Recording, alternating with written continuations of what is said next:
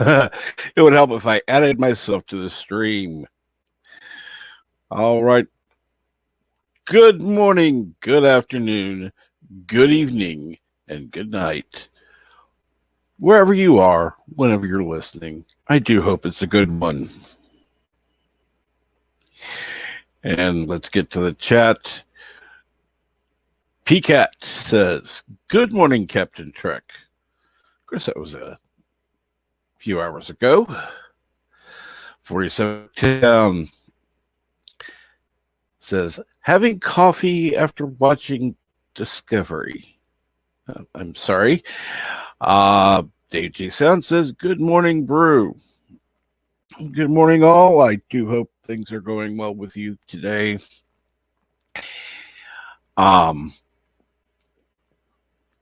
Yeah, I don't have the experience of watching Discovery so far, but you know, it'll come eventually. And yes, coffee is at the ready. I'm having some right now.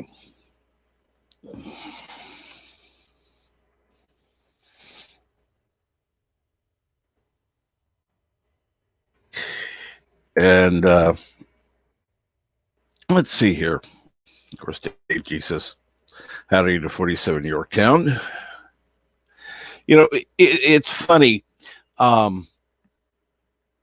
There's a. I've watched a few different channels out there. Some of them are, now of course, they're all bigger channels, particularly compared to mine. And this one, what is it called? Channel Makers.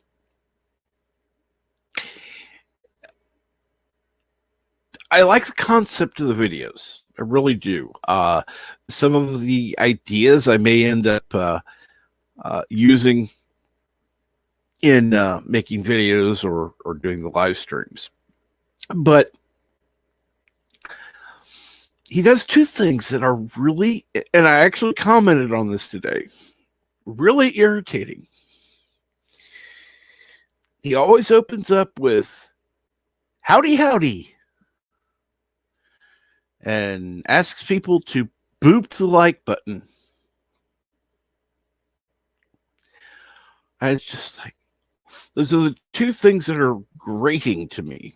I don't know why. It just is.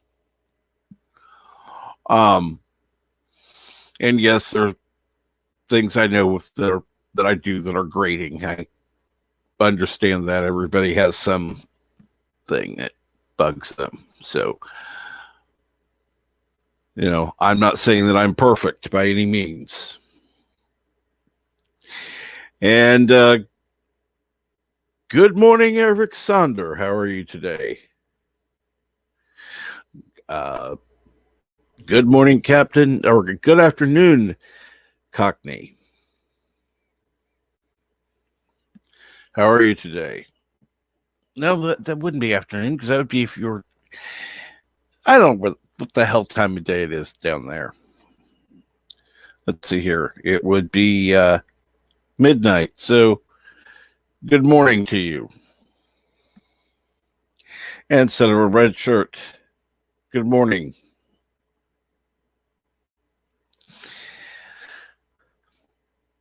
Eric says, "It's a chilly 18 degrees this morning, and I'm assuming you mean Fahrenheit." Yes.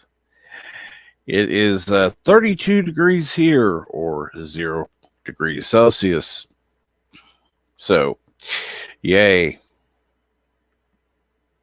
It's literally freezing. So, yeah, fun times here. And it's just getting colder.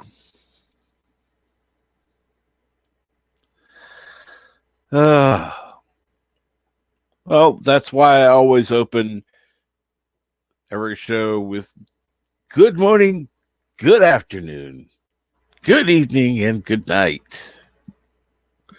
Because I don't know when people are going to be listening.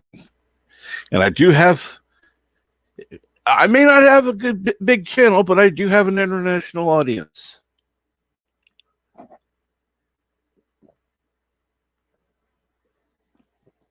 And there went that cup of coffee.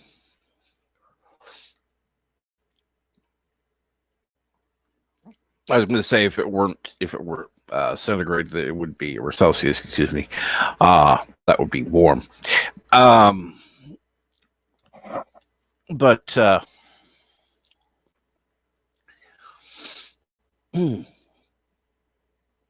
so, what is everyone doing today?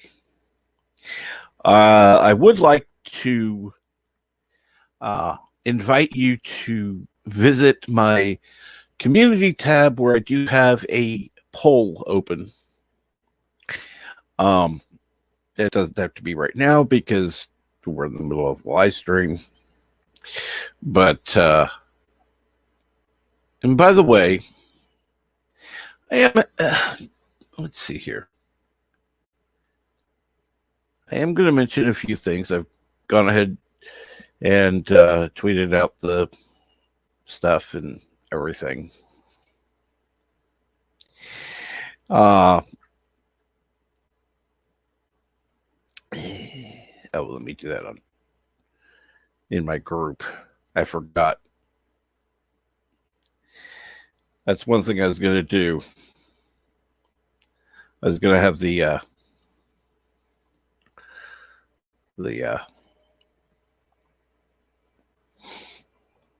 group thing set up.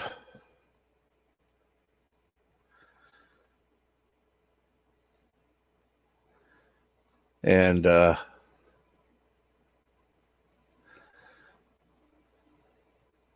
put the there we go. Had to find it. There's that. And the StreamYard link. Copy. And paste. And so that's taken care of.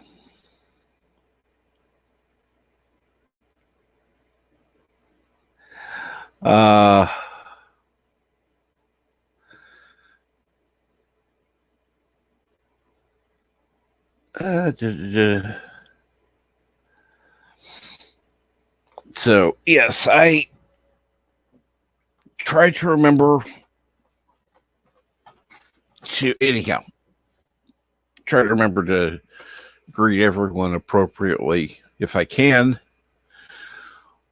And the funny thing is, I have people that are listening after the fact, which is also why I say what day it is. Otherwise, people will go, okay. I mean, even though I have in the description,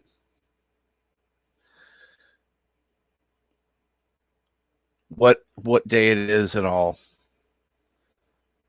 Hell, I even have in the title. But I still say it because when I start, it's,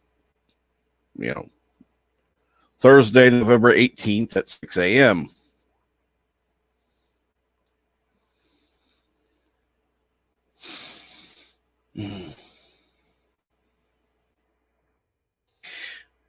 So yeah, it's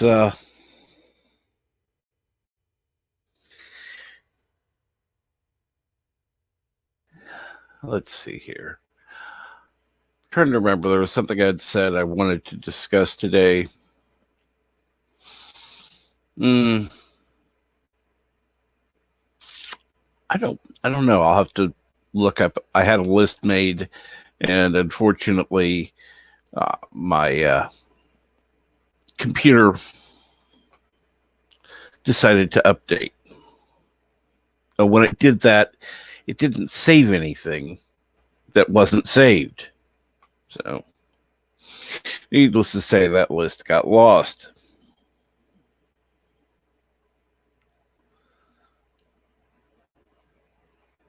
Okay, if you go to my page on YouTube,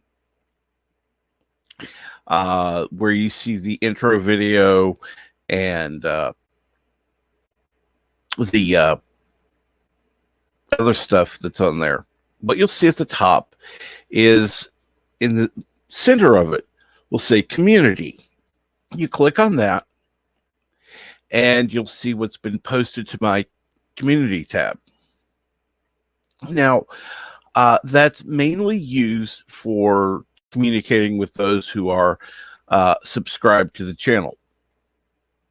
And YouTube sucks at notifying sometimes, a lot of times.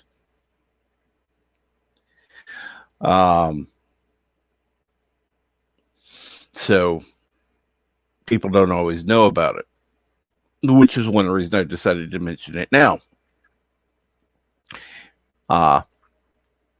Because thankfully I did get my community tab. Took a little bit, but I got my community tab at 500. Thank God they lowered it last month.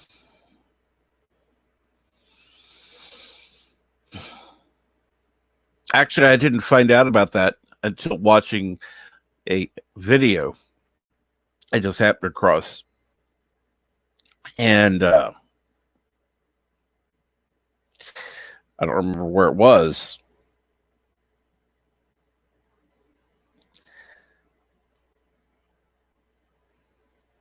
Yes. Richie Poole, they used to have the community tab for everyone. I think they should have grandfathered it in, though, which they didn't do. I think they should have just said, okay, if you have a community tab, you keep the community tab. And, any new YouTube, people who sign up for YouTube have to meet the minimum qualifications. So, but anyhow, the community tab is basically a way to communicate with the community or subscribers directly, where so I could just put out a little, basically kind of like a tweet, and not have to make a video about it. So I could just say, okay, here, please go to my community tab. I've got a poll there. And granted, I could do a poll in the chat, but that only works for those who are currently on. And if people miss the chance to vote, they don't get their say. However, in the community tab, that can be open for anyone, whether they're a subscriber or not. Yeah. I mean, here it's open for anyone, whether it's a subscriber or not. But they have to literally be here while the stream is live. And by the way, good morning, Richie Poole. How are you this morning?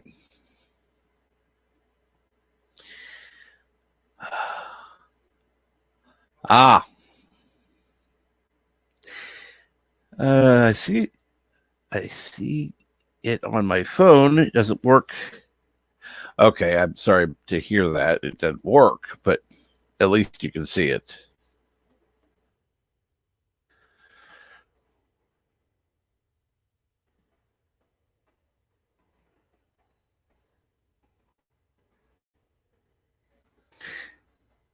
But no, I figured the reason I wanted it was, again, for the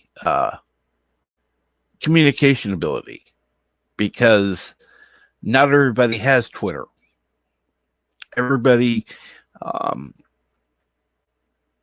everybody has Twitter or Discord or, any other particular social media outlet. But everybody who is subscribed, obviously, has YouTube. So they have the ability to participate in it, whether they're on the live stream or not. And Good morning, Bird of Prey 5, and thank you. Good afternoon, Dr. Alex. Currently on the train home. Well, I hope that the train ride is going well. Yes, all is well. Thank you very much. Actually, I'm going to be communicating with somebody later.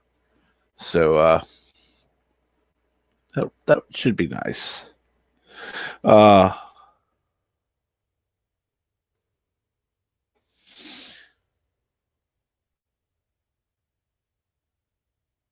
the way, Bert, how are you? And how is Mamo Prey?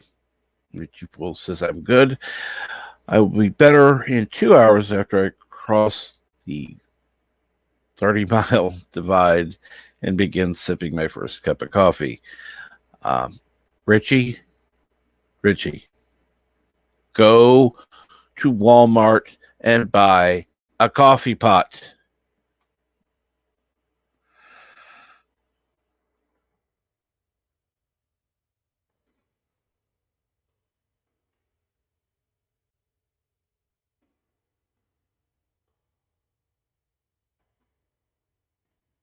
A coffee pot, buy a can of whatever kind of coffee you like, or a bag of whatever kind of coffee you like. And make coffee at home. You'll also save money. Bird of Prey 5, we're okay. Working on Discovery review. Will not be around for a while. Well, I didn't figure so. Particularly when somebody mentioned Discovery. It's like, oh, yeah, that's right. By the way, I'm having problems with my whatever. I can't think what it's called. Not CBS, but Paramount. I'll have to talk to you about that later, Bird, because I can't access it. And it's my own account, but I can't access it.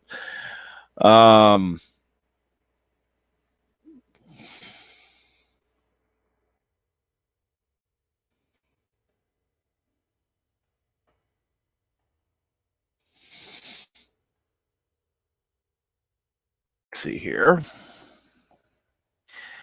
Dr. Alex has seemed to have been getting a steady trickle sub over last day or two. Did somebody shout me out?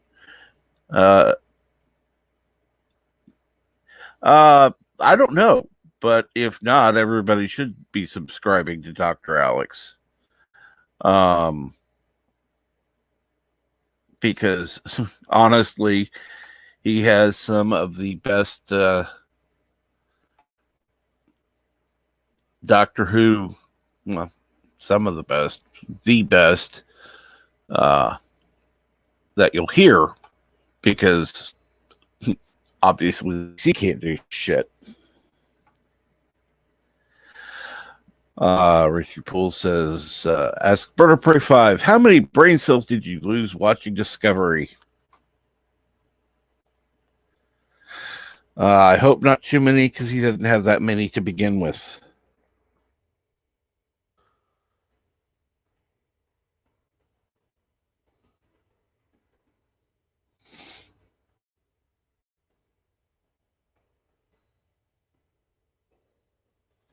Let's see here.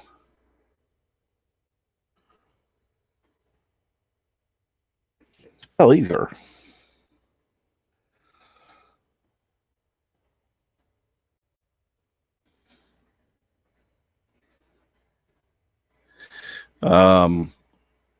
And Dr. Alex, yeah, you're quite welcome, because honestly, you know, you do provide absolutely good content. And if nothing else, even if you don't care for Doctor Who, he has a very soothing voice, and it's quite quite nice to listen to. It's relaxing. You could just uh, sit back, relax, and listen to a good story.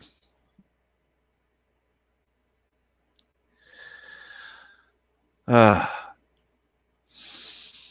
Richie Poole says, Bird Prey 5 watches Discovery so I don't have to. I appreciate his sacrifice. Well, I think we all do because that, yeah, I may start watching. God, if I can figure out how to get access to my own account.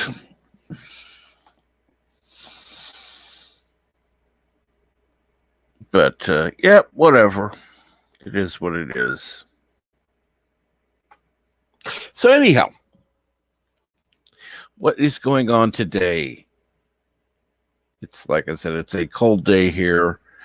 And I'd had something that I was going to discuss today. I don't remember what it was because I forgot to save the file.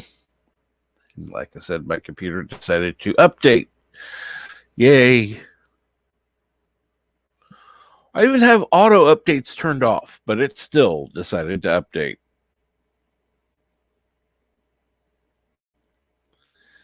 Wait a minute.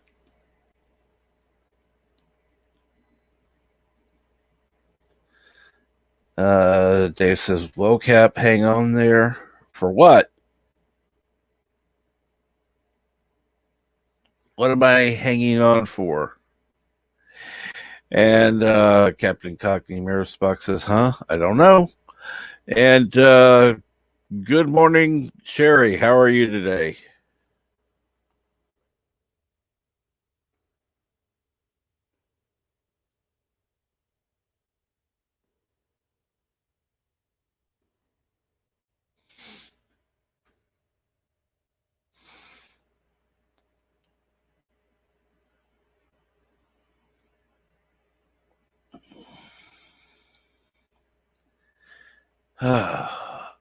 Well,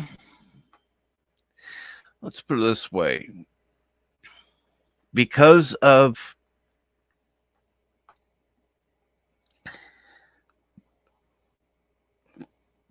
people giving money,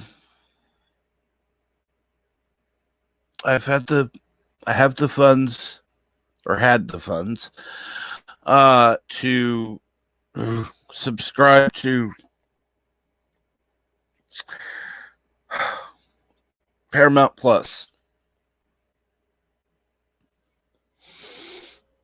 And the way I see it is I'm using the funds to invest in the channel. And the best way to do that is to have access to media that is going to be popular, like Discovery.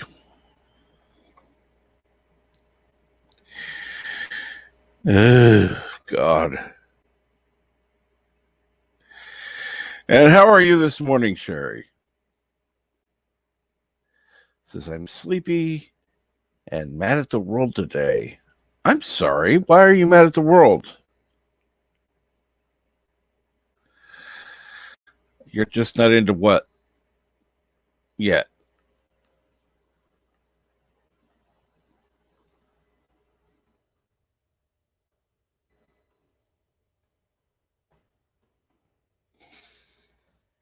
But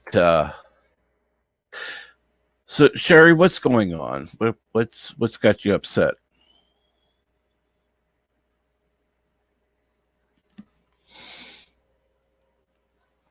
I'm just oh, Discovery. Oh, I'm sorry. Well, just one of those days. Well, you know,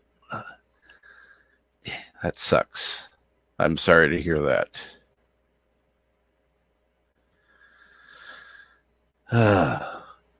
Well,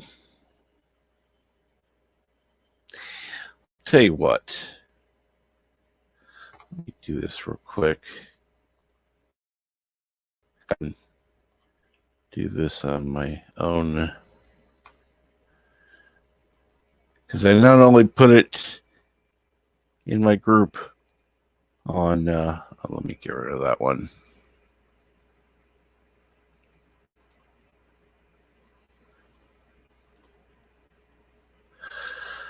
Okay, crap, I have to do that one. Message. Yes. Okay, now there's that one. And then I need to get the StreamYard copy. And anyone who is a member of my Discord is welcome as well. I do have, let me see here. Go ahead and I'm going to go ahead and put the link. It does expire in 7 days, so if anybody wants to join the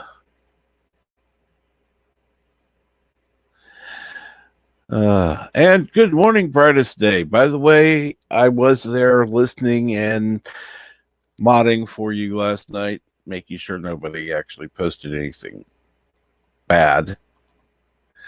I do love listening to your reading, so that's another good channel to listen to if you like listening to stories. So as you can tell, I like listening to things that are actually good to listen to.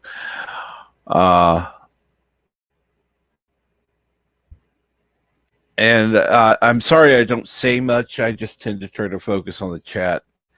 I do try to greet people, however, but I don't tend to say a lot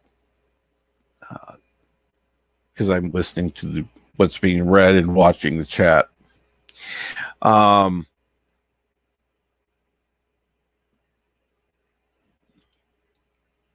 do the same thing when I'm on Bird's panel. I don't really say much. I need to start reading the chat more, particularly when Bird won't or can't, I should say.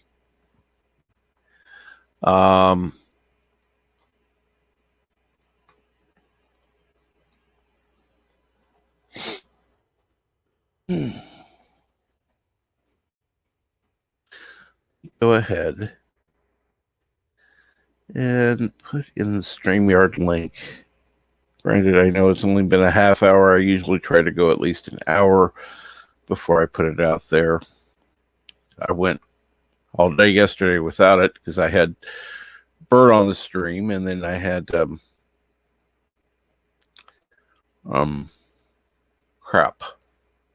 Cast in the Shadows.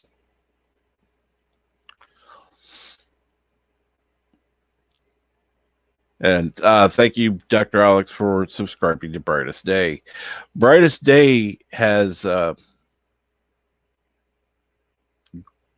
grown rather quickly, will continue to grow. I mean, he will be monetized long before I am. Long before I am, because he has that good of content. So I would absolutely suggest that anyone who's not subscribed to him, subscribe, please. And Sherry,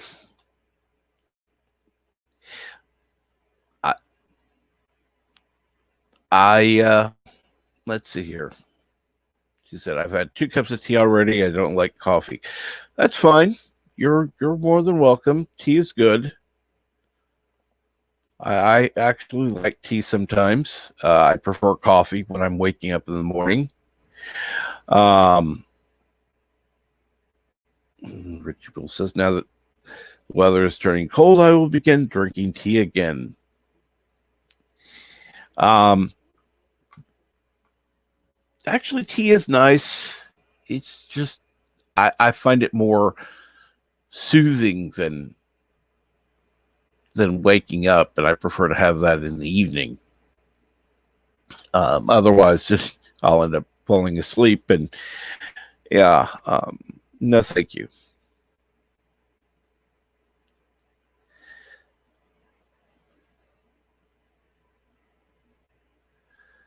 So let's see here now.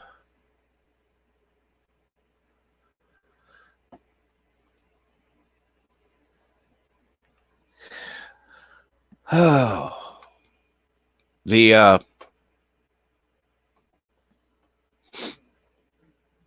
and I will say this: since you have a community, excuse me, a community tab, you could open up a poll where you have listed off several books that your you have at your disposal, and you could have it open on what people want to hear you read next.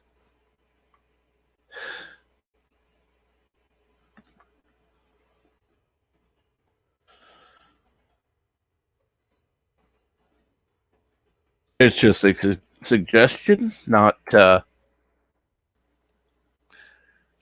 something you have to follow. Just an idea. Um,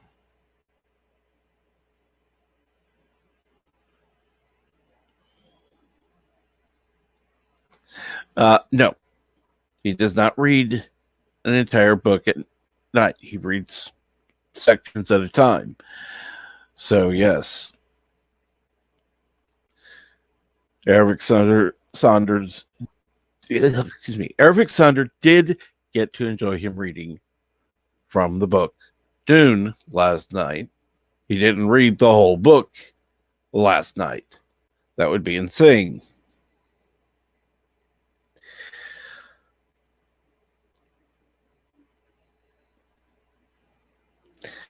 And Rich Pupil says, tea is a morning thing for me. Irish breakfast, orange spice, black tea, or Earl Grey tea. Hot, of course, are my teas of choice. Brightest Day says, I read between 45 and 90 minutes at a time. So, and most of them are under an hour.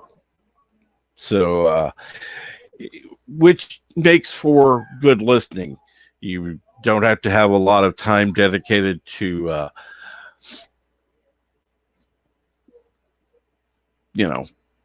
being there. Unless, of course, you're a mod. Um, and I like listening anyhow, so that's the good part. And so it's something you can listen to anytime as well. So, if you are not able to be there live but want to listen, go for it. You know, go to his old content. If you haven't been able to listen from the beginning, you can listen from the start. Just listen to one stream about it, even every day, and you'll catch up within a couple of weeks. So I would absolutely. Let me check real quick. Dr. Alex, I know you're not able to put in your link because you're on your phone.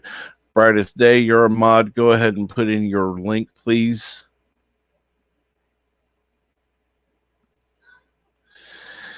And AG Sound is subscriber 607 to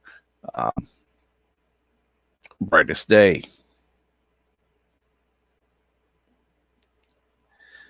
Battlestar Reed. That's cool.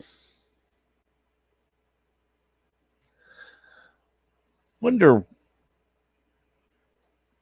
what made you start reading, because obviously you do have a good voice for it. Um, and it's one of the I'm kind of jealous of it. I'm horrible at reading. It would just sound very amateurish if I were to try to do it. And thank you, Brightest Day, for putting in the link to your channel. Dave G. Sound says, this is perfect for me while working. And I would, if you're able to listen while you work, go for it. Do you have those, do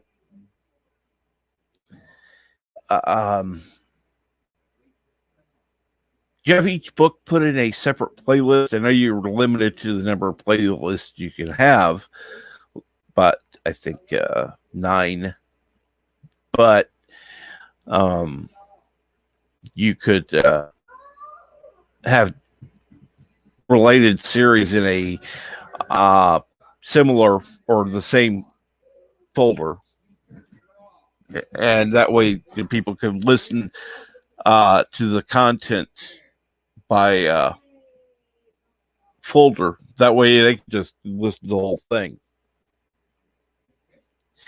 And Brightest Day says, I was trying to figure out what I could do for Battlestar content. I had that book, so I gave it a shot, and it turned into a whole segment.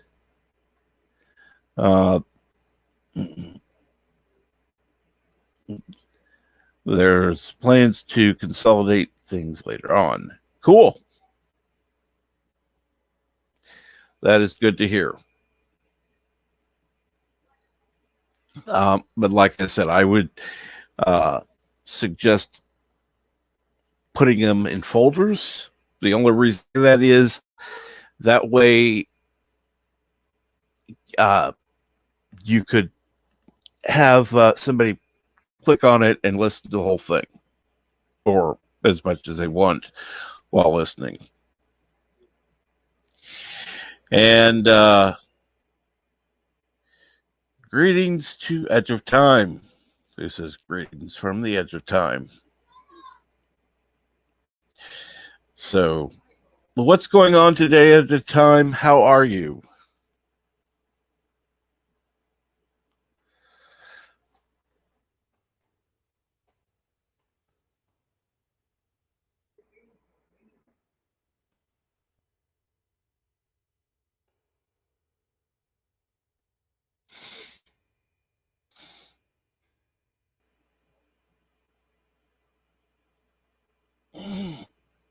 Okay. Trying to get my back to pop. For some reason, it's just not doing it. Brightest Day says, all of my books are on one playlist at the moment, or per book. But I will try to split it up before long. Well, like I said, that's just a suggestion. Particularly if you're going to have different types of books, like let's say a sci-fi list, whatever other kind of list that you want to put up. If you're going to read different type of content, but like I said, it's just a suggestion. And since I'm a smaller channel, you don't have to take my suggestions because I'm nobody. And you're definitely going somewhere. So, yeah. At the time says rearranging in preparation for room maintenance. Joy, that's fun.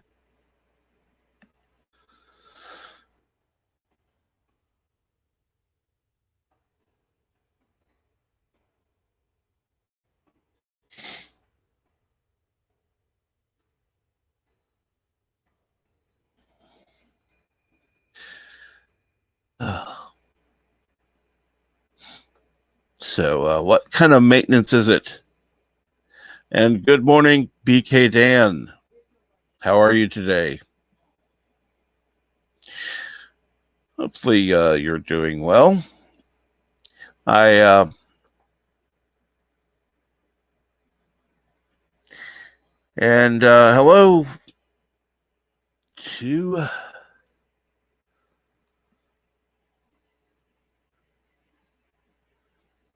to Boomleys? I don't know. On Twitch.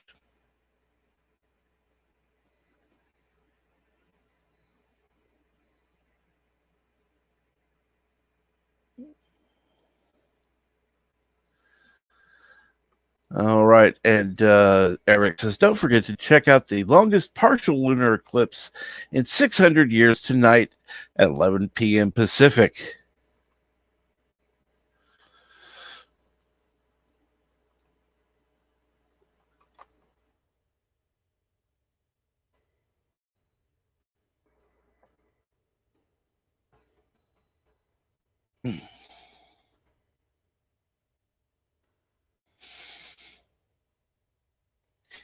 And see here.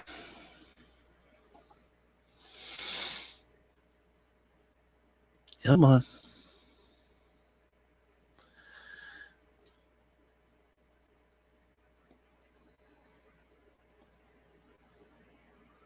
Okay.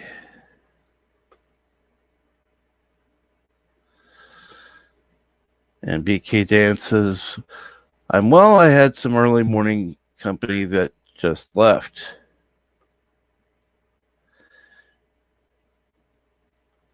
I've seen the show Jesse. No, I haven't. What can you tell me about it? And you're welcome to stay there on Twitch, or you go on over to the YouTube channel.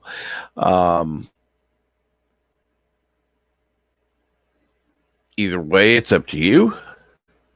I'll go ahead and put the link into YouTube in the chat. And yes, I'm aware that the people on YouTube already have the link because it's there, but I'm putting it in for the people on Twitch.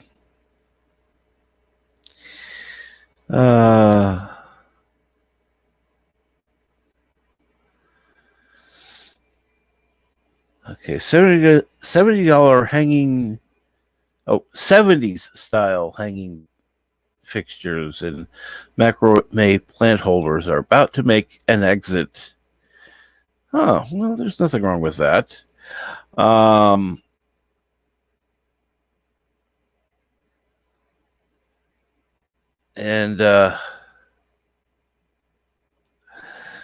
Lunar eclipse. No wonder I'm rearranging.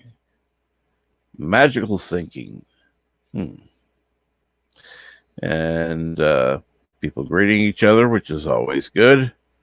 And there I put the link in just in case people on Twitch want to switch over to YouTube. And if they don't, they can just keep listening on Twitch. But I do like leaving that option available.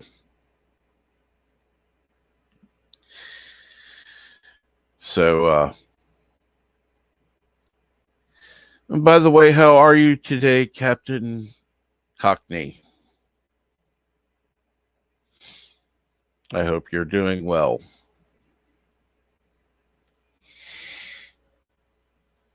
It's funny, the more I do this, it does become a little easier. I've talked to a couple of different people recently who have kind of assured me on the few things, and there are some stuff going on behind the scenes that I'm hoping will help eventually.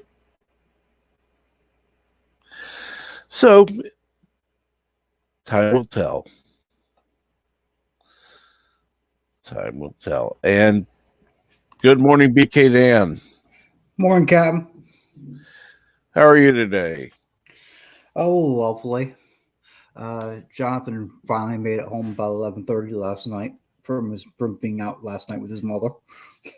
Ah, Yeah, he enjoyed his 21st. well, that's good to hear. Yeah, he was quite sloshy. Ah, To be 21 again, right? it was funny. I turned 21. I didn't even think about drinking. Um, Oh, I had the best of both worlds at 21. I got hammered, and then I went to the carnival, oh God. which by the way is a bad idea for anyone listening. Yeah, no kidding. Particularly if you go on rides.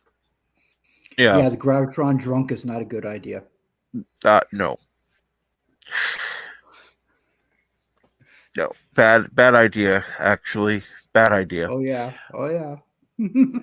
Sorry, you were saying when you turned 21, you didn't think about it. No, because I just wasn't a big deal for me. Um,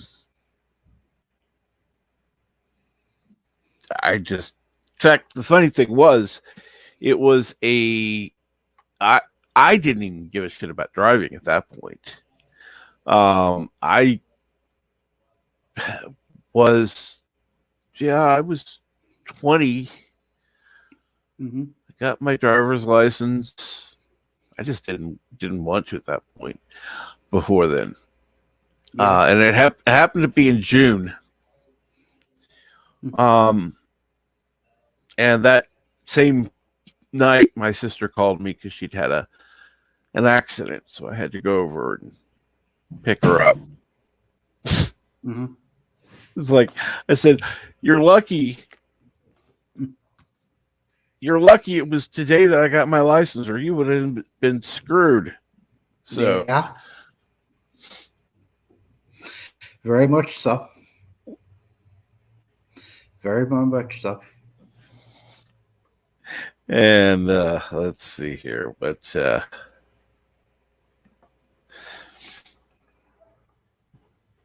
Captain Cockymure, I like it. As in BKDN, yes.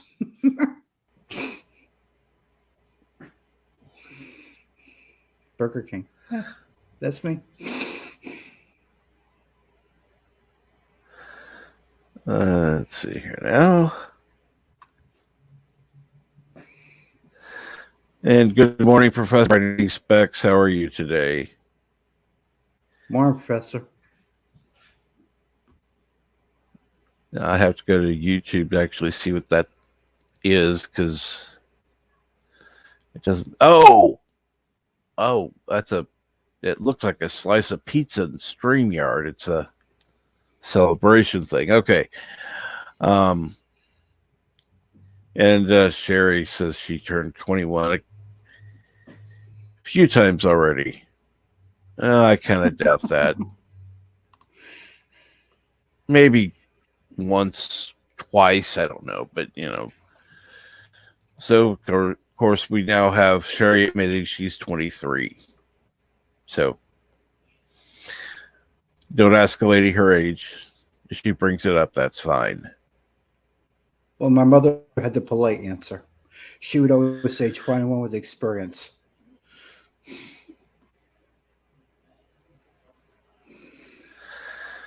Ah, Yeah, that's where she put it.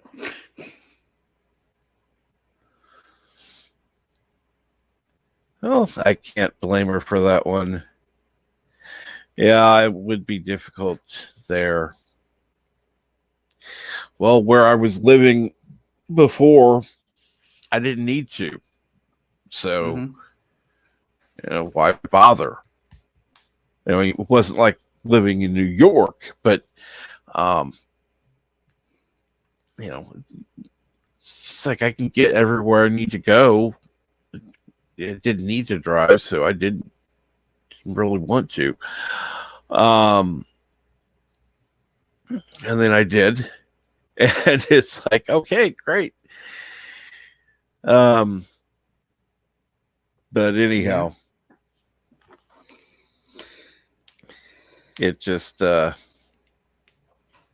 kind of one of those strange things that happened. It happened to be the same day. So, Yeah, just one of them things.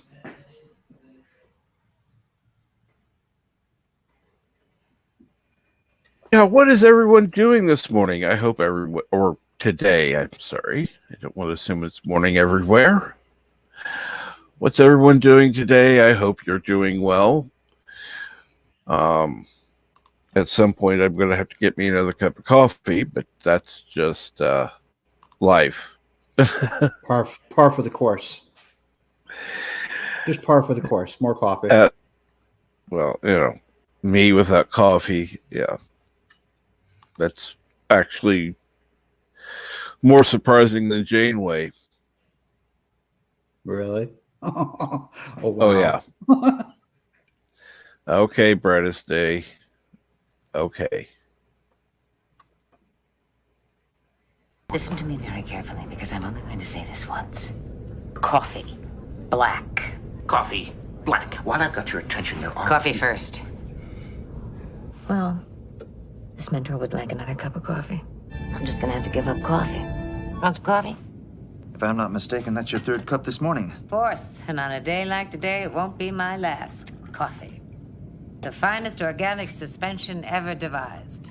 Commander, set a new course. There's coffee in that nebula.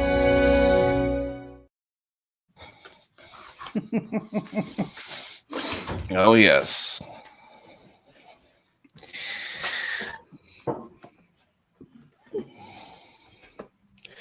I do have thoughts on a different clip, but that's going to be upcoming. And Well, that'll be good, yeah. Part of that requires actually doing some work and downloading crap and deleting most of it. And, yeah. So, yay.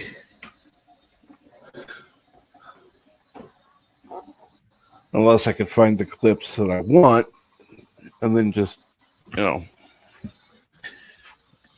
otherwise I have to go through an entire episode and just do that, and that's not a good thing. No, not entirely. It's a little long and boring. Tedious, I'm sure.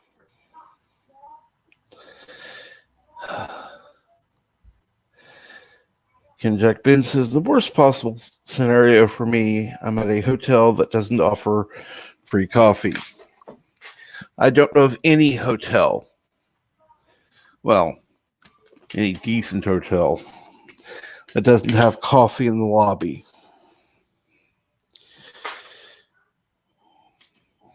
No, I haven't seen one either. It doesn't.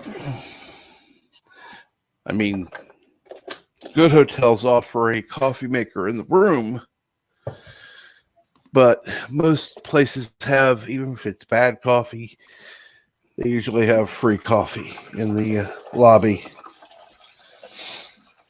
And like fruit or something like that, and a stamp in the island too. Most of decent hotels will have a what do they call those? Continental breakfast. And what I've done a couple of times is I've taken a few extra things, taken it to my room, and just ended up having it later.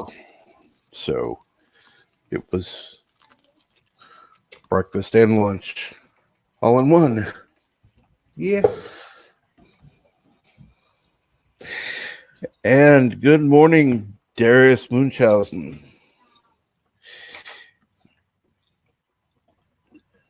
Good morning. Another excellent YouTuber who I would highly suggest that people subscribe to.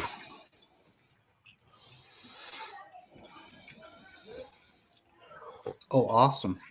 Ugh. Is he still Lovely. active? Huh? Is he still active What? on YouTube? Who? Darius. Oh yeah, he was on last night. Actually, no, it wasn't last night. He's on every Monday. I was on with another stream with him last night. But yeah, Okay. just one moment. I gotta pause. Gotta mute for a second.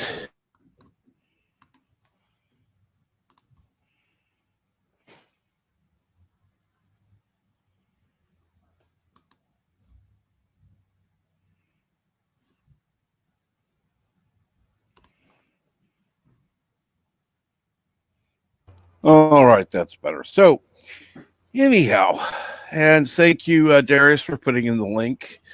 That's very kind of you. That's one of the things that Darius does. Is he will put in different links. I do like having him around. It just helps the community, and that's one of the reasons why I like supporting other channels. Yeah.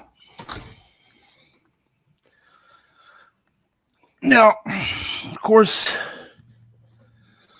and yes, we were on Slashroom Exploders channel last night. Okay. We had watched a really, really bad movie. A really bad movie. Oh. And then we ended up talking about it on live stream. Now, normally I would not suggest watching a bad movie.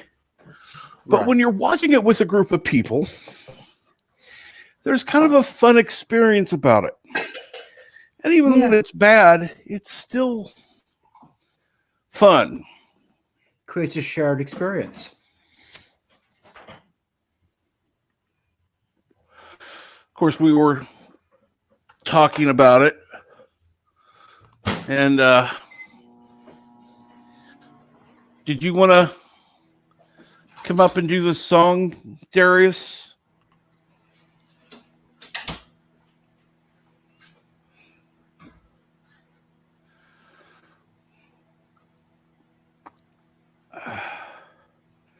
And Brightest Day says, okay, all the booked streams are separated into playlists by book now. You don't have to separate them by book necessarily. I mean, that's an option. But you don't want to use up all your playlists. Right. So even just separating by genre will be beneficial. But yes, the Cocaine Ninja song. Yes, we were talking about Cocaine Ninja. It was actually fun. Yeah. Oh God, it was. We were just kind of singing along, making up shit all the way. Cocaine Ninja.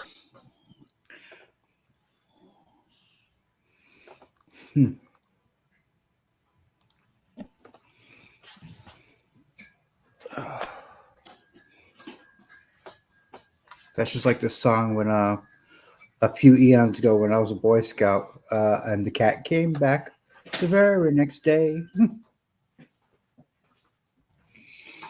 All the things that happened to the cat and it keeps coming back.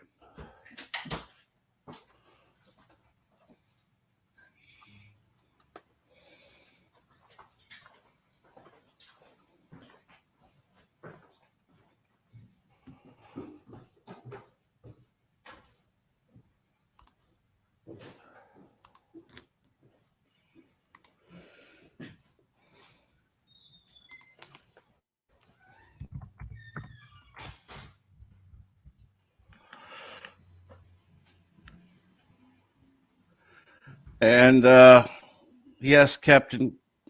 Yeah, I guess Cockney, it is the land of confusion.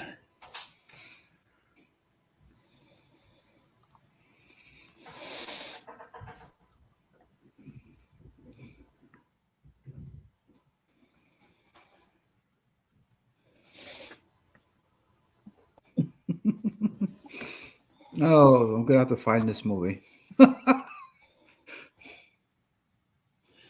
I'm definitely gonna have to find this movie.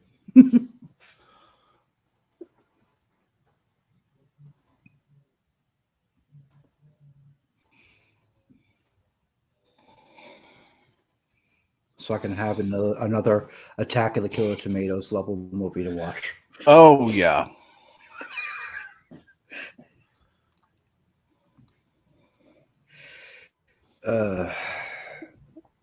Definitely gotta find another one of them. What was the name of it, by the way? Do you remember? Not offhand, no. Okay. And good morning, Jedi Bill. How are you today?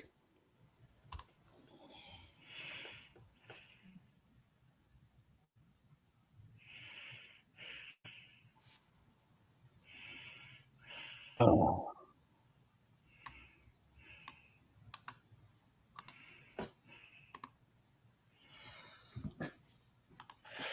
So, anyone is welcome to join the panel. Of course, I do have the link pinned at the top if you'd like to join. And good morning, Ironcaster. How are you? Good morning, Richie Poole.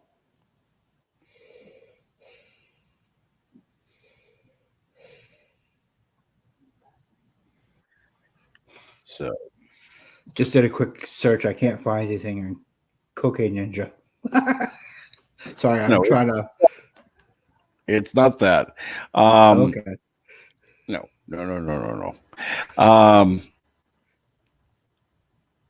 And good afternoon. Oh, Miami Connection. Thank you. Thank you. Good afternoon, Dalek 451.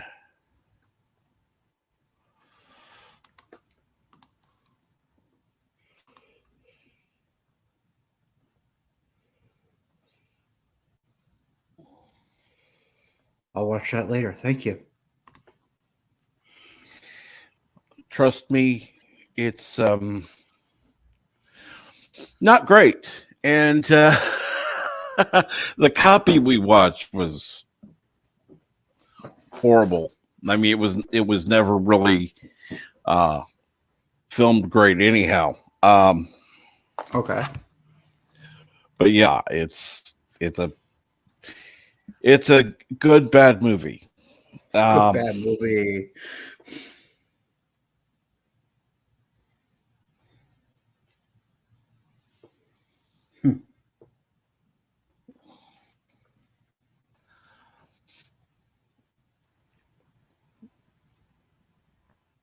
Okay. And yes, thank you, Darius, for putting in Dalek 451's link. That is much appreciated.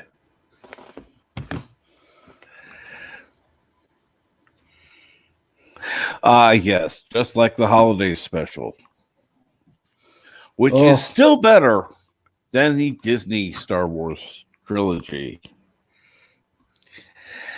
You know, I only watched episode 7.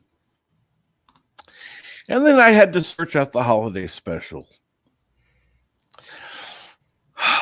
Because I had to cleanse my mind of that shit. And trust me, the Star Wars holiday special was bad.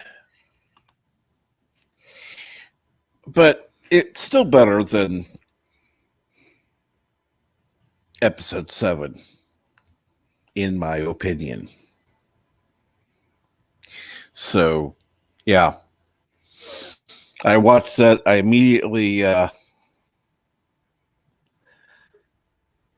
immediately watched holiday special.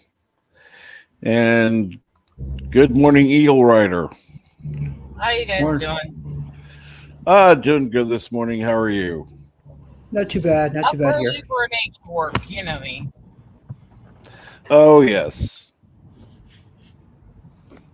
Heading down to check on how many of the eagles are back at the dam and head over to the zoo for a bit. So, going to be a long day of work. Oh, yeah.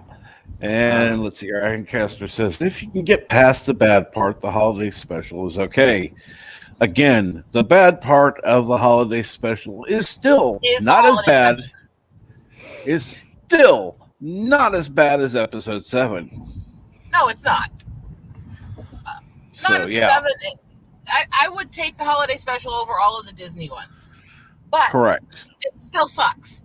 Oh, it's not good. Don't get me wrong. I'm not saying it's good by any means, but yeah. If you can throw away the special itself and mix the goofy songs in with like Dr. Demento Christmas music, they work. But other than that, no.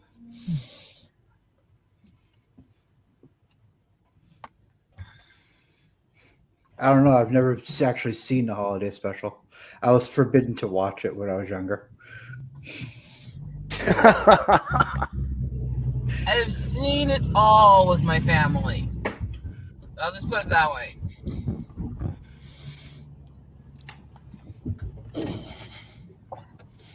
But I mean, when we listen to Christmas music, it's either like rock and metal versions of Christmas songs, or like Dr. Demento songs and twisted stories and stuff like that. So yeah.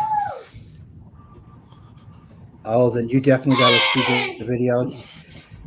You definitely got to see the video to The Night Santa Went Crazy from Ray Yankovic. It's different. I still remember getting into it with kids in college, explaining to them that Fountains of Wayne was not a new band because they were doing Dr. Demento music in the 90s. Yeah. Yeah. And they didn't believe me. And so I pulled out Alien for Christmas.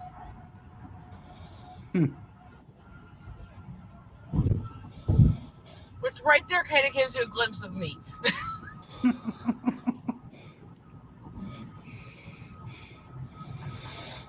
I think all of us in this conversation are slightly left of center.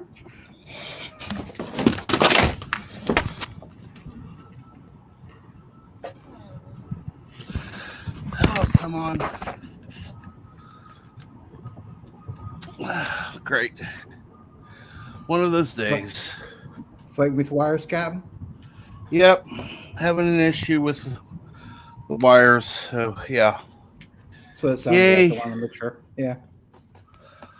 I thought, oh, great. I just probably exit out of StreamYard. No, you didn't. You're still here. That's a good thing. Well, at least one thing went right then. Yeah.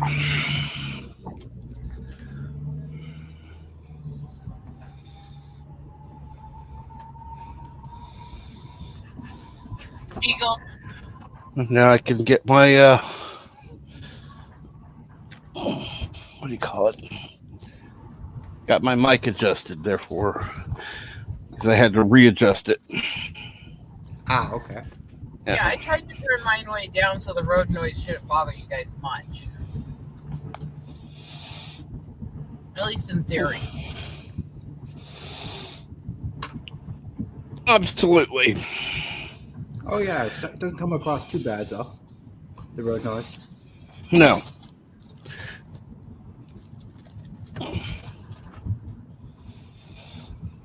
Why are you all braking for a green light? You know, it's one thing if it's a stale green light and people aren't sure and they're far enough away, but yeah. The weird Braking thing on this was it was red for a while and the traffic in front of me arrived right after it turned green and they were still all braking. I just love the ones who sit there at a stop sign waiting for it to turn green.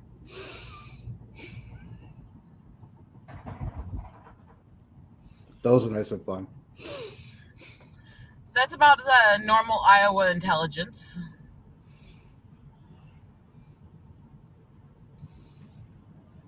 There aren't geniuses I didn't over know there in Connecticut too, so sorry, Cap. I didn't know that Iowa and intelligence went together. Same way that military intelligence does. Exactly. to be fair, technically, you do have quite a few people that are high IQs in this area. They're just engineers, so they're not very logical when it comes to dealing with other people. Because there's a lot of avionic and software engineering companies in this city. That's why we're here. Red alarm, red alarm. Okay, what for? Okay, donuts and coffee.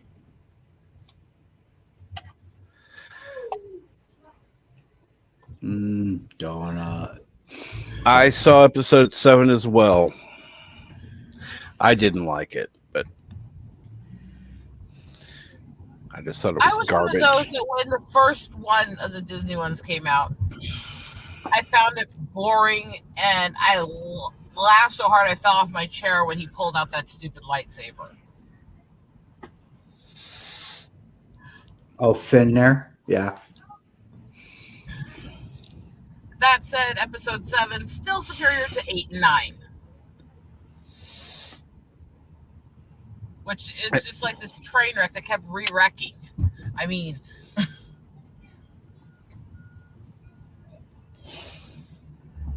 Well, in my opinion, the biggest problem with the sequel trilogy is they didn't go in with a long, full arching plan for all three.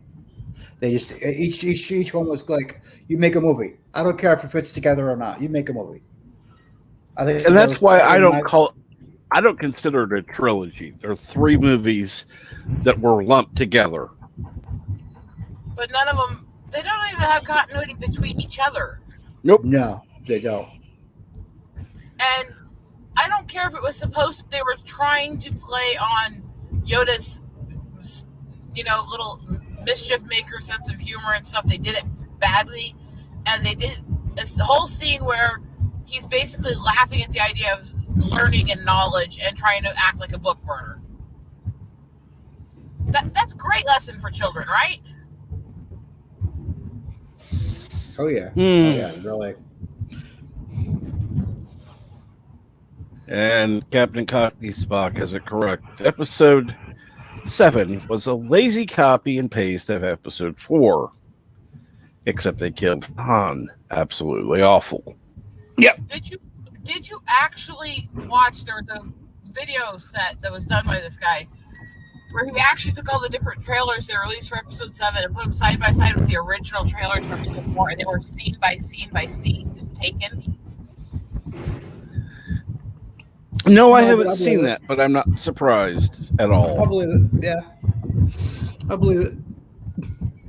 It was literally every single flash and change of scene went to a scene of the same kind of effect, the same kind of action, a plane flying in the same kind of way, stuff like that. It was literally looked like they just copied it with new effects.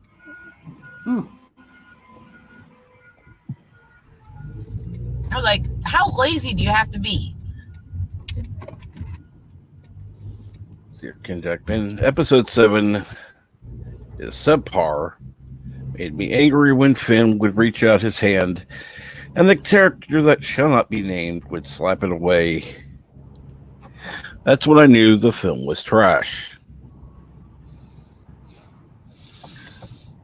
I can't disagree with that. Believe it or not, the funniest breakdown I saw involving how big of trash that was and how it was copying off of episode 4 was the breakdown that was actually done by Stuber Gear on The Blaze, where he sat there and made fun of it for a while and broke down the entire plot of both movies and stuff. And it was hilarious the way he did it. And that was a while back. I'm sorry, but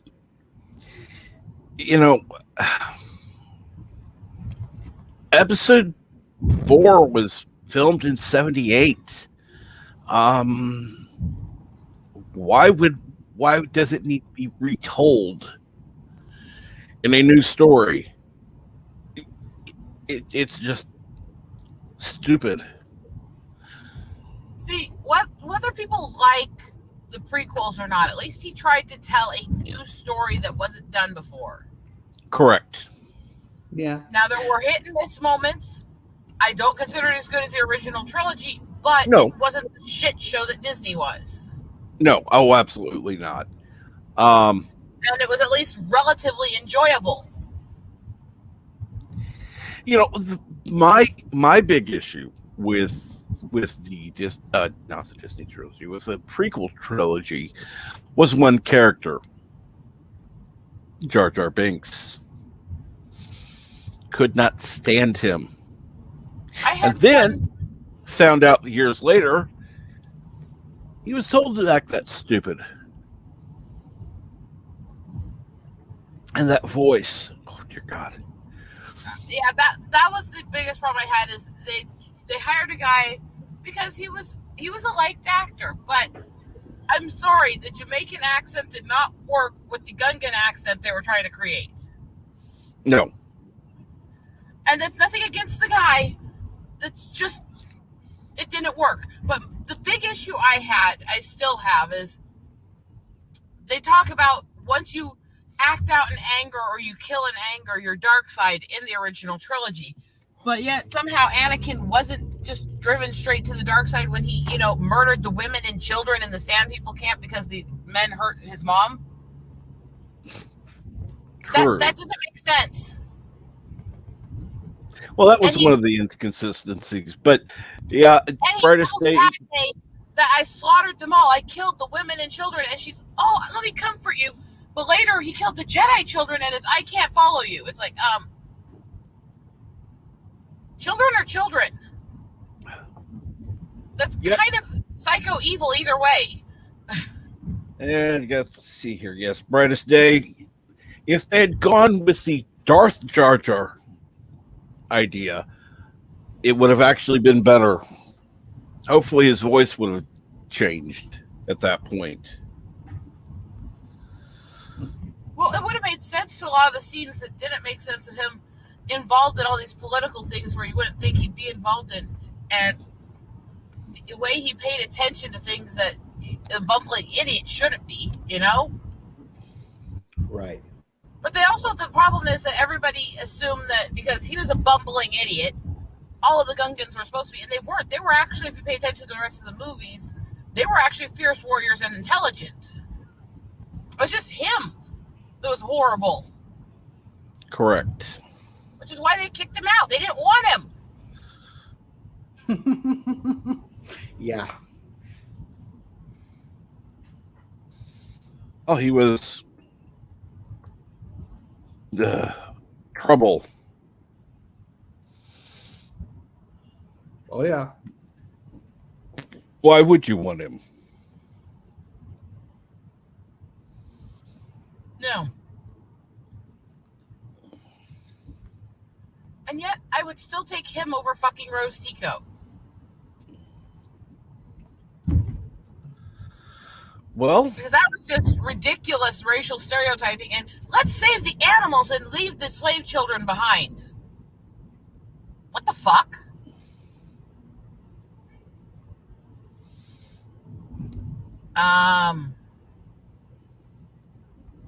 Yeah, somebody was working for PETA there, right? Oh gosh, yeah. Ugh. This is a painful moment. And you guys know me, I'm a big animal lover, but come on, that just doesn't make sense,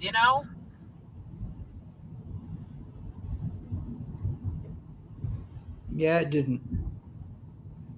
And if they they should have either killed Jar Jar or had him turn to the dark side. Either way, it would have been better. The whole idea of a Darth Jar Jar was to not underestimate people just because they look or act stupid. And yes, Jar Jar Binks is the Gilligan of the Gungan society. Yeah.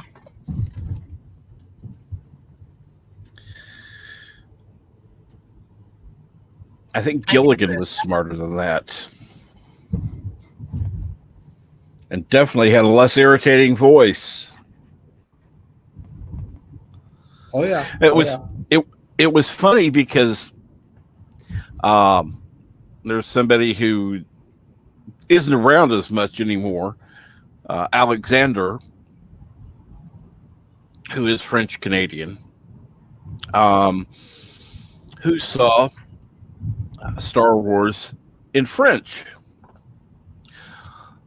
and he loved Jar Jar.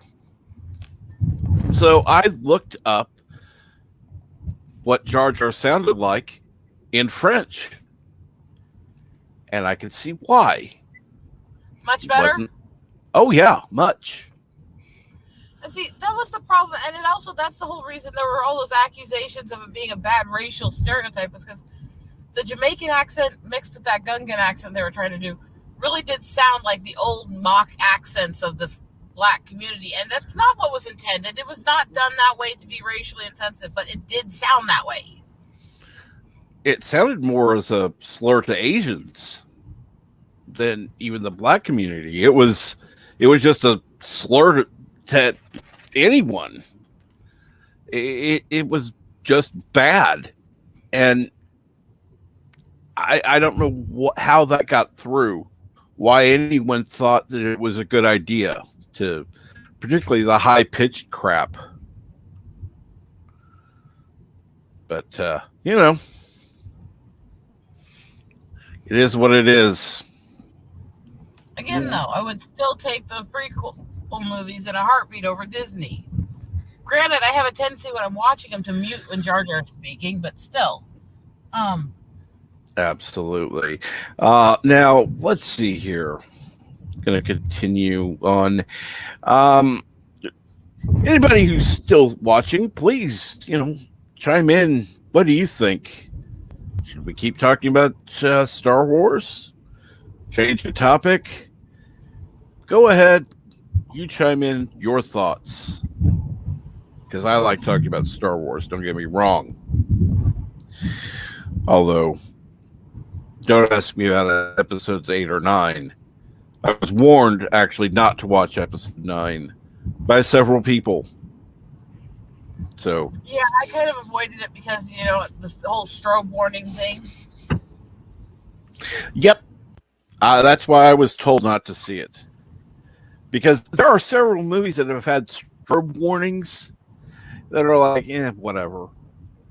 But actually, the first person who told me not to watch it because of that was actually freaking Gary over at Nerdrotic when I was in his chat. I'm like, don't worry, I had no intention of it. He's like, good. He's like, oh, I don't want to watch that shit anyways.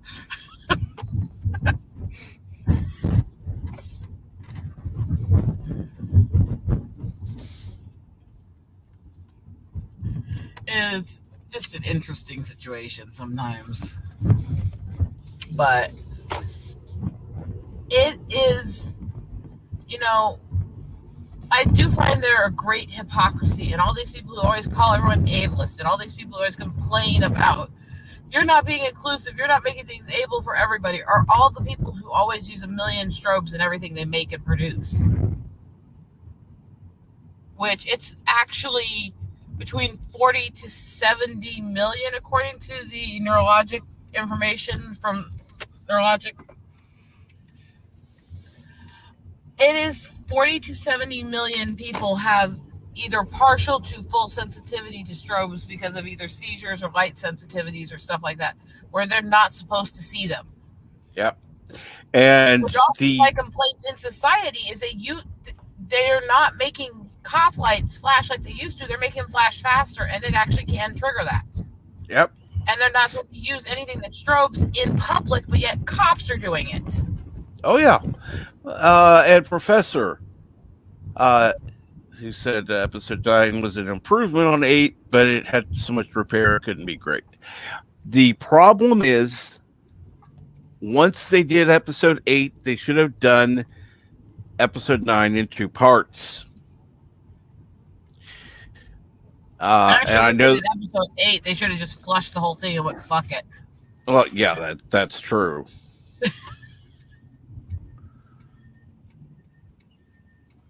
I remember when we were waiting for 9 to come out, somebody asked me what I would do to try to fix the story, and I said, well, it's simple.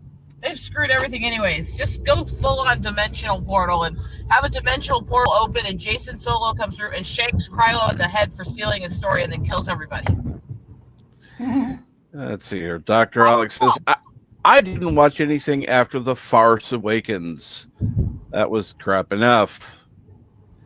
And you're right, Stanley, the sunlight was strobing.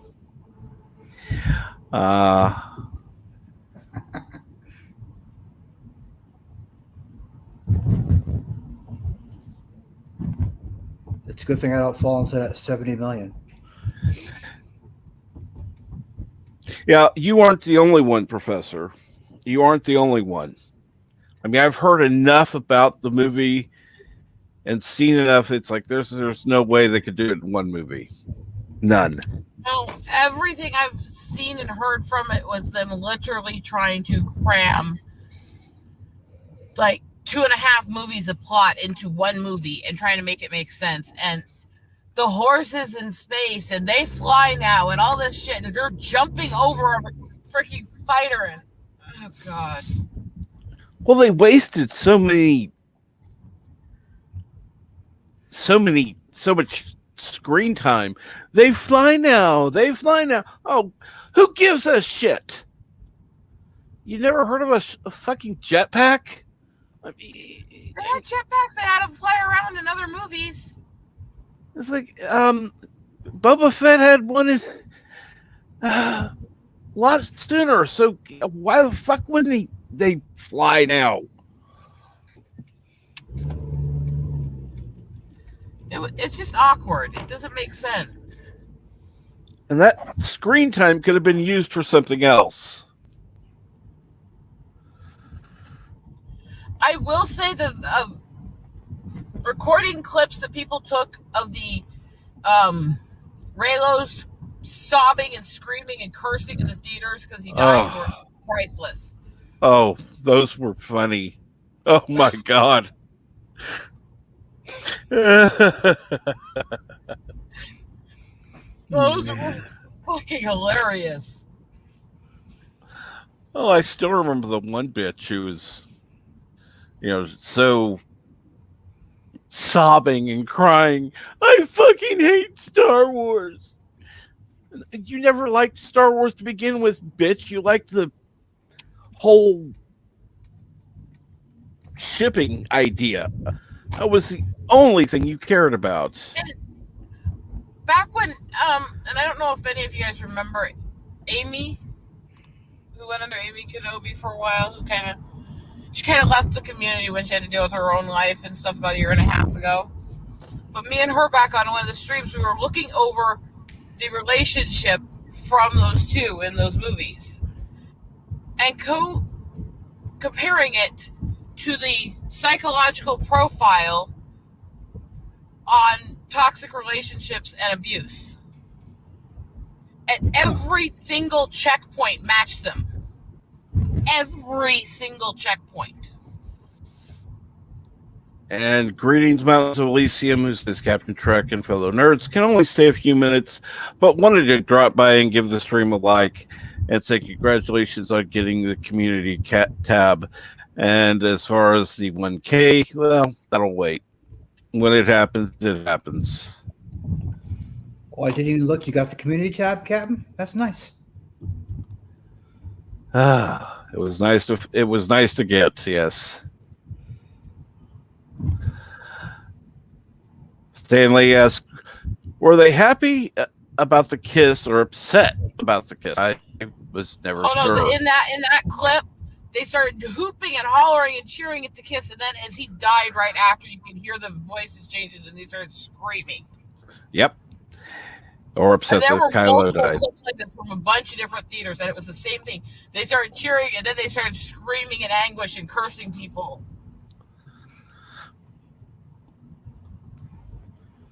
They were funny.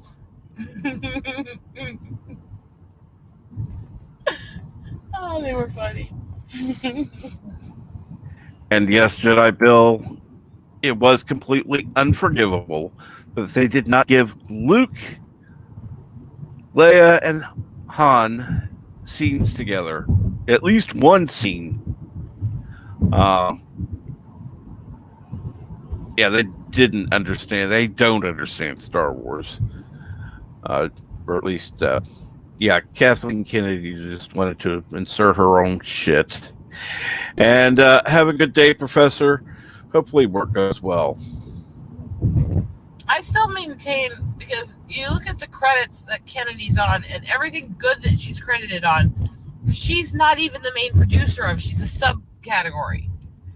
I still maintain she never got ahead on her own skills other than her ability to manipulate the people who worked above her. She must have made good coffee or given good head. That's what I was thinking. Bravo! I was just trying not. I wasn't gonna go there, Captain. I wasn't gonna go there yet. I'm sorry, but why lie? I've said repeatedly, I think the only reason she ever had a job is because she sucked the right person. I mean, What'd you say? It's not who you know, it's who you blow. I will say, I will give her credit. If she got her way to the top by giving blowjobs, she worked with hella blowjobs to how much money she has. Oh yes, thank you, Professor. And yes, they wanted them to live happily ever after. Yeah, fuck that. That's right. You want the girl to end up with the guy who literally tortured her and mind fucked her. That makes sense. Yeah. Yeah. Said no person ever with a rational bone in their fucking body, or who's ever actually been through abuse.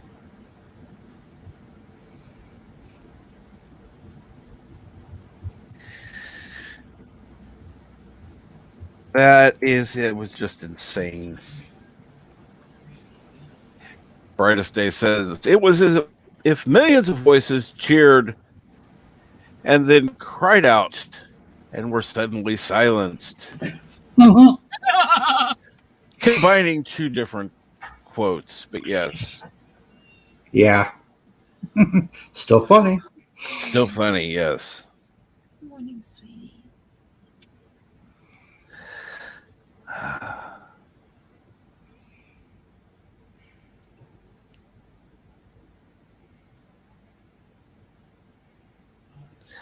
Well, yeah. Can't quite see it. Can't quite see Elder Rider. It's just out of range. Yeah.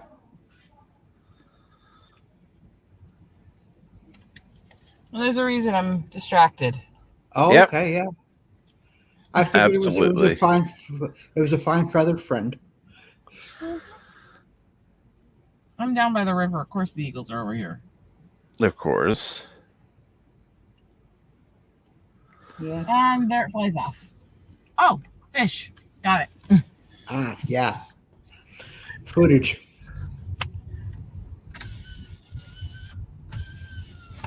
That's the positive of leaving this early. I may not technically need to leave this early to have the time I need there and get back in time to check the mail tonight. But if I leave early enough, I can go down to the dam and check on the migration in and see how many have arrived.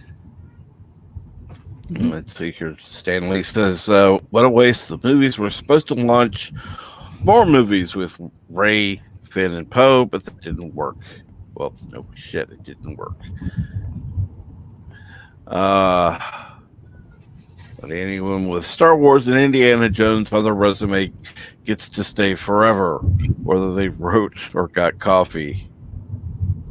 Or suck the producer. I mean. And so, I mean, KK has hit the wall now, but it looks like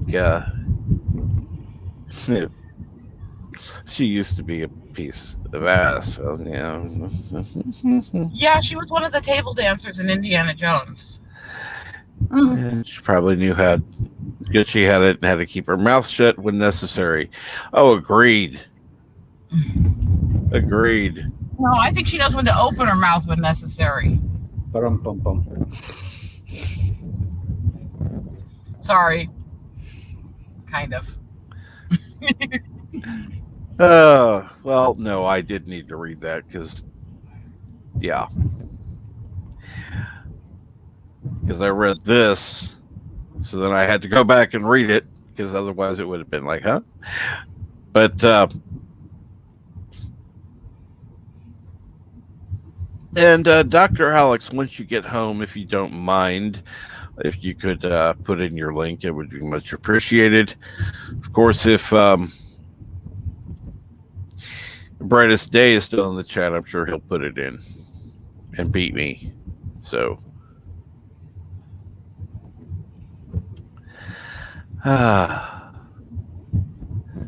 and Stanley asks, speaking of crazy rods, did Tiger King season 2 already come out? No clue. No clue. No idea there. That's not. I don't know about it. If somebody else in the chat does, feel free to speak up. There's some things I need to go back and watch because I just, didn't at the time. Oh, my condolences to Jonathan on this one. It came out on his birthday, season 2 did. I just looked. Yesterday. Aha. Came out yesterday. Yeah. So, yep. Well, it has come out. Season 2 came out yesterday. To anyone who might be interested, they are actually releasing the third of the Psych movies tonight. Ah, okay. Which I've enjoyed. They actually have kept well with how the show was made. So I'm kind of looking forward to that with my husband. Well, at least they haven't, Star Trek Discovery season 4. God. No, they have not done any damn. See, I always enjoyed the show Psych, and anytime they end a series and they say they're going to make a bunch of movies off it, you always worry they're going to make them shit and they're not going to keep to how the show was. Mm-hmm. So far with the first couple, they've been really good with the Psych movies and that. The first one you barely see or hear from Lassiter, and that's because Timothy, the guy who played him, actually had a massive stroke when they were starting filming. Okay. And because it took his physical rehab years, they were supposed to be releasing these every year, and they didn't hardly release them from the end of the show. It took over 2 years to get the first movie, and then it took years to get the second, but they're trying to release the third faster now. They waited so long on the second because they wanted him to be coming out of his physical therapy and getting stronger again so they could make the movie about welcoming him back to the crew. And they literally made the whole movie a tribute to him. Oh, okay, that's good. And I actually really appreciate that because it shows that they actually care about each other.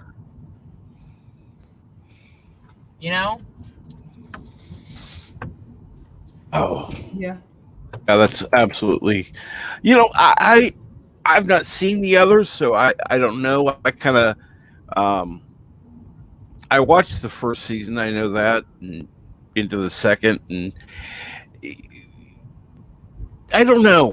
I just wasn't into it as much. It's one of those things you're either really into it or you're not, because it's a very specific type of humor and very based in retro jokes and stuff like that.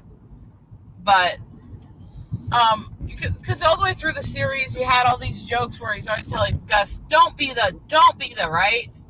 Uh-huh. And at the beginning of the second movie, when he starts whining at him, he looks at him and, don't be the night your dad fell asleep inside your mom. And it's like, oh shit. And I remember watching it the first time with Steve, and the second he said that, we both looked at each other with, did he really just, yes? And good morning, Keely Chow. Not too much going on this morning. We've been talking about some stuff, mainly Star Wars and a few other things. Mostly entertainment this morning. Yes. Yeah. You're more than welcome to come on if you ever want to. Keely. I don't know if you have a mic. I don't know if I've ever seen Keely actually join a stream. I don't think so either. Not to my knowledge, but Not that I can remember. would love to have him on. Don't ask me, I'm a newbie. Well, that's what happens. You find out things pretty quickly. Unfortunately or fortunately, depending on whatever it is. But Hey, I happen to like the dynamic on this channel. well, thank you. I appreciate that. It's funny. I had started out doing, and the funny thing is, I normally don't talk about things I don't like because that's just not the environment I want. But yeah, this morning it just came up. And you feel like even this morning with that conversation, I always compare then. If I'm going to mention the stuff I don't like, I'm going to mention the stuff I do. And I'm going to talk about the reasons why on both. To at least keep it intellectual and not just complain. Exactly. Right. I mean, I'm sorry. There are plenty of channels out there that will just rail on whatever, and I don't want to be another one that just goes, "Oh, I hate everything. Everything's awful." Blah blah blah blah blah. I mean, I feel that way some days, but I try not to focus on that when I feel that way. I try to do art streams and find something positive. Exactly. That's I think that's what's something that's missing. People had gotten so used to hating everything. It just, unfortunately, it's become a focus of some. Now, granted, I know people are going to complain because of the featured channel today, but part of that was I like the entertainment value of it. Which one is That's today? about it. Overlord DVD, June comic. And good morning. But he is entertaining with his opinions. Oh, absolutely. And I honestly, even though I disagree with him on a lot of stuff, he's always been very nice. He was one of the first big people to actually reach out to me and several other small people I know. So how are you, Jordan? So I hate everything. I find nothing positive. Too many electrons in the air.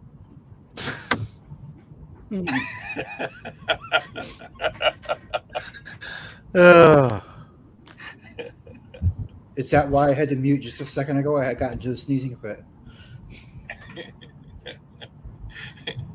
Yeah, people are allergic to me. that makes sense. I mean, Yeah, it's not you with all your dad jokes you make. Well, I think I'm going to have the biggest joke out there so far. Do you guys know this thing called NFTs? No. Something fun transfer. Yeah, non-fungible tokens. Tokens. Okay, thank you. Yeah. They basically associate artwork with the cryptocurrency system. Yep.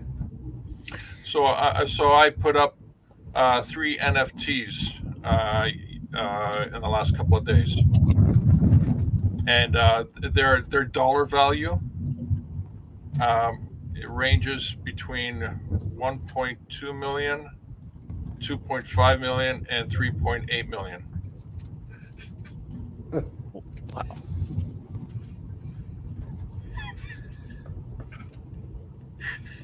The question begets: did you get any takers? No. I don't know.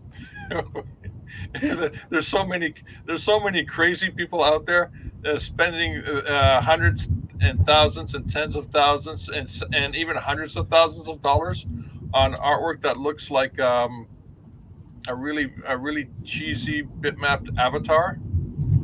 Or that stupid effing banana on a wall that they paid $120K for. And there you go. Oh my God. And yes, Keely Chow says, I find Doomcock entertaining when he shows off his lovely singing voice on Friday Night Frolics, which is when I actually usually listen to him. Yes, he is wonderful. He's a wonderful personality. And like I said, even when I disagree with him, I yet find him entertaining. What? You disagree with Doomcock? Yes. Oh, I've disagreed with him several times, and I've even written to him about why I disagreed. And you know what? He wrote back. Oh, you didn't get a knock at your door from the underworld? Nope.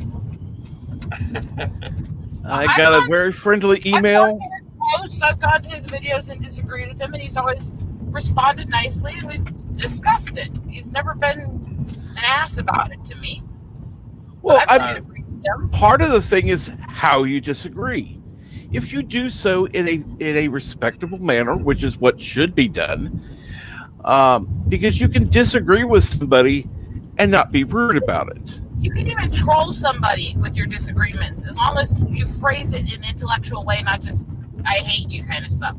Yeah. Look, I trolled Milestone for months, bashing every video she did, and we ended up friends out of it. I mean, Yeah. so there is a way to do it. Wow. The difference is you just go to their video and go, "I hate you, you're wrong, you don't know what the hell you're talking about." Or you go to their video and go, "You're wrong, you don't know what you're talking about because this, and actually list the reasons of what you're saying." Oh, absolutely. If you just say you're wrong, that just shows you're an ass. Yeah, I think you're wrong because of these reasons. Then it shows you're willing to have a discussion. Yeah, Yeah, well, he shows you're an ass or a 3-year-old. exactly. Well, I went to a video on somebody's channel, and I first started with a compliment because I did like the content, and I talked about this yesterday. But then I, mentioned that they needed to consider investing in screens because they had distracting background. And rather than ask, I mean, you don't say, "Hey, why don't you move your crap out of the way?" Cover it up. I have to say, I don't find it as entertaining to watch the people who have to have like every stinking piece of merchandise and fandom collectibles and stuff they have in their life all lined everywhere. There's a difference between having some of those behind them and having it so cluttered you can barely see the person through it. Well, the thing is, this was more of we're shooting it in the kitchen and or wherever, and there's a door that goes out. There's backpacks on there, and da da da da. It's like, oh God. Yeah, and I can see that argument too. Visual clutter. There's a fine line between lived in or decorations versus just too much. Yeah. And I'm sorry, some of it is just like, okay, I get it. I like the idea, but no, that just, to me, doesn't look as appealing. But, that's just me. And I spoke my piece, and I doubt I'll hear from them. But I'll always have art shelves behind me when I'm in the house. I'll always have shelves lined with art supplies. But I try to keep them neat and tidy. I try to make them not overpower the imagery. My house is a little one-story farmhouse. I'm going to have to store stuff where I have my artwork being done on screen. That's just how it is. Mm-hmm. But there's a way to try to make it look less over the top. Or at least you don't have it lined from, floor to ceiling. That would be too much. And even if you do, okay, if you're limited in storage and you have floor to ceiling shelves and stuff, there are things to do to, line them neatly in little bins where they're not as much of an eye catcher, stuff like that. Mhm. More of a backdrop. Not just have Exactly. everything right there in your eyes. And then there's also this stuff called fabric that you can buy in stores, even on sale. And just kind of cover it up. Yeah. If it's visually distracting, I mean. Yeah, I was talking to this one YouTuber. He's only got about 1,100 subs. He's a movie pundit, and he makes his videos out of his bedroom. And I was like, okay, a little bit of space and whatnot. I did get a little ranty in my comment when I was talking to him about it. I said, at least make your effing bed.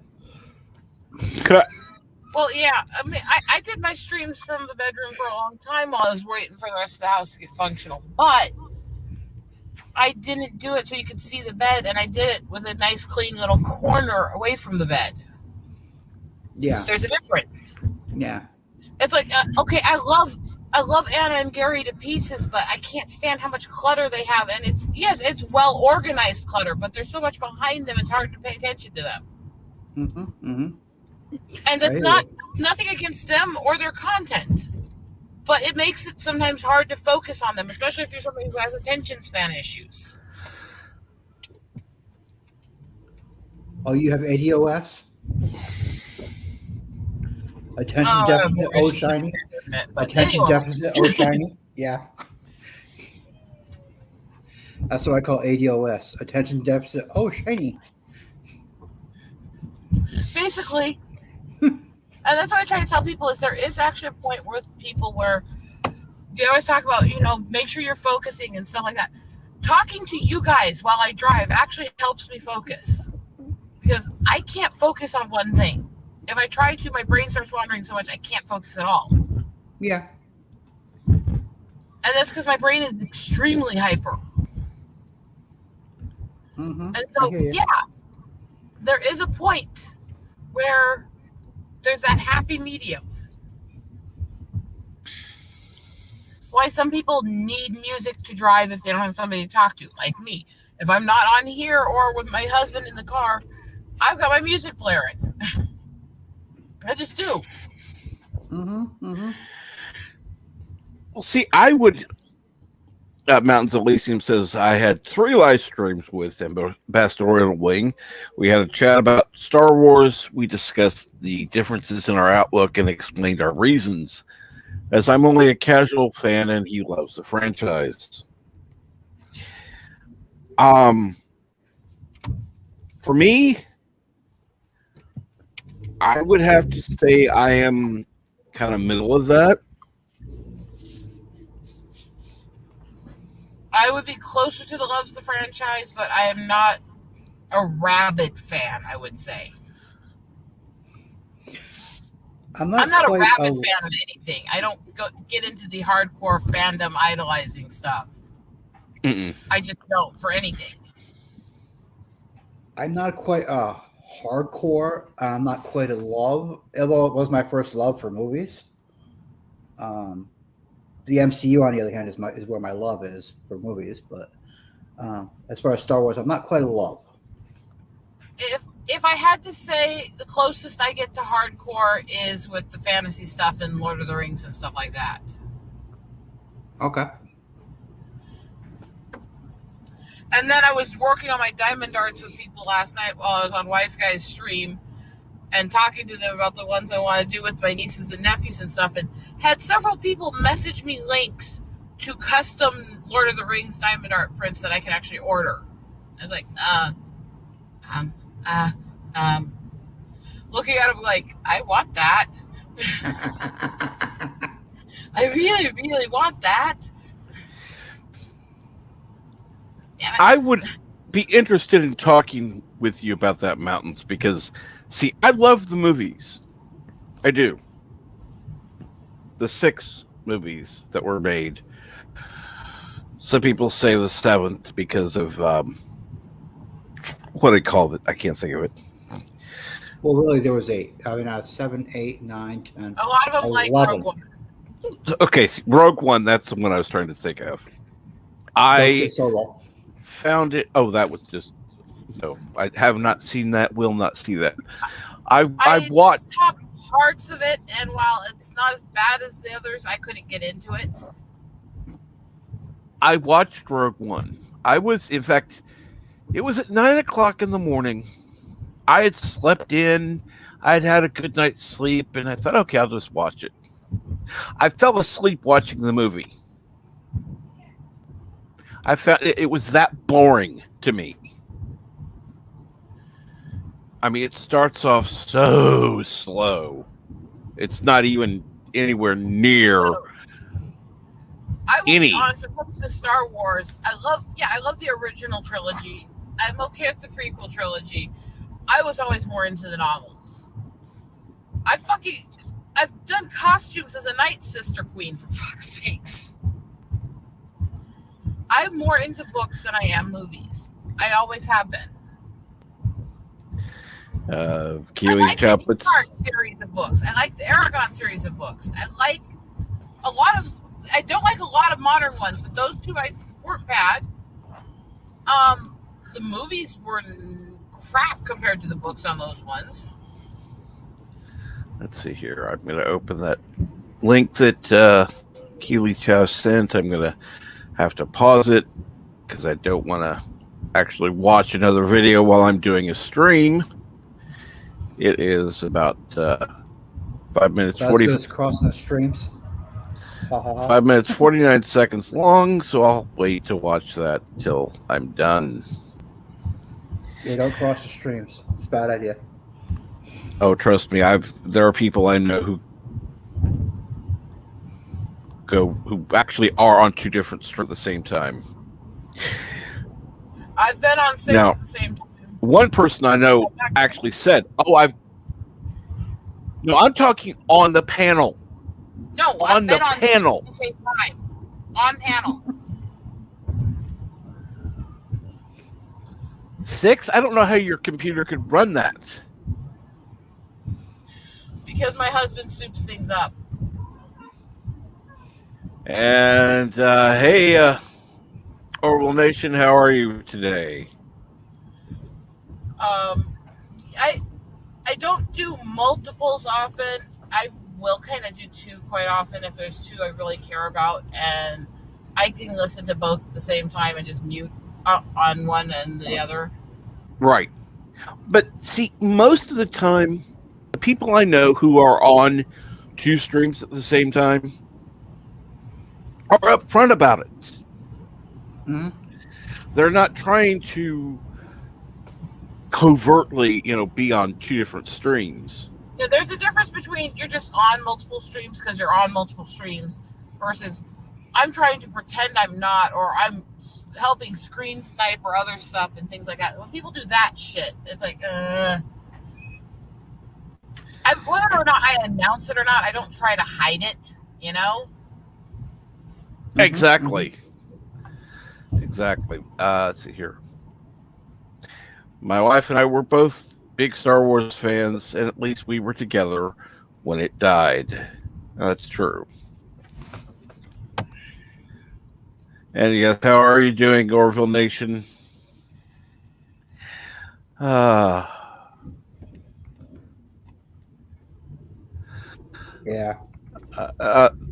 Forward to it. Yeah. Yeah, kind of like you're looking forward to a what do they call that thing where they, check your prostate exam, prostate exam or colonoscopy. Yeah, either one. Or canal. I mean, just go down the list of things that you could do that would be more enjoyable than Discovery. And Good Morning Cosmic Fusion. I'd rather get poked and prodded than watch that damn show, because at least poked and prodded ends quickly. I mean, correct. The show is terrible. Hey, where do Sith Lords go shopping? Oh Lord, where? Darth Maul. Darth Maul. No. No. I got one I've for you, tried to warn George. you You guys probably. about his dad jokes. I got one you probably never heard, George. Go. When does this joke become a dad joke? That's a good one. I don't know. When it becomes apparent.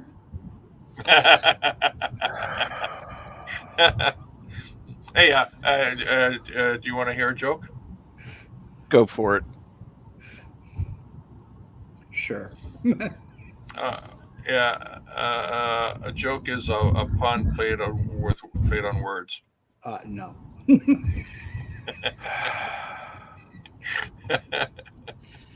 Ugh. You're welcome, Orville.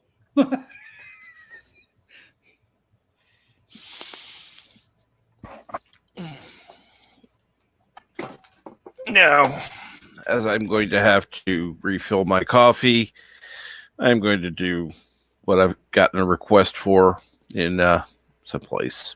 Listen to me very carefully, because I'm only going to say this once. Coffee. Black. Coffee. Black. While I've got your attention, there are... Coffee first. Well, this mentor would like another cup of coffee. I'm just gonna have to give up coffee. Want some coffee? If I'm not mistaken, that's your third cup this morning. Fourth, and on a day like today, it won't be my last. Coffee. The finest organic suspension ever devised. Commander, set a new course. There's coffee in that nebula.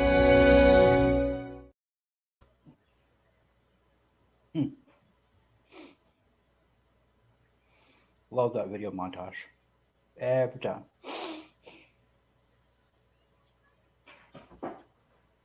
You know, today I actually made my coffee with a Red Bull instead of water. Uh-oh. Oh, yeah? Yeah. I got halfway to work before I realized I forgot my car. Oh. Oh. It's horrible. Why the hell am I laughing? No, I told my son that other one when he said you come by dad jokes honestly, and I told him that one. He said, "Dad, shut up, just shut up. No, just shut up." Well, you know, you shouldn't accept dad jokes from guys who are not actual dads. You know why? Why? Because it's faux pas. Faux pas. Yes. I knew it had to do something like that. Yeah. You know, some people don't drink coffee to wake up. They wake up to drink coffee. Drink coffee, yes. Yeah. My friend Holly used to say that to me all the time. It's terrible. It's true. Yeah. You know, a man died after falling into a vat of coffee. I heard about this in the news. His wife told the reporters, at least he didn't suffer. It was instant. There we go. You're not missing much, Captain. Trust me. All right. Now I'm back. Where is Rosetta? She just popped off about 5 seconds before you got back. Ah, I don't know if it was connectivity, battery, or what have you, but just snapped. probably. Gone. Yeah. Ugh. You didn't miss much, trust me.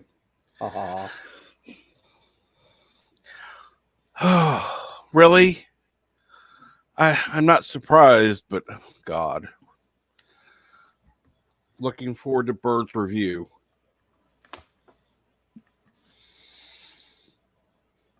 And you know, why did the coffee file a police report? Why? It got mugged. No. No. Oh yeah. Captain, you know, while you were out, I was talking about a news report. A man died after falling into a vat of coffee. His wife told the reporters, at least he didn't suffer. It was instant. Oh my God. Good old Iowa back roads. Ah, okay. Where the signal is shit. I mean, Yeah. but It's a fair sight more enjoyable than taking the highways here and dealing with how many fucking idiots there are. Hey, what's black and doesn't work? Oh Lord, what? Decaf coffee. Damn right. I call that unleaded. I have to wonder the point because I've never understood the taste of coffee. But, okay, my tongue is sensitive to the bitter in it. I get that. But the people that drink decaf, I've never understood. Well, No. what's a sad man's favorite kind of coffee? I don't know. Depresso. Depresso. Oh. Cap, I'm That's begging horrible. you for a boot button. That's horrible. Oh, I don't have that. However, I do have this. Like this?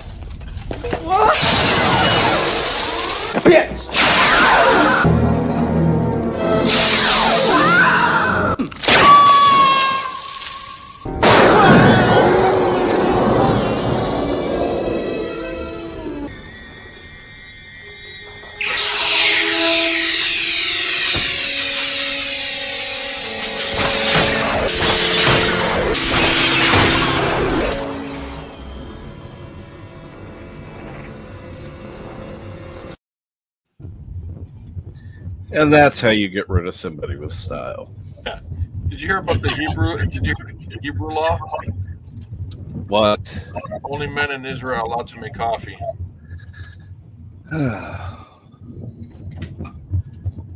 No. Okay. It took a second. I get it, but yeah. No. Yeah.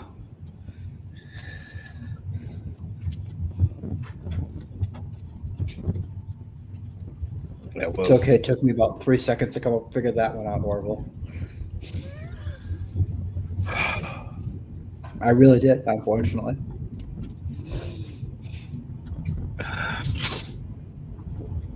Unfortunately. Too bad you can't come up here, Orville. You could probably add the bad jokes today.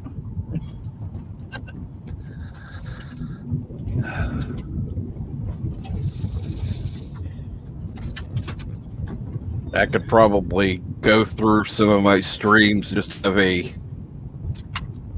Joe King Day video. Hey, where do bad rainbows go? Where? Prism. It's only a light sentence.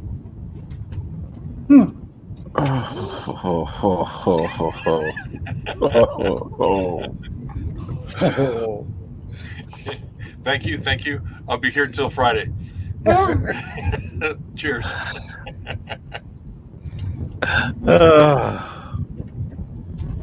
I didn't get rid of him. That was himself. That was himself, really? I didn't even have my hands near the mouse. Or the keyboard. Just reaching for my cup of coffee and was stabilizing myself on a rail that I had by my bed. But yeah. I have the viewpoint they expressed in Last Man Standing. Puns are the lowest form of comedy. Yeah. Let's see here. Orville Nation said, yesterday, Michael Burnham got attacked by butterfly people. Oh my God. Really? Butterfly people?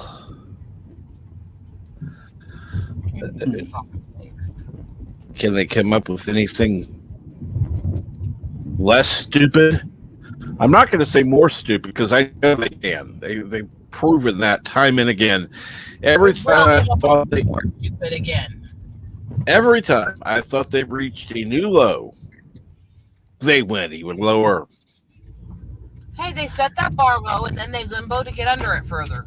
I mean, isn't that how the song goes? How low can you go? My viewpoint is with how crappy they're getting. They're literally trying to see if their spine can just turn into straight jello at this point. I mean, Oh, because anymore there's almost a comedic quality to the stupidity. It's like, really, you can really now you're thinking that stupidly. What? that little short track about tribbles was to me still the dumbest. Oh my god! You're gonna make something a food source by adding human DNA. Okay, Soylent Green, anybody? Yeah, really. And how has human DNA helped? They replicated faster without our help. That doesn't make sense that you would use a species that has like one of the slowest reproduction rates as the way to increase the reproduction rate of a species that had a fast one. Yep. None of it made any scientific sense. Didn't Bones actually say these things are born pregnant? Yep. And so tribble, probably to add a little meat to the bone for. I thought they were all fluff. I know, but I mean, it's like, let's see here. But they'd never seen a tribble in the original series. You would have thought if they were known about, somebody in the crew would have heard of a tribble. Yeah, and also if they were supposedly developed as a food source, somebody would have had the thought, let's just have a lot of barbecue time. Come on. And if I keep watching Disco, I'm turning it into a drinking game. Okay, cool. You know what? If you want to do that, we'll do that on the stream. We'll do that on the stream, Overlord Nation. I don't care what channel. You can go to your channel, my channel, and I think you have an alt channel. Every time they have a really dumb idea, or every time they treat her like she's the bestest Mary Sue ever.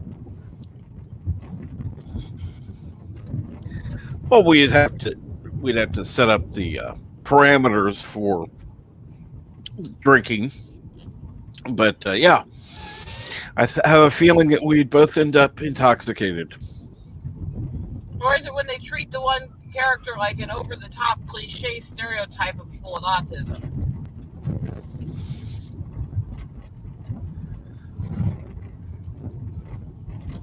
Total Nation says, okay, Cap, drinking game watch party. Great. I'm looking forward to it.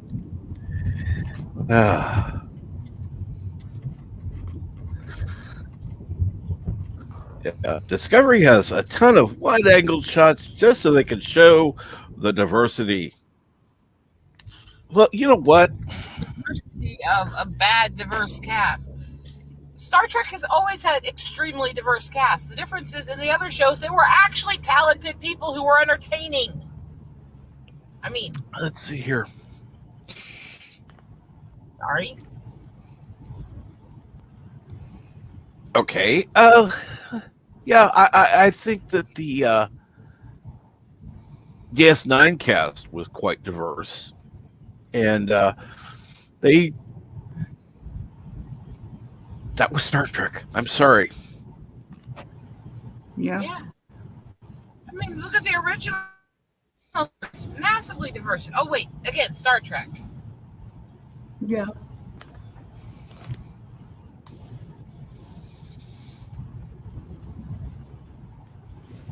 I mean, you can honestly say that the original series was not as diverse, but look at the times. I mean, even 60s, having I wouldn't say that. black They had woman everything from as a main character who wasn't a secretary. Yeah, that was huge. You had the Russian character. I mean, they had different people from around the world. I mean, it wasn't maybe every single person was a different color, but none of them were the same culture or any of that. And You know, it was diverse. That's the thing. I always argue with the people though who say that, the whole thing about the first televised interracial kiss. Well, no, it's in most places it was the first televised black and white kiss. But you definitely long had before that kissing, and you're talking about a Celtic woman and a Hispanic woman.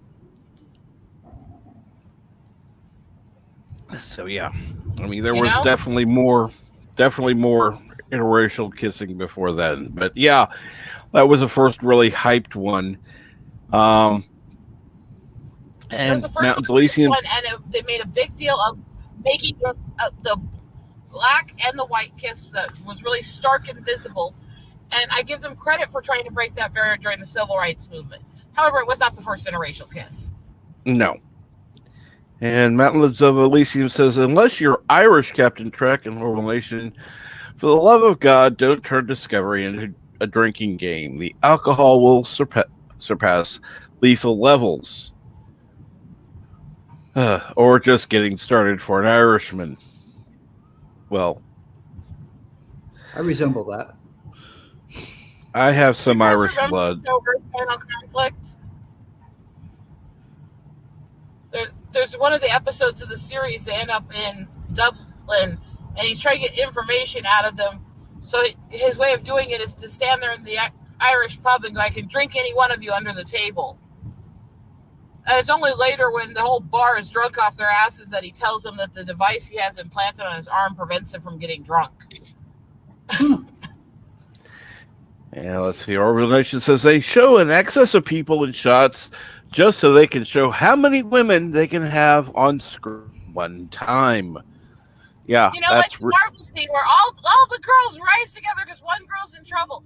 Let's all abandon the fights we're in currently and ditch all the men to get killed so we can all go, woman power, vaginas, yay! I mean, let's see here now. DG Sound says we never got through the Road Warrior when drinking shot every time someone dies in the movie. Yeah, exactly. That would. Let me put it to you this way: if you did that, somebody would end up dead. Oh, that and the first Terminator. That police station scene. True. I counted no less than like 25 one time. Yeah. There are some drinking games that are just too dangerous.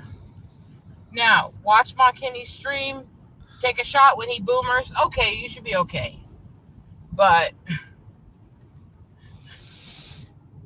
sorry. Kind of. No, I mean, Parrot had to call him Boomer Peony for a reason. I mean.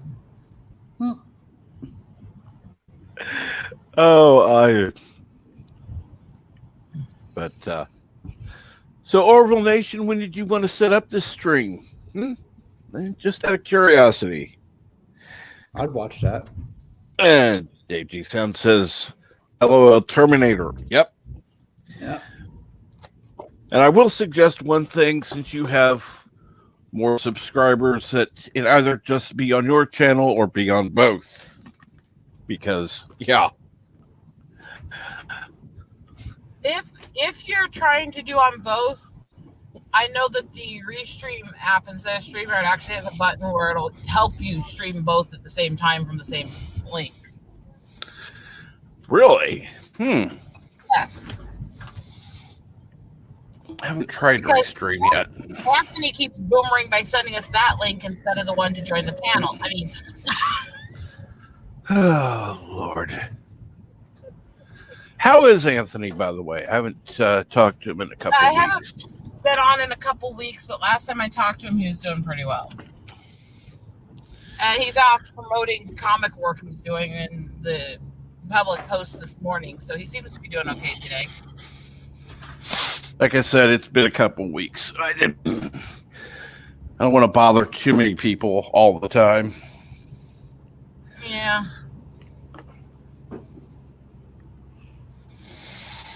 Almost to the dam. Yay! Yeah. Ships that disassemble and reassemble for no reason. Yeah. Well, I don't. I even hate saying this term now. I don't include the Prometheus in that because in Voyager, when it split apart into 3 sections, it wasn't the warp nacelles coming off for no fucking apparent reason. It was a ship splitting into 3 sections and going into battle mode. Yeah, They the were whole almost idea like of the ship that can split, but then they have no warp cells, they have no transportation, and they're pretty much going to crash. What's the fucking point? well, at least with the saucer section, that one can be, it's basically an escape ship.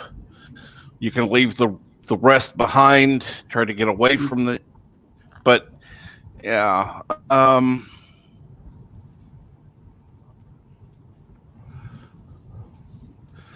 see, you can't really say that.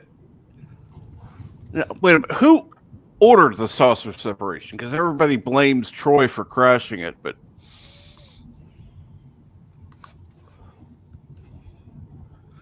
I blame the person who ordered the saucer separation, personally. I blame Troy for being a crappy telepath who never can tell things until everyone else can pretty much tell it. I mean... And good morning, Anti-Derivative Jill.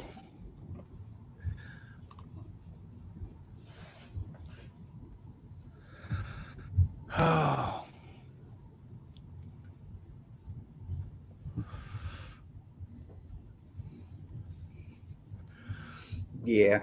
Oh, and yes, I saw that. Thank you, Dan. Oh, you're welcome. You're welcome.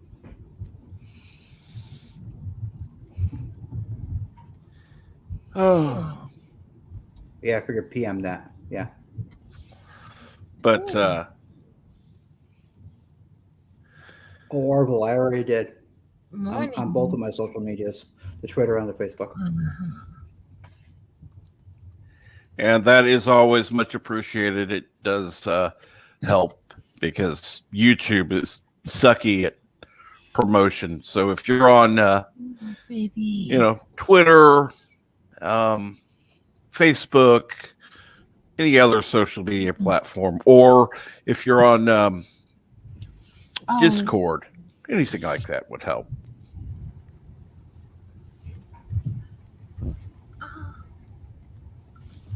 And Mountain Blazing says, speaking of Trek, the face-off semifinals poll results are in. The Wrath of Khan will face against Undiscovered Country for the greatest Star Trek movie. Oh, and he'll be putting that poll up in a few days. That's going to be close.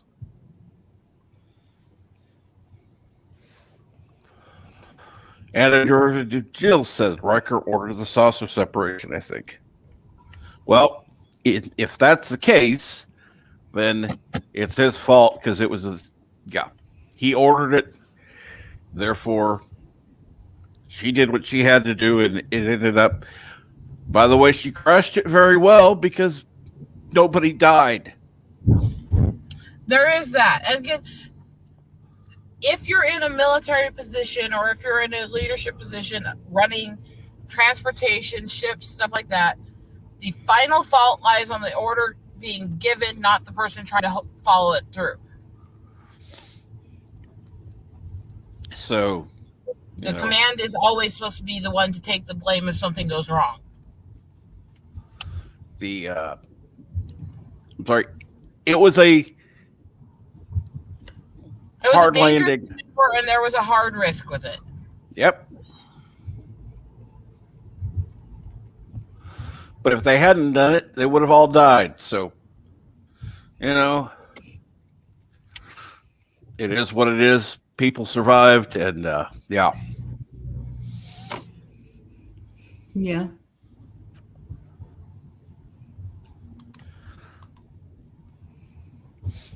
That'd be.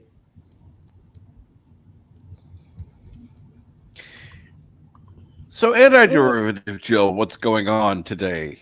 I know you've been on a few streams.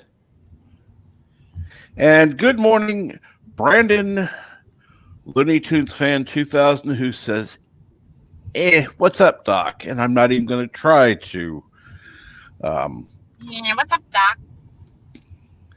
I let Rosetta do that.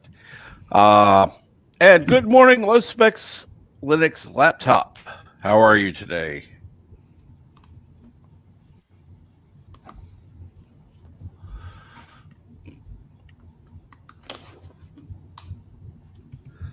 And Mr. Grant Gregory says, extra shots. For what? Brandon Looney Tunes fan 2000 says, I have 211 subs now. Awesome. Nice.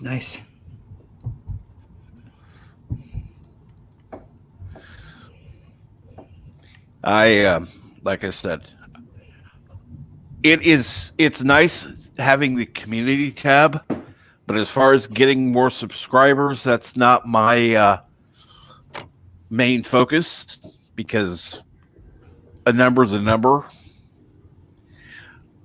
It's about the community supporting each other, not necessarily numbers. Exactly. If you've got thousands, but nobody's at your streams and nobody talks to you, what's it matter? If you've got hundreds and you have a few people at your streams, but they care, they're involved with you, then good. Yeah. Well, I've seen people. I've seen streams. Their subscriber count is quadruple mine, and yet they have about as many people in the stream as I do, if not less. I will say one thing: the average viewership for art streams is very low. It just is. That's more, you have to struggle more to get the viewers. It doesn't mean anything about the artist being good or bad, because all of the artists, it takes a lot to get viewers for an art stream. Oh yeah. But the viewers that are there really care, and they really love art. They really want to see. Yeah, that's the funny thing. I go to as many streams as I can. Sometimes, I'm watching 2 streams at once.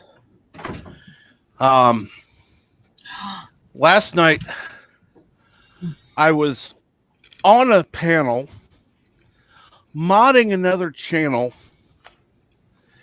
and which was easy to do because I was just talking, so I could obviously have the tab open and just be watching the chat. Mm-hmm. Just making sure things were not going badly, because I don't want to see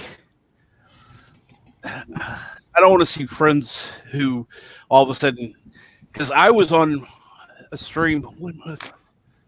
I happened to pop onto NB Geek stream the other day, and all of a sudden he was being spammed. I didn't even have a chance to say anything, and I was busy trying to get rid of all the crap. I was like, oh, okay, fine. That's just why I don't like doing streams alone, because when I'm doing art streams, that's going to interrupt everything, Yeah. Mm-hmm. Mm-hmm. Which is unfortunately why I can't start most streams, because I can't start until I have somebody to help. And most people aren't going to notice you need help until you're started. Yeah. And it's unfortunately, I have to have somebody there before I can start. Yeah. Oh, eagles are getting definitely a lot thicker down here. It's not a good time of day to be able to get good pictures with the sun glare, but they're here. So I should be able to get some good pictures in the next couple days. Oh, good. And a derivative Jill says Duck Dodgers is better sci fantasy than New Trek. Well, I'd agree. Yeah. By the way, I can guarantee you, even though I know I've had at least 3 women on the stream today, 2 currently, that it will show I had 0 females watching. Because, yeah, that's YouTube for you. It's also because they try to auto list everybody as being male as viewers. Unless Yep. you go in and change it. And most people don't go in and change it.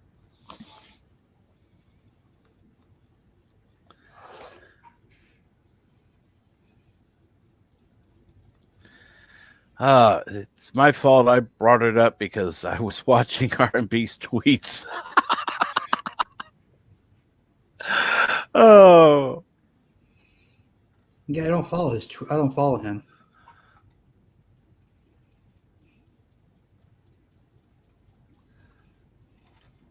And a derivative Jill says, I'm not really here. I'm just a figment of your imagination.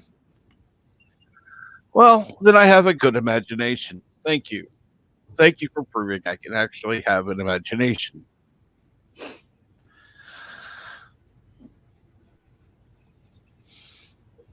Because That's the weird thing. You hear the little like chirps that sound like a songbird? mm-hmm. A little, yeah. That's eagles. Really? They don't screech like they show in the movies. That's actually a hawk cry. Did not know that. Eagles have very soft, delicate voices.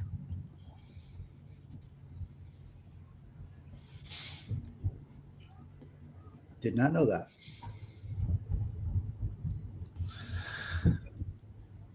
They also are, I think, the most metal in how they reproduce. Because they do it in a free fall, falling out of the sky. That I'd heard. And I told Jessie that, and she went, I might have to try that someday. I'm like,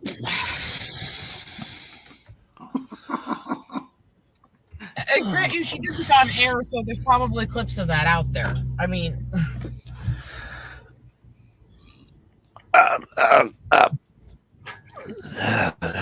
no comment. No comment. No comment. No comment. There are too many things I could say to that, and all I'm going to say is no comment. Yeah. I wouldn't do it that way, but hey, there's other ways to be adventurous. I might see an eagle once a year. You have them everywhere. Yeah, actually, it's because in East Iowa here, it's the one place where even though it gets the cold temps that they like to be in, it also has water areas that don't freeze solid all the way across pretty much most all winter because we're between the Cedar and Mississippi rivers here. And East Iowa here, basically about 8 months of the year, has about a third of the world's bald eagle population. Oh, wow. And Mountains of Elysium. I thought eagles sang rock music. So they chirp. You learn something new every day.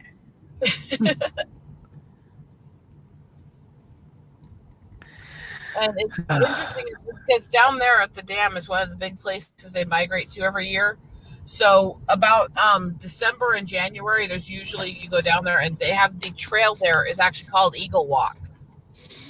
And you go down that and the trees will just be lined in eagles everywhere all the way down the hike trail. Oh, wow.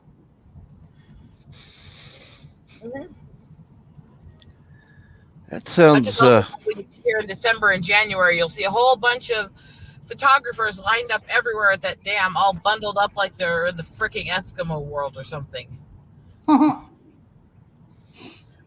I'll be hiking around in my normal clothes with a coat. And I'll be out trudging through the snowbank taking pictures with my little camera instead of just standing on the banks with a zoom trying not to freeze like they do.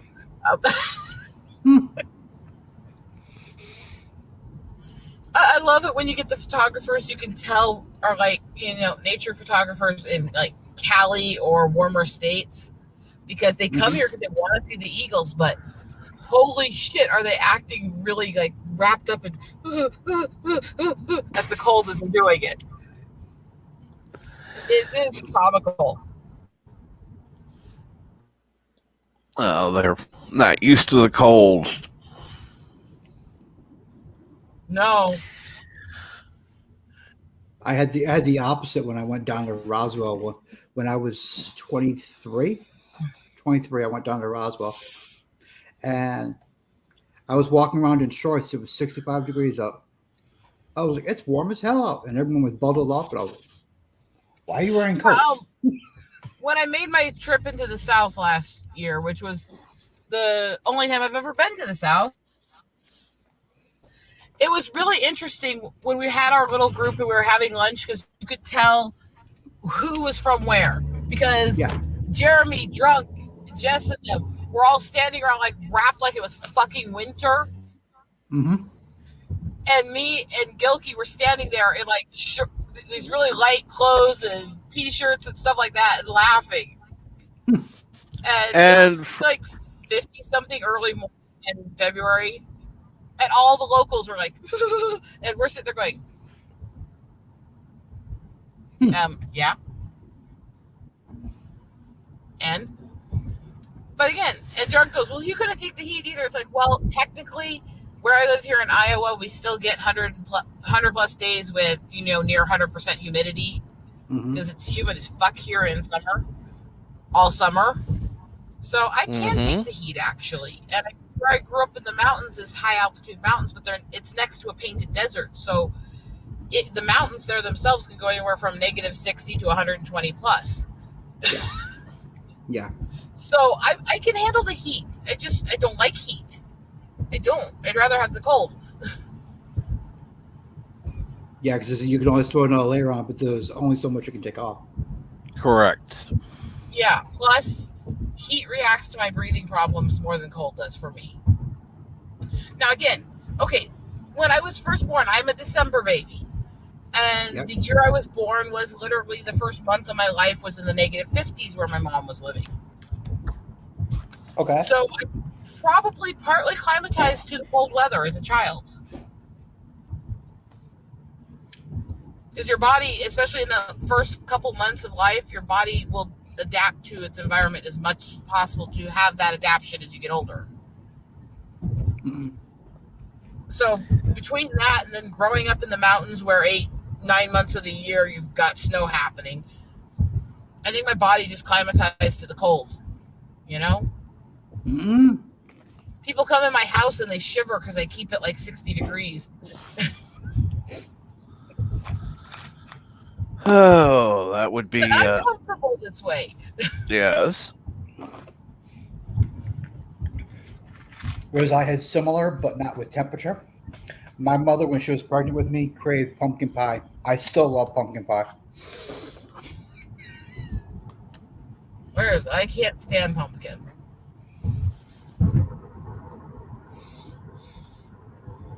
I still love it. Sorry, I do. I am a very finicky person. Cap can attest to that. True. I'm picky, and then most foods and most things I don't like. Correct. If I like it, I love it. But if I don't, bleh. You definitely sound like a cat. Cats are very finicky people. Well, my spirit animal is a tiger, so we can go with that. I mean, yeah, because cats are finicky people. I have a very feline personality. There's a reason I call myself the cat girl, and it's not just wearing cat ears and stuff sometimes. Mm-hmm. My spirit animal, my personality fit with the cats. I fit with having my pet cats. I'm good with it. Of course, my cats are evil and dumb. Most cats are evil and slightly brain damaged. Actually, most cats are pretty intelligent. But mine, I currently have, Athena's smart, Ornery is dumb as shit. She's the dumbest cat I swear I've ever known. I love her, but she's an idiot. And how many times I've had to save her life because she's trying to find some way to kill herself. Definitely sounds like my Daisy.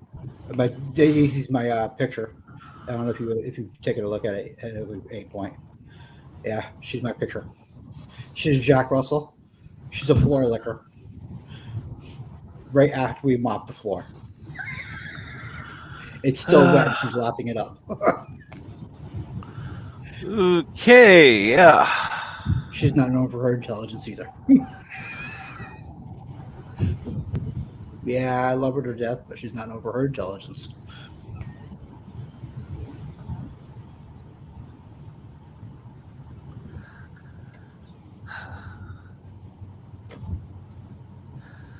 Now we see how I keep my sanity.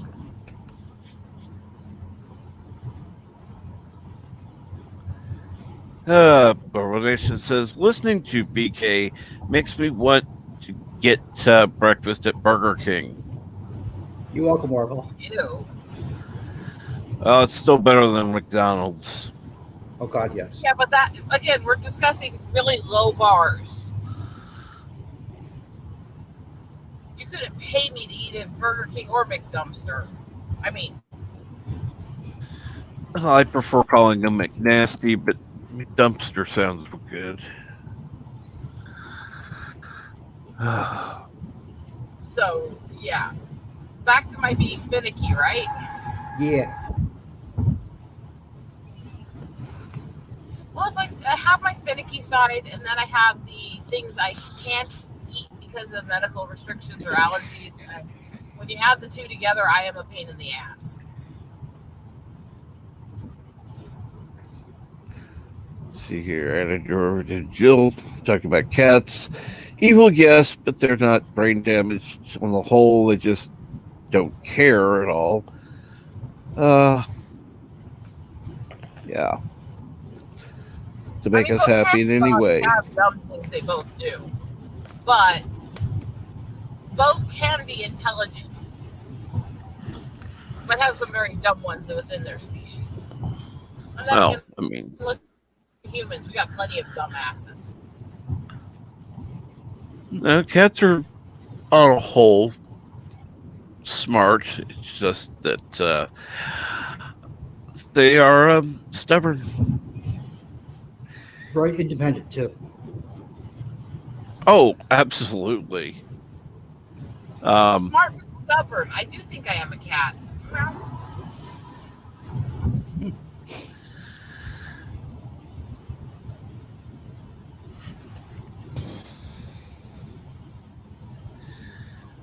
I won't say anything else. Just I'll go with that. At least they don't lick themselves like a cat does. That's true.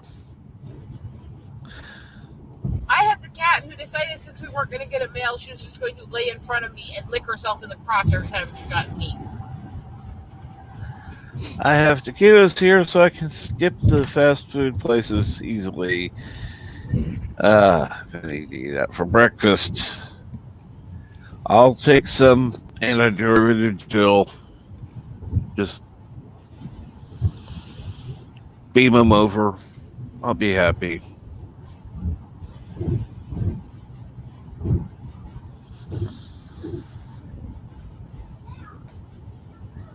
God, I hate going through construction sites on the interstate.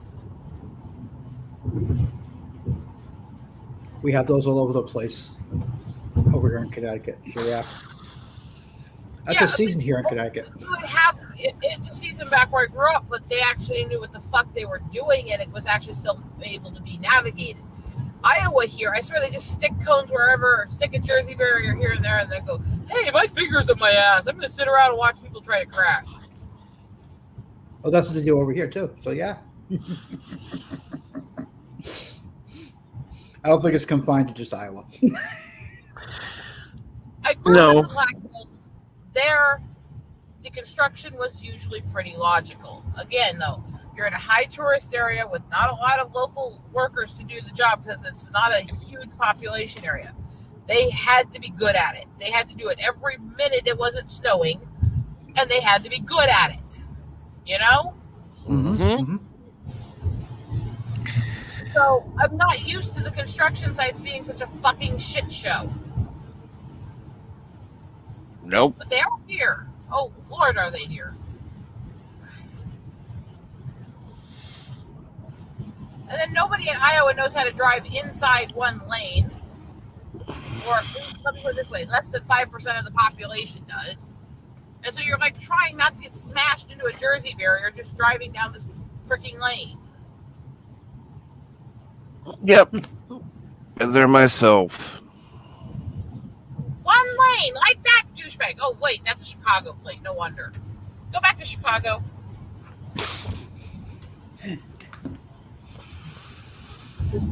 Oh, that's funny because I just got a Chicago 312 number on my spam. There's a lot of travel between Chicago and Des Moines on this interstate. From state to state.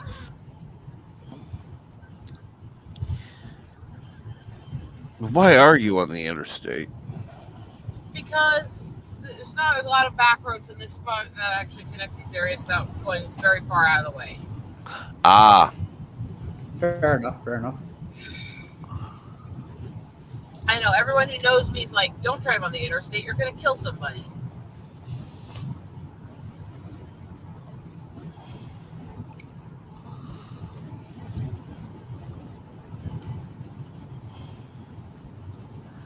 Fortunately, most of my back roads are closed right now. So, yeah.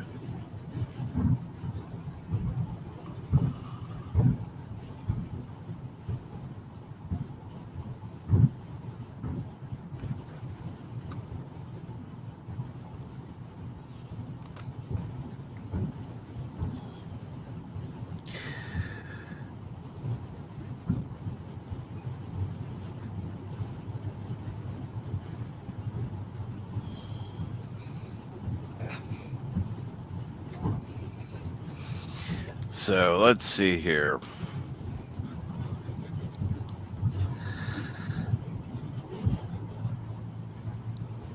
Let's see here. George says, "Yep, that's how I just got into my first accident the other day. Dummy went straight in a left turn only and smashed into me."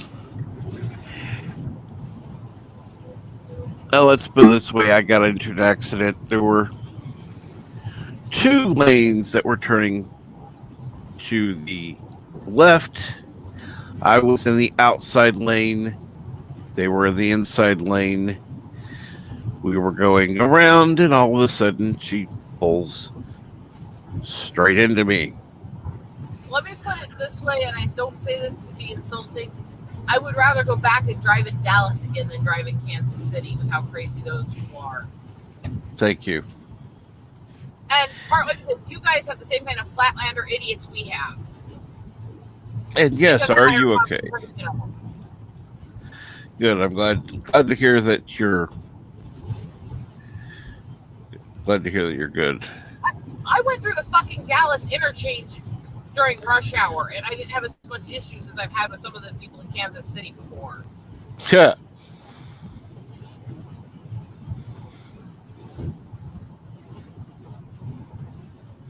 Hell, I didn't have as much trouble in Vegas as I've had in Kansas City. Ow.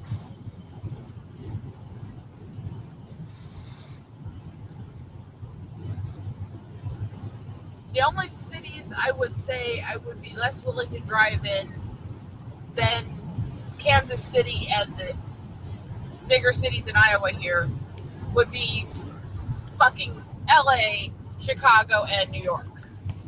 Fuck them. And 2 of the 3 I've been in. Dave G7 says, "I don't even call it driving. It's more like avoiding." Yeah. Yeah. My driving instructor made it very simple. You drive like you're invisible and everybody else is crazy. They can't see you, and if they can, they don't give a fuck.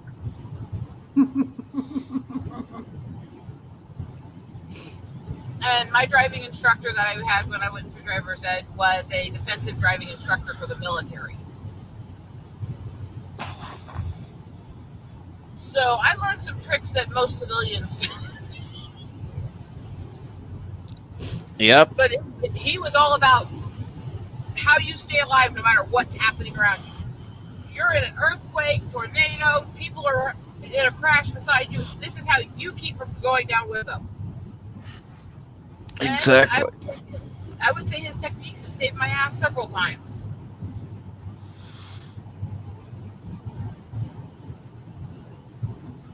I just realized the cap. It's just about 10 o'clock. I gotta wait to Kraken in a little bit. I gotta No go, okay? problem. Absolutely. I'll talk Well, to you you later. take care. You take care, Dan. I will talk to you later. Take care. Bye, Eagle Rider. Bye. It's getting windy here. Holy crap. Well, then you need to stop talking so much, Rosetta. Ha ha ha. I'm not full of hot air. That's the politicians in the state capitol. I mean,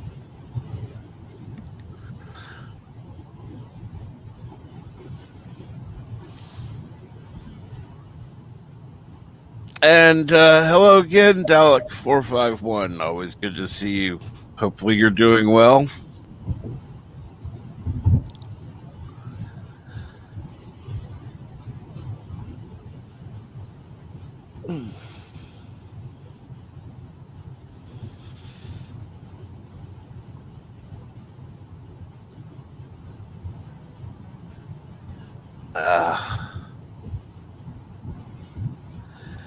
And editor Jill says, welcome back, Dalek451. Sorry about your stream last night.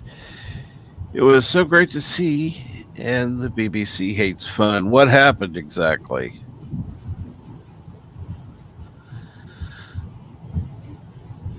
I was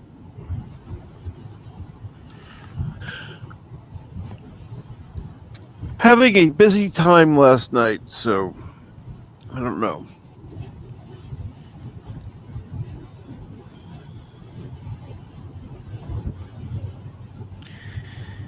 But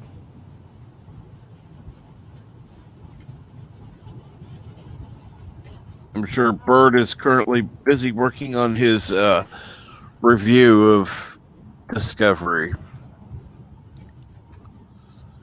if you're going to be in the fast lane to pass somebody, you need to go at least over 10 under.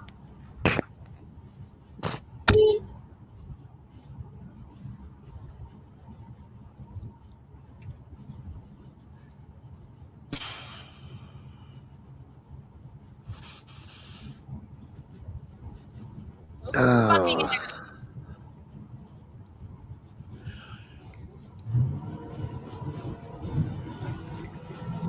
I don't understand some people, but whatever. Oh, it's an Amazon driver. They're all fucking No. assholes. It's like they have an employee record that says you have to prove how big of an asshole you are before you can work there. Of course. The process. I have yet to deal with anyone who works for Amazon who isn't a douche. I can't say I personally know anybody who does, so I can't. Yeah, the main shipping hub and warehouse for them is in Iowa City here, not far from where I live. So Tell yeah, me why. for this state. So yeah, I actually do know several people who work for them, both in the warehouse and as drivers. And they're all assholes. Hi, Eagle. Hi, pretty Eagle. Aww. And Anna Dill says, I will only be experiencing STD through Burrow Prairie 5, Doomcock, and RMB.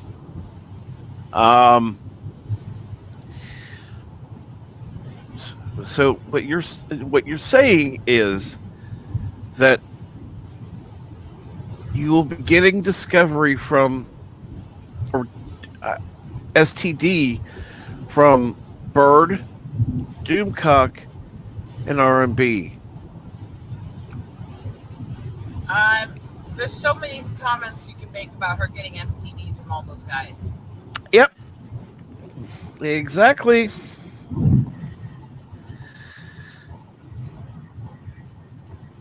Come on. Yes, I was watching Miami Connection last night.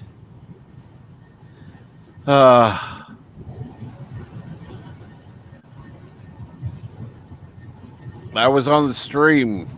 Yeah, I was. It was fun though.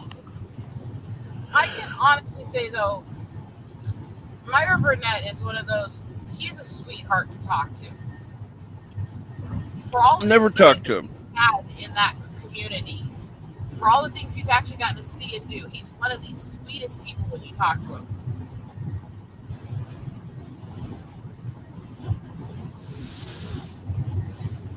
I like people who, no matter where they are in life, they're still kind and humble enough to interact with everybody and be friendly to everybody. You know? Well, that's good to know. I would never approach him, but it's good to know. I never did. I actually got a surprise with that about a couple of years ago when I was new to the community, where it was Christmas Eve. I was stressed and was homesick with my family, and I couldn't do much of anything with my family on Christmas Eve because I was sick and found out later that was the first round of COVID that was going around. And I was sick as a dog in bed, and Tom decided to surprise me, so he told me to come. He sent me a link and offered to let me on air, and then surprised me by introducing me to him. Ah, okay, cool. And then I've gotten to talk to Burnett several times since because we got along really well. And he's really nice. He really is. But I mean, I was a little excited that time because, again, I was still pretty new and still didn't know anybody, and Tom did that as a favor to be nice to me.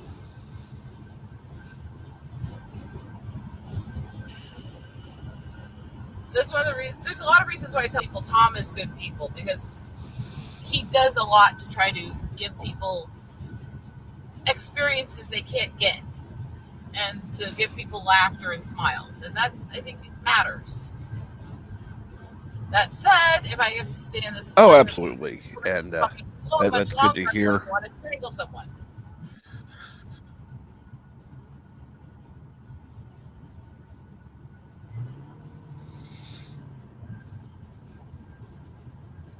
Move it, move it, move it. I'm gonna need to get off this interstate soon if I want to keep my sanity, aren't I? And Slasher McSplitter thought it was fun. Well, it was fun. But, yeah, it was kind of... It was a bad movie. Except, where we were singing Cocaine Ninja. Yeah, that was fun.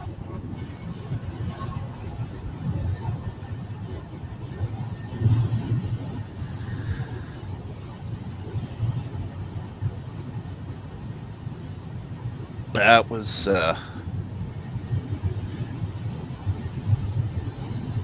was an experience, I'll put it to you that way. It's been a while since I've seen a movie quite that bad that was still fun.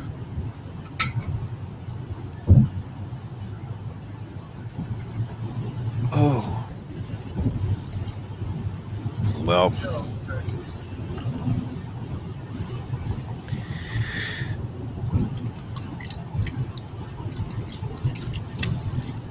So, let's see here. We've got several people in the chat. If anybody would like to join the panel, feel free.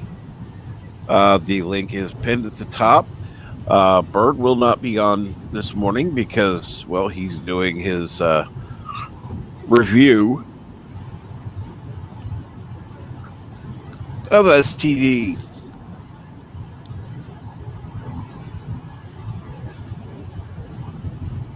And he was thinking he had another week to get started on that until he found out yesterday.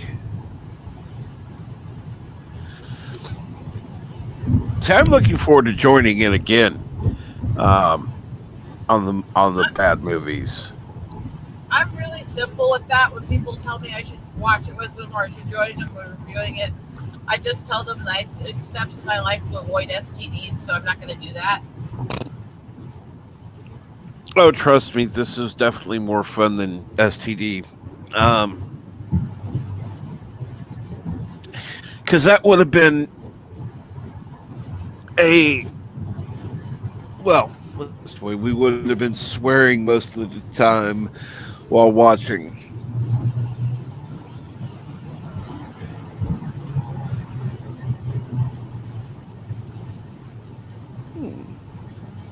I'll have to watch it later. Oh Lord. And yes, Anna Derivatives Jill has it right. Terrible movies can be fun if they're watched with friends. I view Dirty Little Secret, Bad Things to Watch is like badly rated, like C and D level horror movies from like sci-fi where you pause it like 5,000 times to make fun of every part of it. Those can be fun. Oh yeah. And well, Same thank you, Jens. I'd like to have you on sometime. Maybe another day you can join. Since you have to go shopping. Yeah, definitely. I haven't talked to Jens in a while. Well,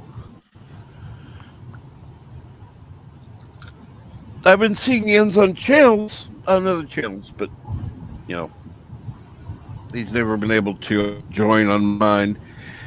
It's been a long time, I think, since we've actually had him join on mine, but he used to do it more a long time ago, so. And see your $451 says, yeah, the stream got copyright claimed and blocked 5 times. It's still claimed, and I don't know what to do about it. I guess I wasn't careful enough. I asked if I could watch it. I don't know how. Don't stress about claims. Claims just mean if there's any monetization, it goes to the people who own it. Yeah. Now, if it gets struck, then appeal to the people who own it. Yeah.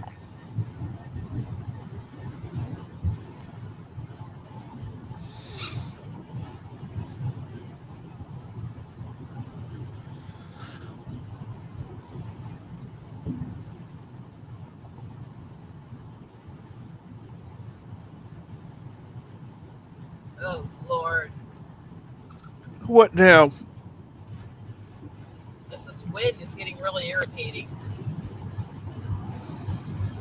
It's just crosswind enough. I have to kind of white knuckle the entire time to keep the wheel straight.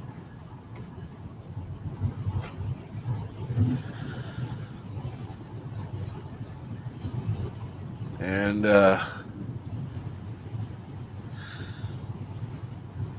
Stanley says, damn, where does she have an open sunroof at the end of November? Well, just the visibility part. The glass is closed. I wouldn't open the window parts while I'm on air. That would just create too much noise. yeah, I like having the function where you can just move back and have the light come in.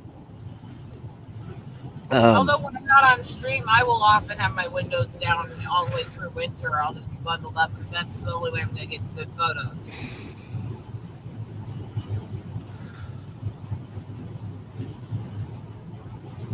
And he said, Stanley says, practically snowing here. Ugh.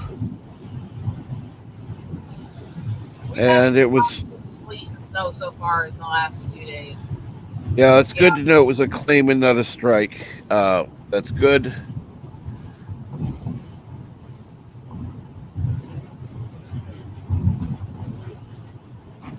Oh, we better ends. That would be fun. But we'll have to get rid of Rosetta. That'll make it more fun. Oh, thanks. You're welcome.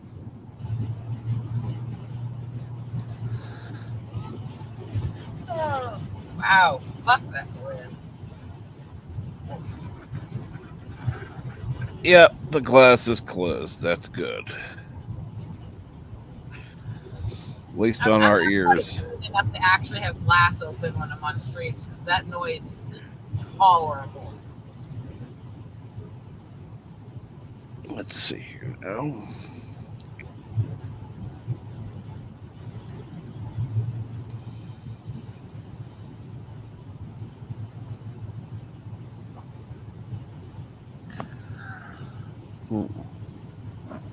have that? So I have it in the. The fact that we have a wind this strong and the wind turbines are still mostly not moving tells you how much they're bullshit, doesn't it? Yes. Only a few of them are moving, and the ones that are not moving much.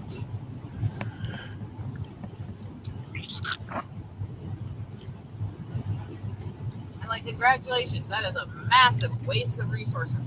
And by the way, not economic, because the amount of environmental damage on making, producing, forging, and shipping that kind of pieces of metal is worse than any fossil fuels. Yep. Plus, they hurt eagles. Eagles and other birds. So yeah. I've actually had to call in and sit with eagles and hawks that have been hurt by them.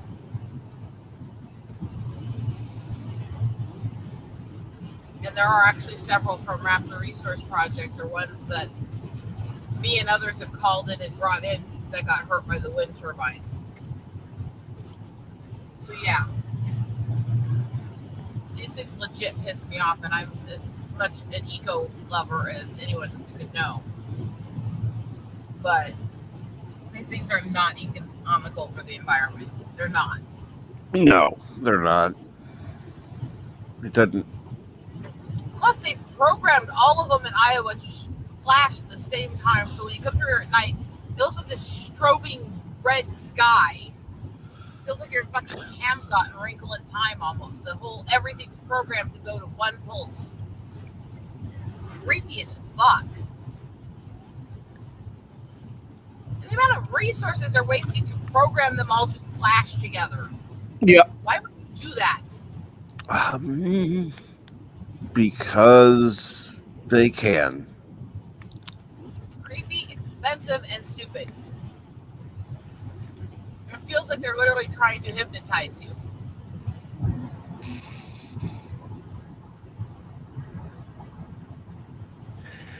Well, they're probably not that. Don't have that that much planned out. It's just kind of, oh, let's do this. Unity. Why? Because, right? It just creepy. It bothers me. And yes, Anti-Derivative Jill, you're correct. If it weren't subsidized, we wouldn't have so many not economical or ecologically sound. And then there's finding a tire in the middle of the interstate. She says there's a ton of birds in Holland. Ah. Hey, sorry I'm late. Oh, No problem. What's going on? Most of Iowa's wildlife are birds. Hi, Cass. Hey, Fandom. Hey, Rosetta, how's it going? I just figured you were this morning, so no problem.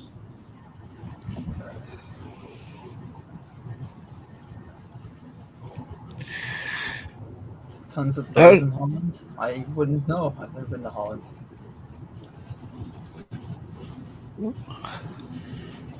I will take his word for it, though. Well, we were talking about the the pointless use of the wind turbines, which really have been less than helpful ecologically speaking. Right. Well, it's like the solar farm they want to develop out here. The way they want to develop it would create a massive heat issue and would basically destroy every farm around it. Well, there's also the fact that in order to have enough wind turbines that's going to generate the amount of power that we need in today's world, you're going to need a lot of land.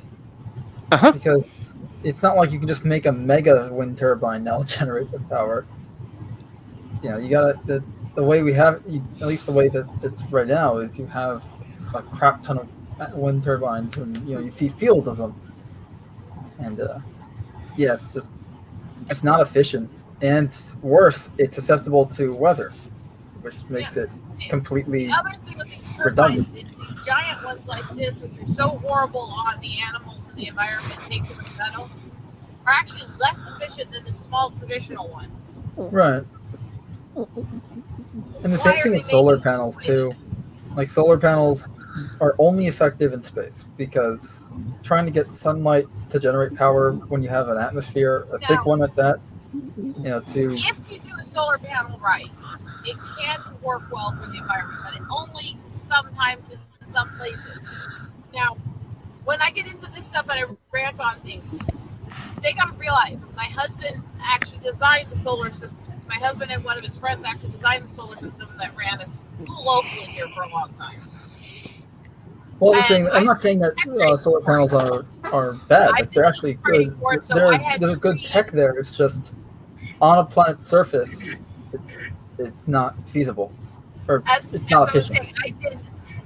I did the tech writing on it. I had to go through all these journals and all these studies on solar and wind and stuff, and actually translate it and write the tech manuals on what my husband was developing. Yep. So I've gone through so many of these stupid power and ecological surveys, and most of them don't say at all what they ever promote people claiming they say. No. And obviously everyone's too scared of nuclear power, even though it's the best thing we've got so far. That we know we can use and that we've had experience with, and it's been made a lot safer in recent years than it has, say, 40 years ago. Everyone's worried about Chernobyl again, but I mean, let's be honest. No, I'm not saying that's impossible. That anything's possible. No. But the likelihood of another Chernobyl happening is slim.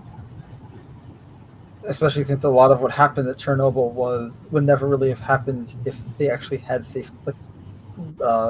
regular safety precautions. There is one other thing. When you talk about the whole what's ecological and what's not, those stupid electric cars, even if you're not hooking to the power grid and using power anyways, which you are, even if you were to say it ran on air, freaking lithium-ion batteries they have to develop to be hybrid compatible or electric, just the disposal of those causes enough damage to undo everything you saved the entire use of the car. Not to mention the fact that what do you think's generating the electricity to then charge that car? Usually a petroleum or coal generator. And they're not environmental either. They're just not. They're pseudo-environmental. Environmentally, if you're really worried about it driving, it's something like I have. That is a traditional car, but has really good gas mileage. Honestly, I say we should go to hydrogen fuel cell cars, because the byproduct of a hydrogen fuel cell would be water vapor.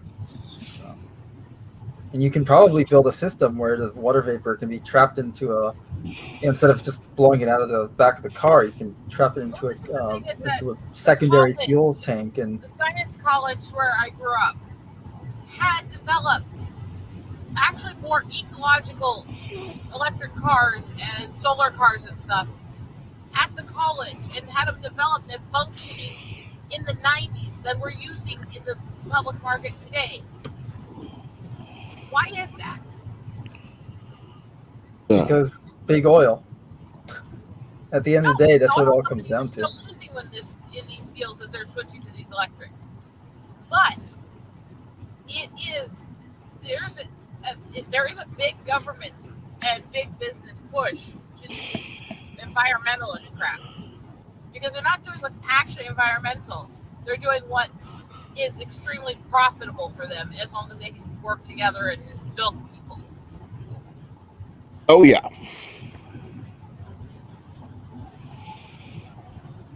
And again, solar can be well done. It's not usually, but it can be. And if you get well-made, cheaply made panels that use more economic and ecological glass, and you install them as a backup power, they can actually be very useful. But most people, that's not how they use it, and they don't understand why they end up losing money on the deal, because they're buying ones that are either overpriced or have parts that are harmful to the environment or all this other stuff, or they don't know how to install it well so it'll actually rotate with and work with the sunlight. And there's a lot of things you have to do right in order for it to be a functioning technology. With the wind turbines, all of these fucking metal ones need to be stripped down and melted down for other metal. And they need to go back to the old ones. Period. I mean, if we're really gonna go down this rabbit hole, for instance, plastics. Everyone's like, oh, plastics, you can't, not that you can't recycle it, but you always have, use reusable stuff as opposed to like plastic water bottles and the plastic rings and all that. Everyone's always complaining about. Essentially anything can be recyclable. It's just a matter of cost and cost effectiveness, and whether the companies that do all this recycling want to spend that much money recycling plastics. Yeah, so at the end of the day, you're not like, it's not those the rings, right? Your six pack of cans of beer or soda or whatever. Yeah, those rings are recyclable like anything else. I find it interesting that according to what's considered the environmentalist movement, I am contrary to everything they believe in. And yet, if you actually do a survey on how you treat the environment and what kind of footprint you leave behind you, and you actually study it unbiasedly on every technology and what it leaves, I live a lot more environmental friendly life than the people that claim to be environmentalists.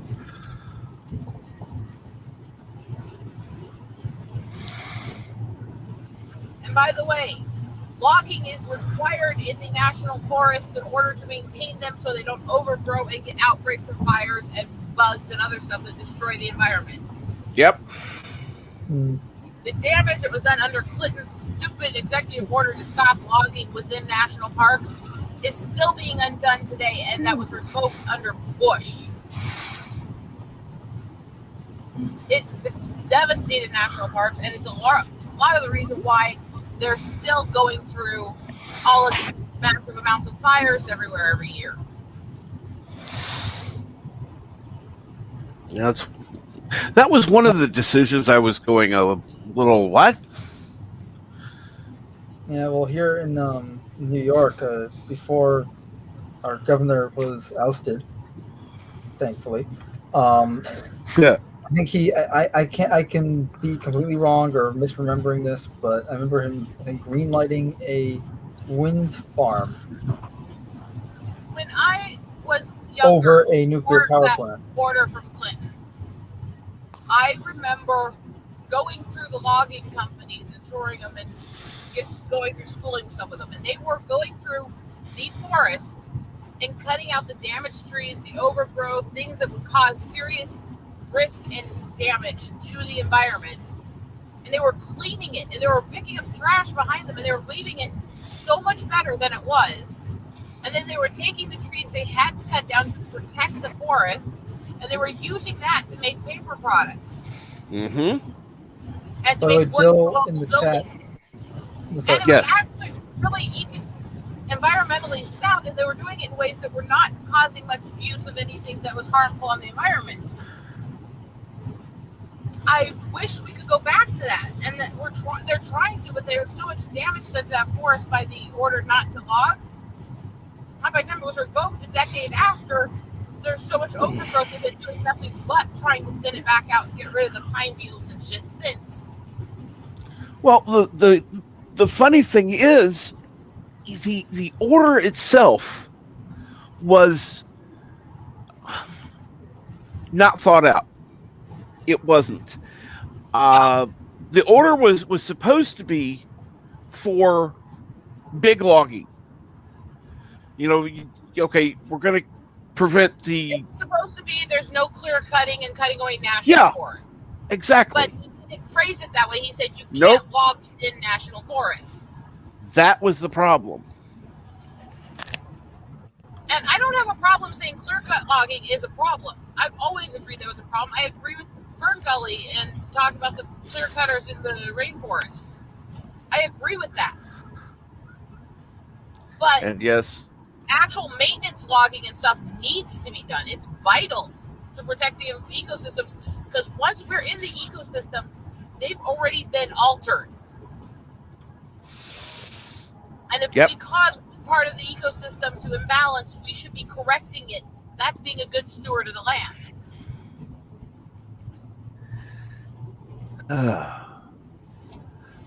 Unfortunately, Joe, there's not a lot of people who actually believe in recycling for some reason.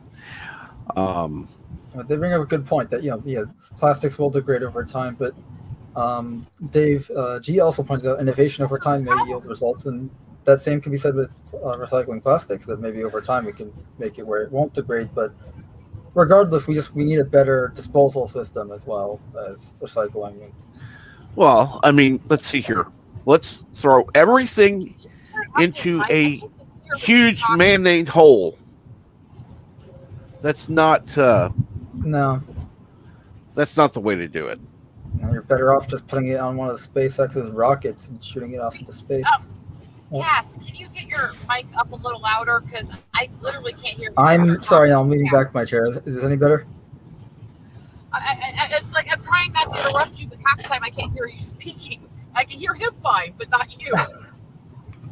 So it's like I'm trying, but one of the problems is that the recycling plants, a lot of them are not run efficiently, and they're not run cost efficiently or environmentally efficiently. And they need to be. And recycling is a good thing. I really believe in upcycling as art and stuff like that, and use broken things that nobody could use otherwise, and save things where you can. I really believe in that. But it's got to be done correctly.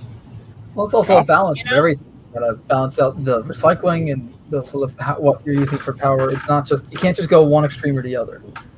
And also the fact that, what was it? Freaking, I think China's working on a fusion reactor right now, which again is probably the most, is the power source we probably want, because fusion reactor essentially just a miniature sun.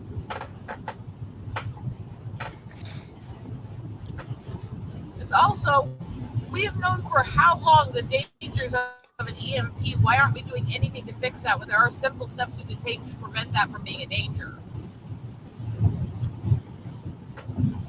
Because they can put up 5,000 new wind turbines in one state, but they can't do the basic steps required to protect the grid against the EMP. Why? Yes, Jill, I'm aware of the Futurama episode. And another good point, yes, helium-3. Helium-3 is very abundant on the moon. Yep. So most of the power grid of the country. It's rare on Earth, but it's very abundant on the moon. So if NASA or whoever can set up a moon base and then set up mining facilities and installations, then mine that helium-3, then bam, we can start working on fusion reactors. And now we have fusion reactors. That would be ideal. Is it going to happen? Probably not, given how we haven't really gone to the moon since 40 years ago, give or take. A couple of the nuclear power plants that actually were taking places that were naturally radioactive and dangerous, and they were actually purifying it and getting rid of a lot of the radioactivity. But they became evil taboo because it was nuclear. It's like those ones are actually removing radioactivity from the environment. Yeah, there are bad nuclear plants. They weren't it, I mean, radon. I think radon, when it was first discovered, the element of radon, it was found in a cave, and the radiation pretty much instantly killed the person that discovered it. Like, Earth has radiation on its own. Space has radiation on its own. Radiation is not just a man-made thing from power plants. It's everywhere. Hell, any form of light is radiation if you really want to get technical. It can actually be purified and removed by using it for power if you do it correctly. And it has been in places. The one we had here in Iowa was doing that. They were cleaning out the natural radiation in the area, and they were actually condensing it down and making less of it. But it's gone because they had to take it down after.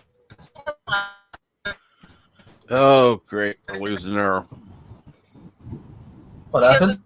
the duration for a part of the facility. And yet they had so much good security and lockdowns on the radiation that even in that storm, nothing that was dangerous got out. Yeah, it was radon, by the way. I was just not sure.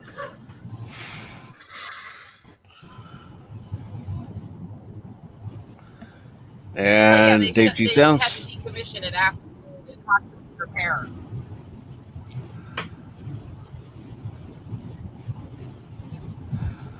I say we build giant space stations that can house people and they can live on them.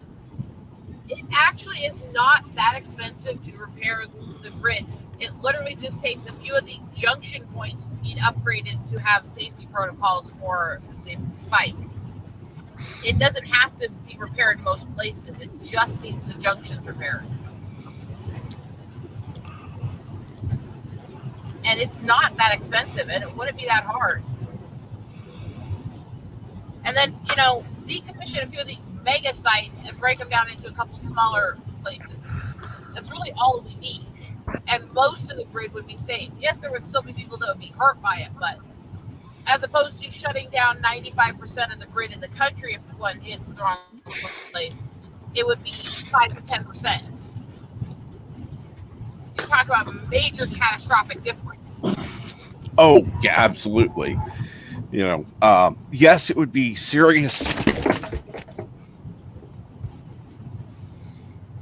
But it'd be a lot less serious. It wouldn't be Armageddon for the country.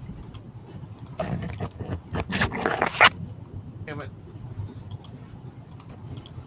And that's why I say, there's common sense places in the middle that I didn't even know half of these things existed until I did all that tech writing and working with the stuff. Because there's so much to digest. When all these people cite these scientific studies and say that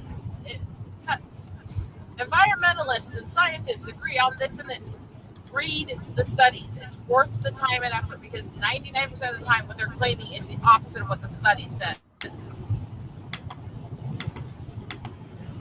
Also, you got to remember that a lot of the source of a lot of the pollution and the reason that everyone's all hysterical about global warming all the time, or climate change, or whatever the hell you want to call it, Right.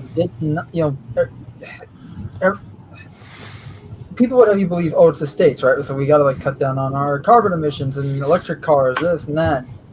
No, most of the problems are coming from the East, China specifically, India, Taiwan. Those are the red area, the red zones of pollution.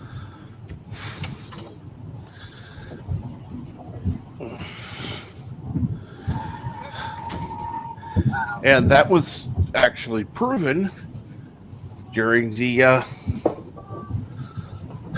lockdown.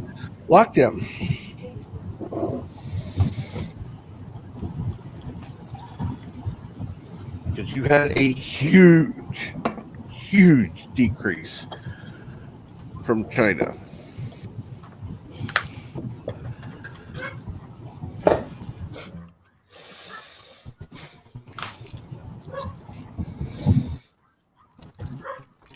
The problem is you have governments like China that think that their issues aren't causing problems anywhere else.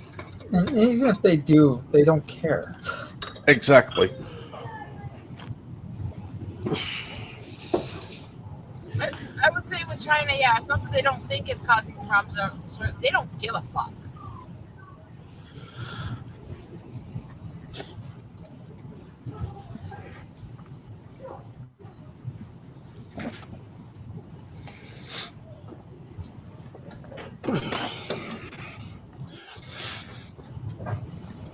Why would they?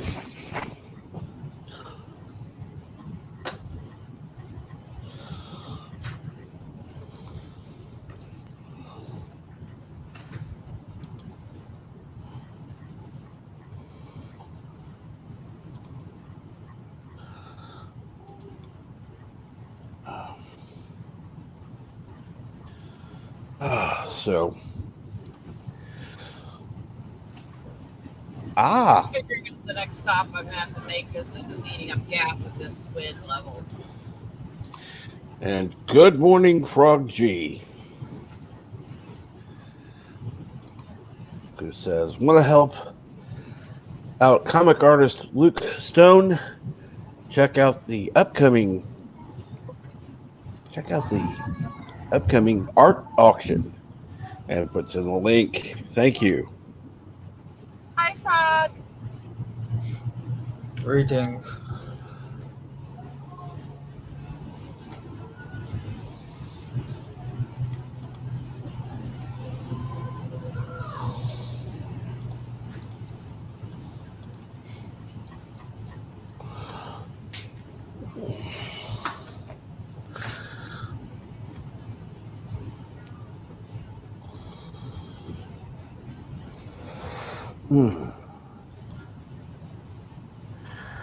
And Frog G says, hi, Rosetta. Hi, Amanda Merck. So, trying to find this image, which I think is funny. Others may not agree, but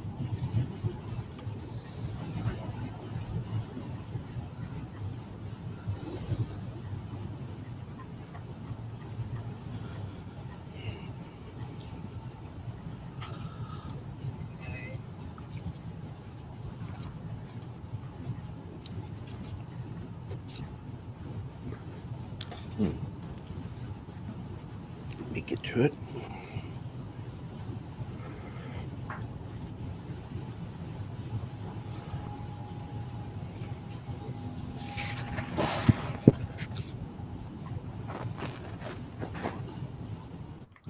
Whenever you're ready, I'll just share the image.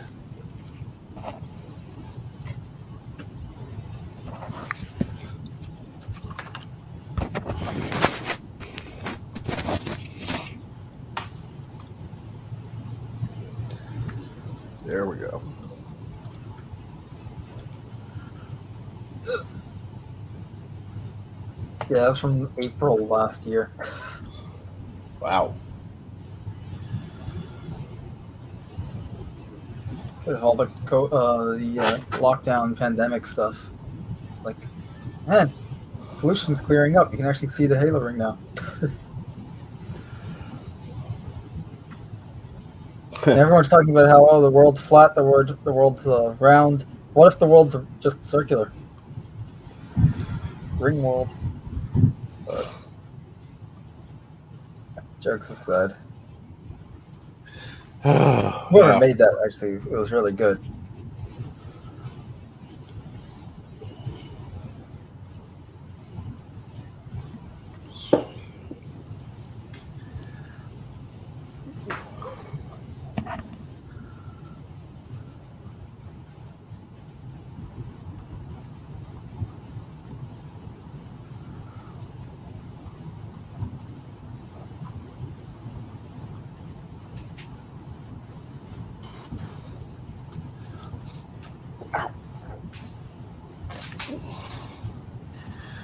And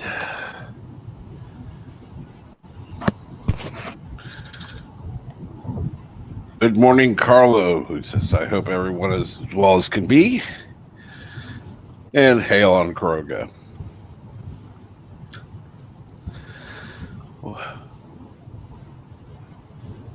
Okay, Carlo says, what if we all see the world in a different way?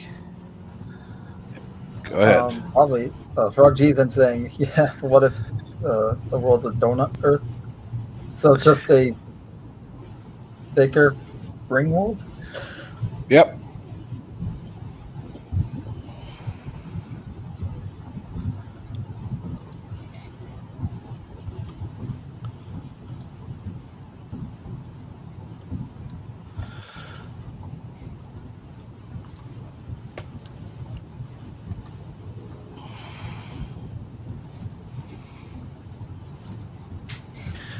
I personally don't care.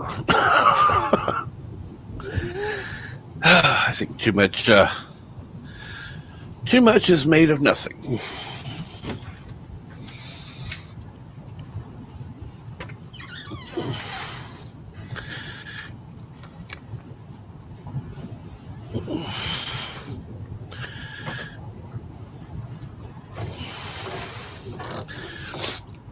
And will determining the shape or whatever of the Earth help us feed people any more than... No. It's a paradoxical shape. You can't identify it. It's a three-dimensional shape in a two-dimensional plane, or the other way around. And I can continue going on. That's fine. Go for it. What stupid things it can be. Probably just making fun though. All right. Obviously. And Carlo asks, what's the plan for today? Well, let's see here. Plan for today. I don't really have many plans today.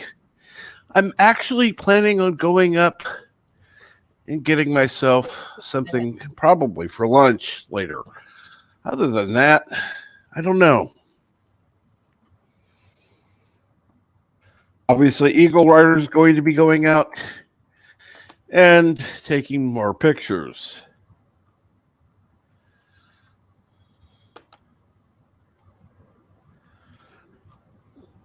And Carlo, that would mean it would have to exist already.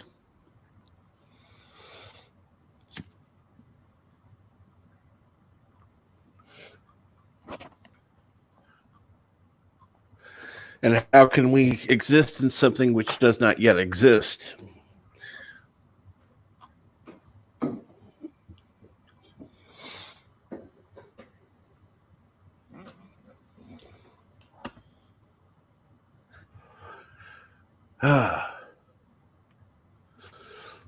Care to take a crack on that one there, Mando? What? I was totally not distracted. What's happening? I said, well, let's see here. Carlos says, what if we all exist inside Project Prometheus? So we're all in the simulation. We all live in the Matrix. Basically. But since it's not been created yet, how do we exist in something that's not yet been How do created? we know? Maybe this is the simulation. We just don't know it. True. We could be like 3 simulations deep. Well, so far this simulation sucks then. No one said it was a good simulation.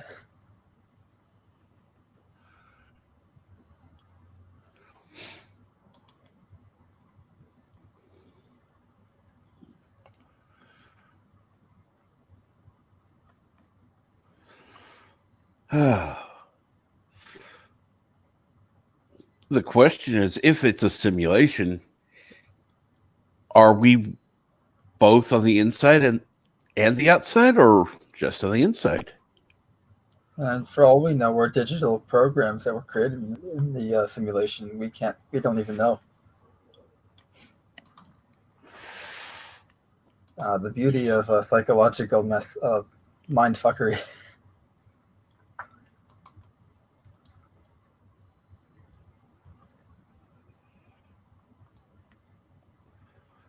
Could we make a time machine and get them to make a few more seasons of us? Don't I wish?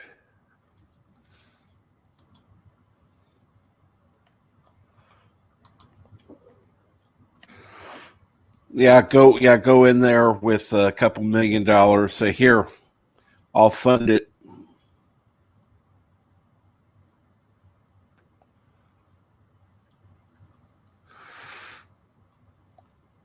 But see, if we had a couple more seasons of TOS, we wouldn't have had the animated series.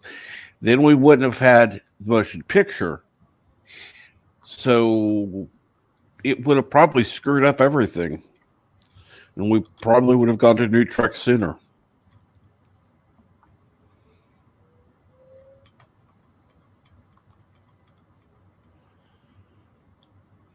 So I'd probably stick with it as it is.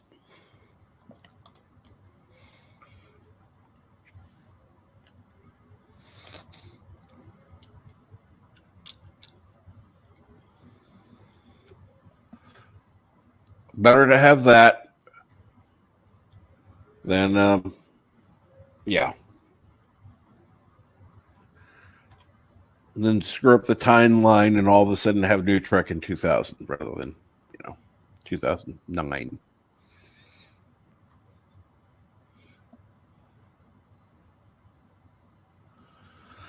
Yep. Maybe no refit. That's right. Anyone want a daily dose of puns? Okay, we'll go back to the puns. Go for it.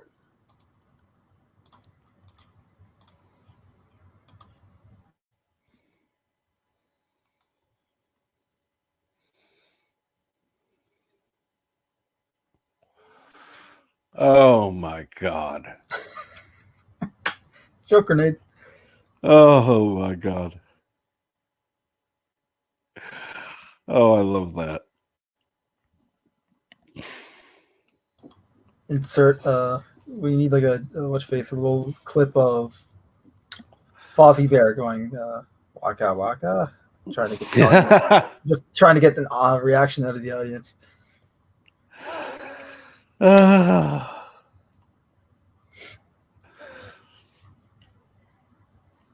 That's right, Carlo.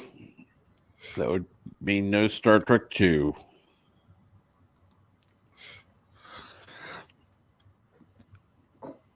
So, see, you screw with the timeline, you never know what would happen.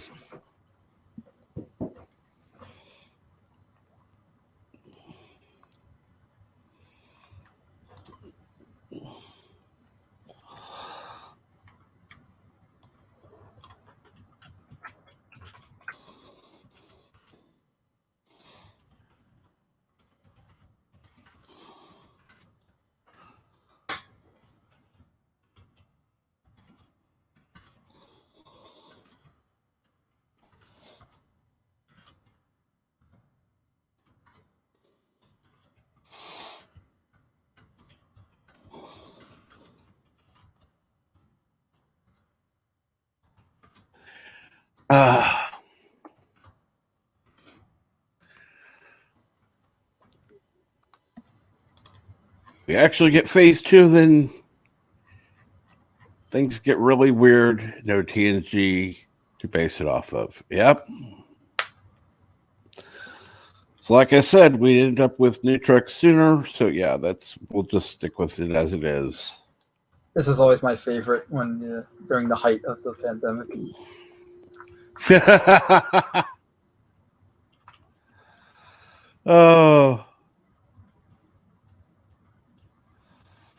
Oh yes, I love that.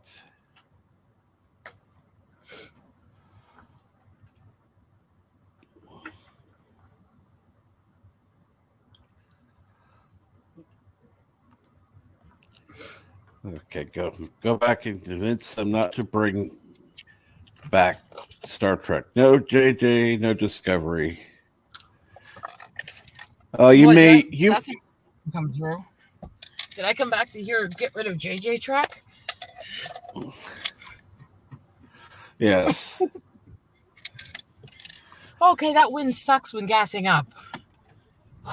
Yes, it would. Annie Jill says, I hadn't seen that one.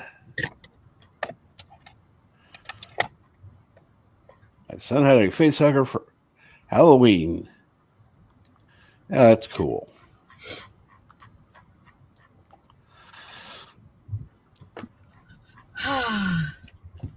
Car all gassed up and happy. I had the gas figured out so it would be fine into town and gas up at the stations that are usually cheaper, but that wind was just draining it faster than normal. And I don't like getting very low on gas. No. I have to have a cushion, especially in cold weather. Agreed. Mountains of Elysium says, hold the applause. I have returned. Too bad I don't have anything. Get any. Too bad I don't have that audio clip, or else I would play applause for you.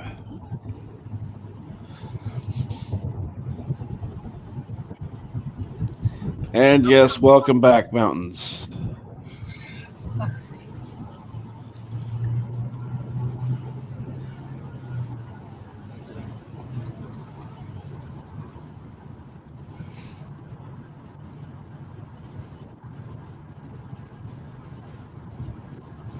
But, hey, the car is gassed up, so I wanted to deal with that. Shouldn't have to deal with that at all until I go home. Kind of feels like how some people are in reality, unfortunately.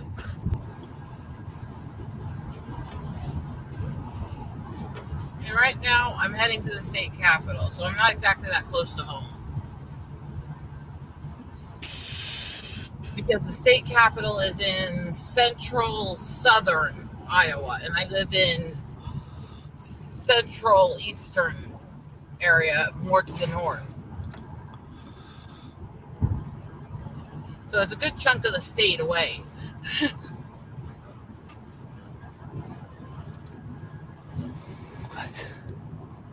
Oh, for fuck's sakes. Move your piece of shit.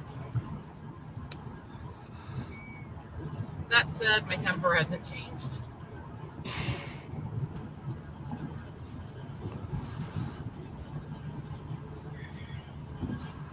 For fuck's sakes. That is so bad. That is so bad.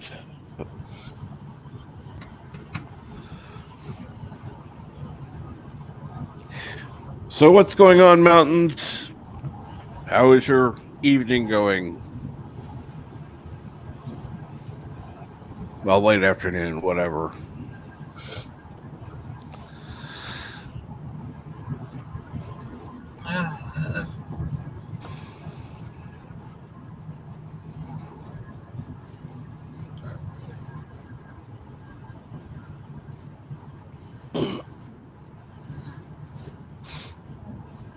Yeah, it's kind of a quiet morning here, but kind of nice.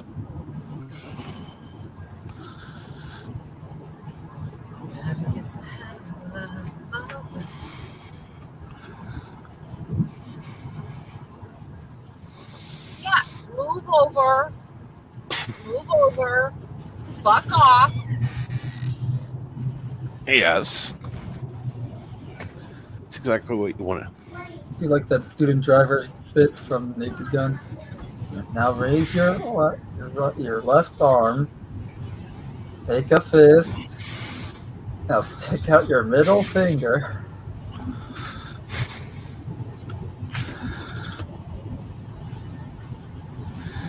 Okay. Mountains Elysium says, new Trek poll on Twitter just finished. Lower Decks 43%, Discovery 23%, Prodigy 17%, and Picard 17%. Wait, what's the Except poll? for most are least popular out of those sucky ones. Well, Lower Decks is the most popular, followed by Discovery. Prodigy and Picard both taking third. From highest to lowest rated.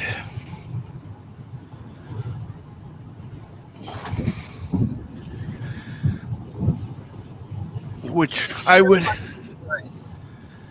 definitely not rank Prodigy below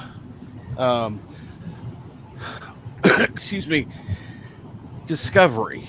Shit, Discovery? Yeah.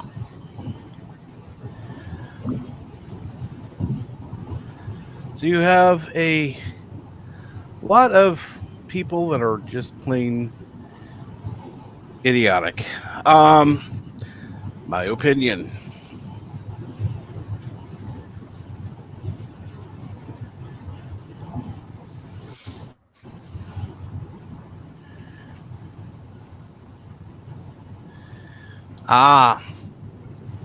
Mountain says, I have to work late, have a lot of projects to complete. Damn it. I know the feeling.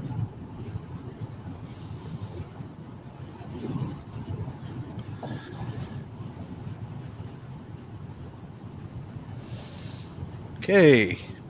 McDonald's is doing a national promotion today for Egg McMuffin for 69 cents for its birthday, except ours here. Yeah, that's sucky.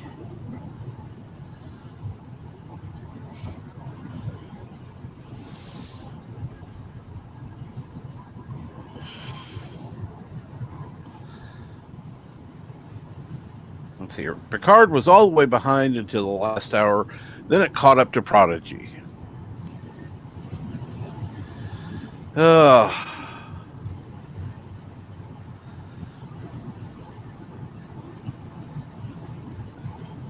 remember when that trailer came out and people were still hopeful for Picard, and I went, why? It looks like a bad version of Member Berries with lens flare.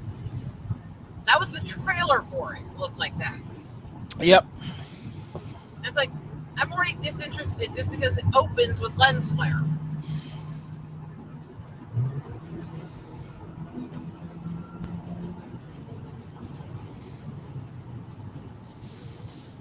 He checked something. It should have it on. Let's see what it says on the McDonald's website.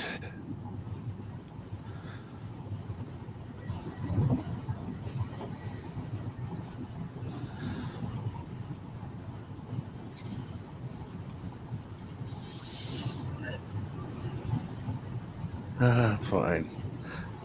Ah.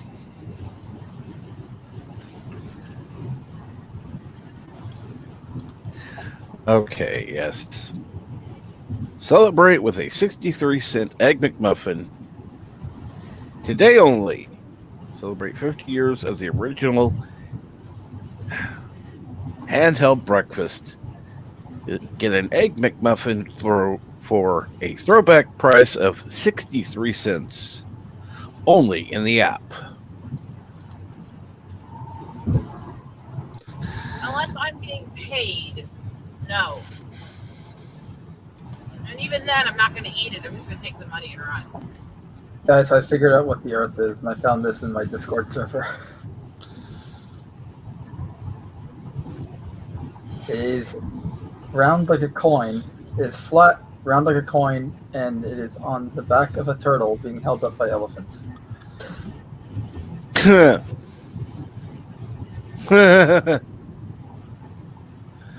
Oh, God. I love that.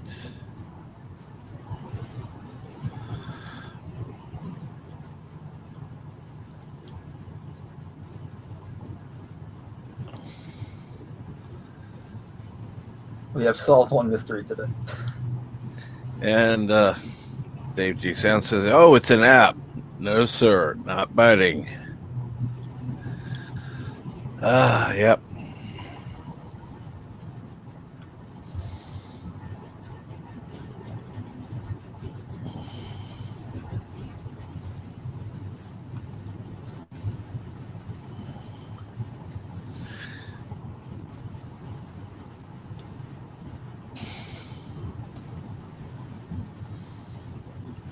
Stan Lee's talking about egg muffins and turtles all the way. Turtle power.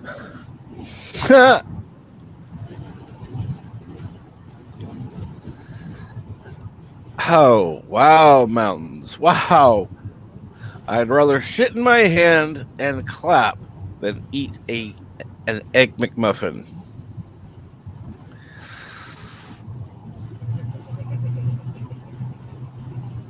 And Stanley asks, Mountains Dare only I see ask him. what an egg McMuffin even, like, what actually is it? What's in an egg That's McMuffin? just such a visual. Wow.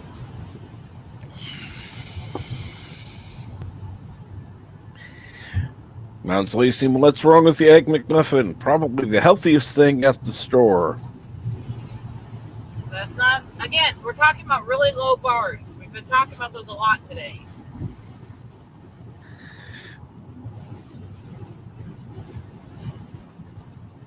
I wouldn't eat at McDonald's if I was paid to. I'd take the money and run.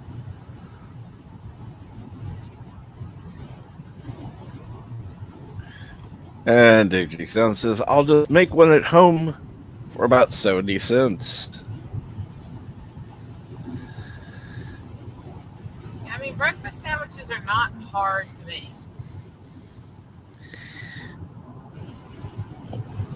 Stanley says they even use real eggs. Well, there are places that actually use, frozen eggs that are pre-cooked. And I'm not saying McDonald's does, but there are places that do. Then, of course, Mountain says, just trolling, never eaten one.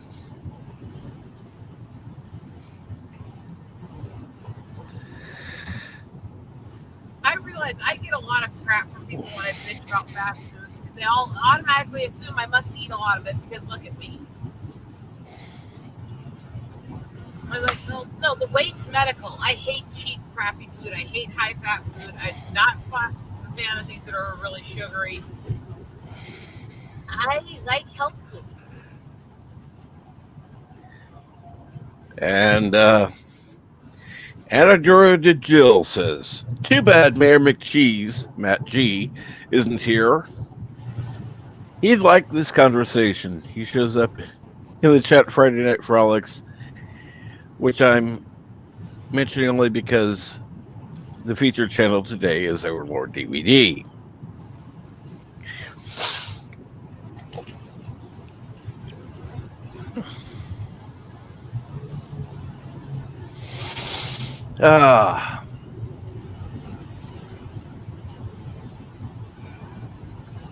Okay, and I do like the Friday night show, by the way.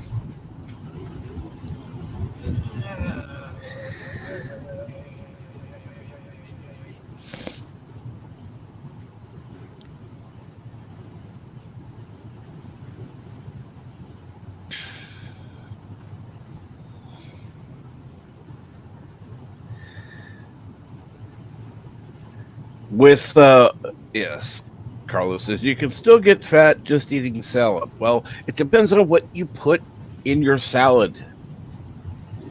It's not health food if you add all the other crap that's going to make you fat. Exactly. And no, my weight actually was caused by severe metabolic issues and a lot of meds that cause weight gain. I'm very active and don't eat much. So that's why I laugh at the people who think that they're going to hurt me by making fat jokes. It's like, I've already dealt with it all.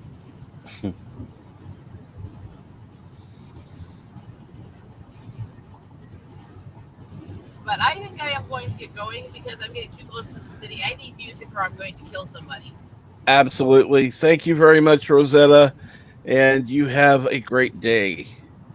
Take care. Stay out of trouble. Not going to happen. You know that. Darn it, I didn't have a chance to kick her. Beat you to the punch, didn't you? Yep.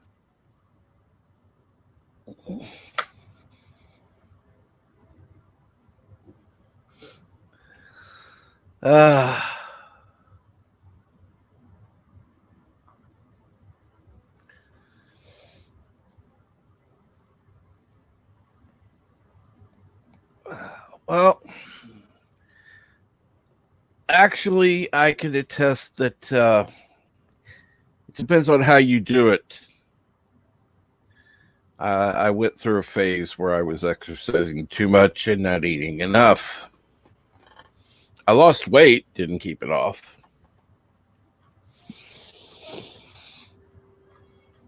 But yeah.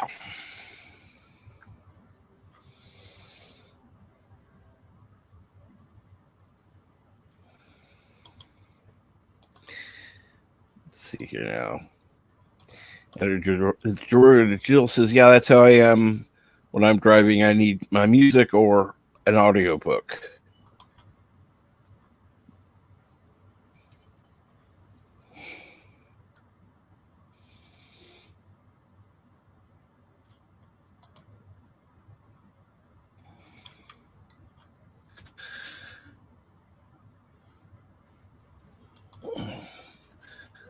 Dave G. Sound says, my wife just texted. Why actually give a deal when they collect data metrics like buying habits? Well, because people are stupid enough to do it.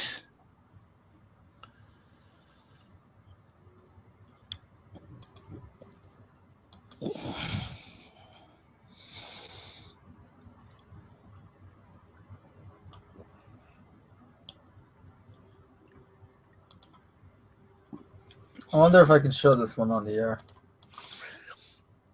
Oh, I'm Lord. grabbing all these from my freaking Discord server because my guys are great. Oh, God. Bad.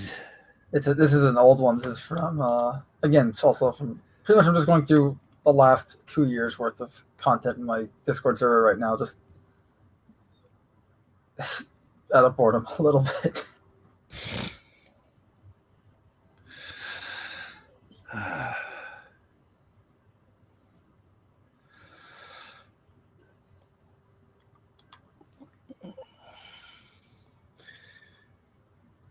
Well, ideally, we should.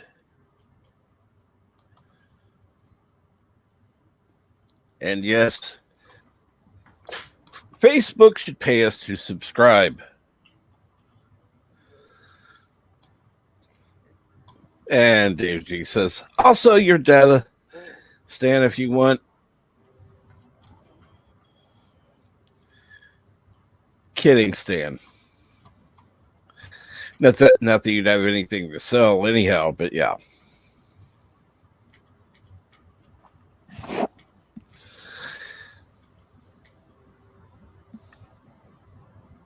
You know, if you want to use the McDonald's app, that's up to you. But yeah, that's not something I'm going to be having anytime soon.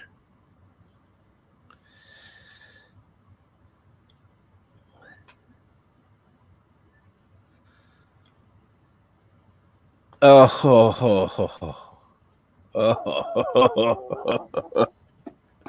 think if someone looks over the edge of the world, it's not turtles they will see, but assholes all the way down.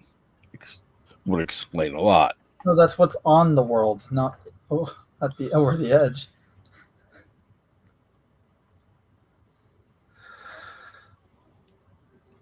And Carlos says, it pays us with the service they provide. They could charge for Facebook for you to not get data collected on you. But see, here's the problem that, Carlo, they're collecting data on you by you paying them. So they still get data on you. Yep.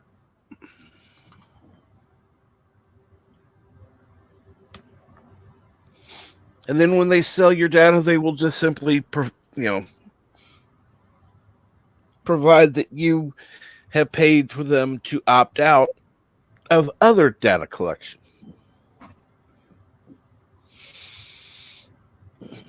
So yeah, you're still going to be figured into it. And by opting out and paying to opt out, that'll just add you to a list of people that are suspicious because you don't want your data collected. So yeah, no, would not work.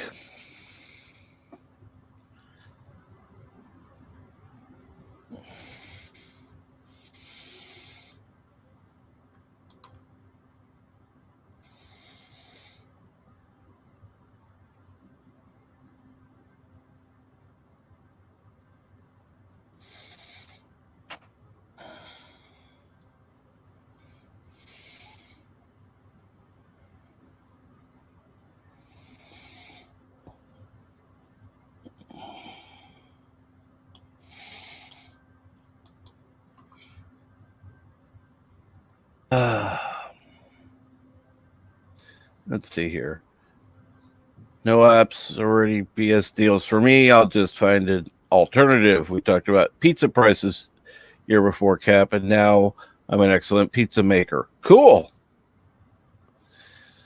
Cool. Next time we have a pizza party, you can help be one of the cooks.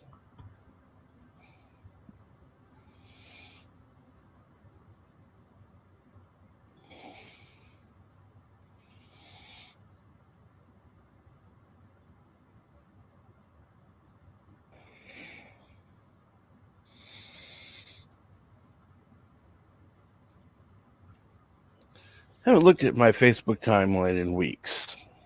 I don't remember. Oh, yeah, I signed in to send a message to Ciso Prey. Was it yesterday or the day before? And that was all I did. I don't even go on Facebook anymore.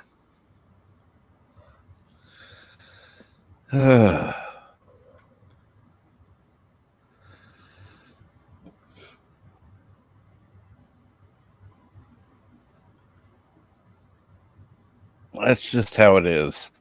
So, anyone have anything they want to talk about in chat this morning? Or today, I should say, because it's not necessarily morning where you are.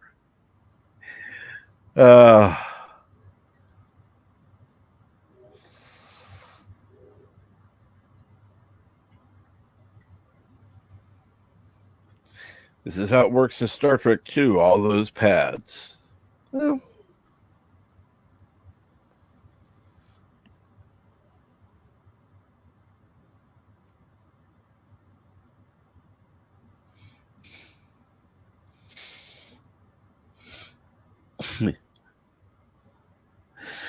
so,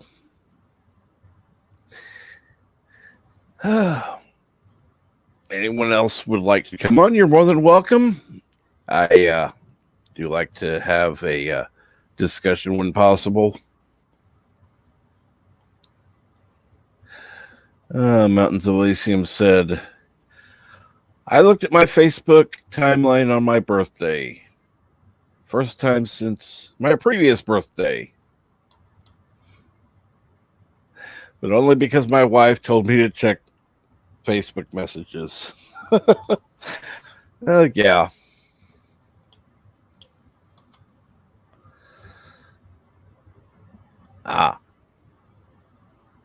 All homemade, homegrown, all homemade grown ingredients, but I don't slaughter the meat. I cheat there. So does that mean you grow the grain, grind the grain, that kind of stuff? Or grow the wheat. Okay.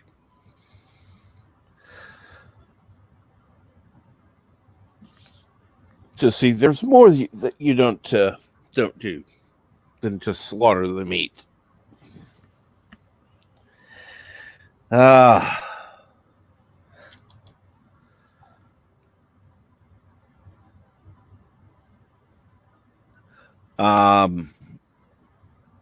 We'll start watching. I've never even heard of it, so no, I haven't seen it before.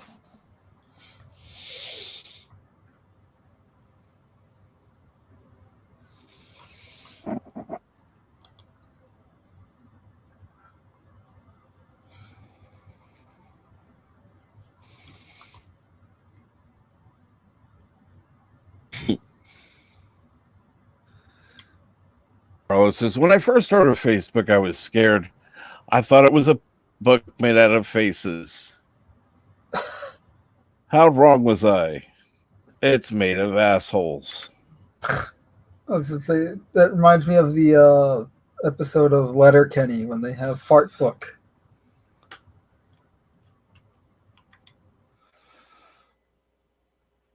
I never use Facebook for farts.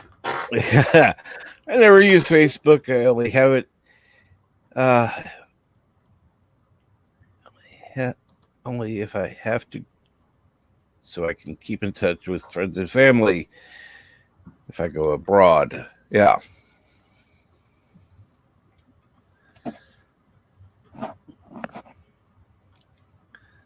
And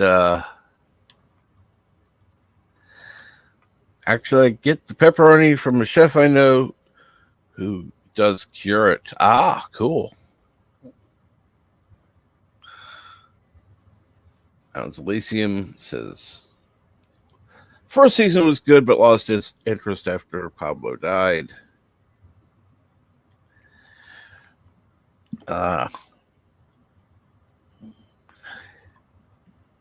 Excuse me.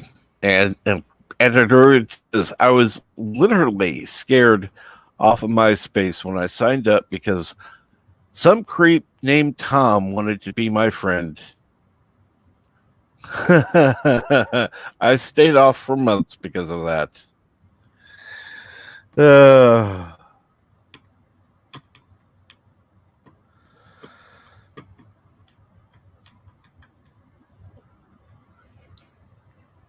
Talk about Facebook, same name, same picture.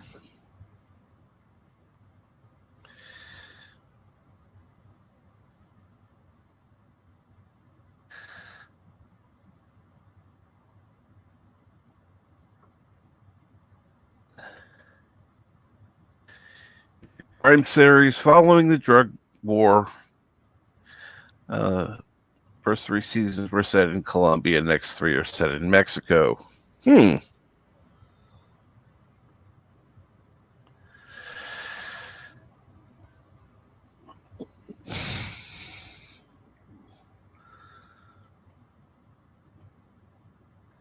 All right, let's see here now. I've got another pop-up coming up there. Let's see. The first season, all about Pablo Escobar, was great. Yeah, that's what I've heard.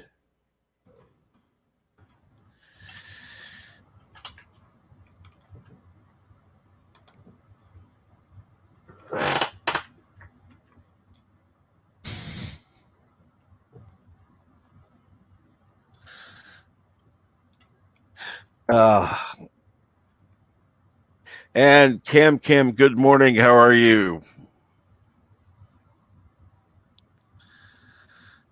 Hopefully you're having a good morning.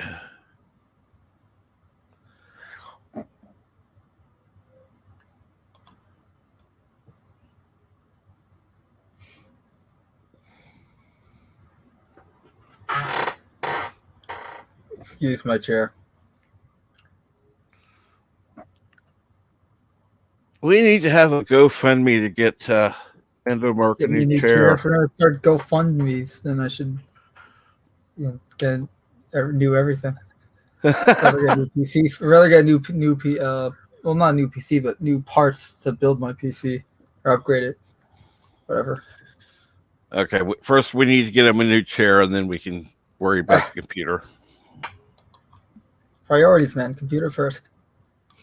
No, priorities. See, priority number 1, new chair. Priority number 2, a new mic. Then priority 3, upgrade the computer.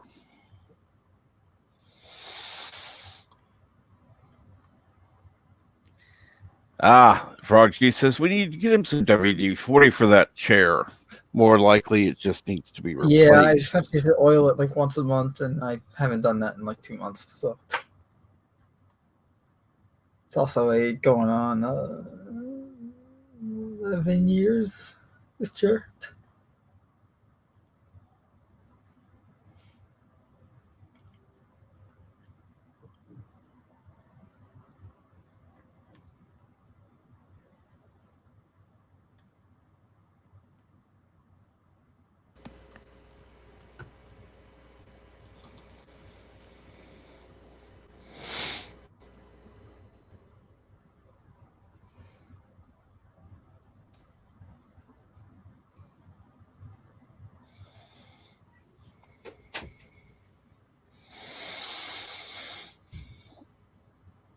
All right, let's see here. There we go.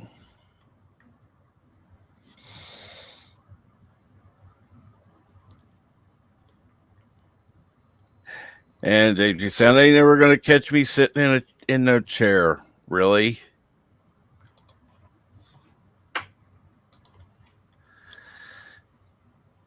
JP says, yeah, you used to bitch about my squeaky chair all the time. Damn right I did. Was it worse than mine? Because I'm willing to believe that.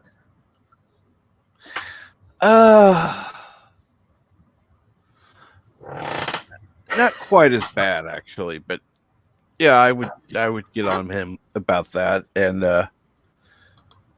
hey, I'm consistent. You can't say I'm not consistent. You're not consistent. There, I said it. What do you owe me?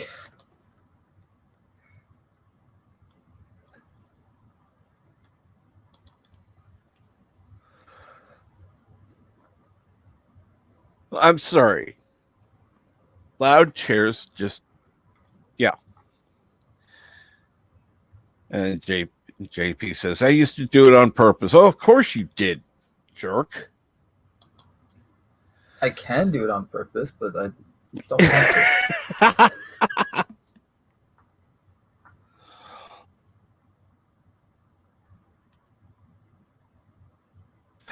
Oh, and what's going on, Sherry? I'm glad to see you're still here. Good morning, Frog G. By the way, Frog G, you know you're welcome up anytime.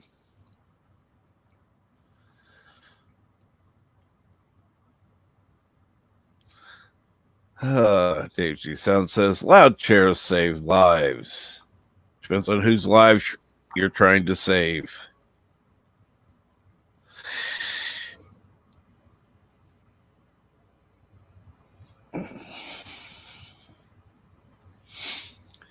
And around me, loud chairs end lives. So, hey, no big deal. Either that or end chairs. Okay.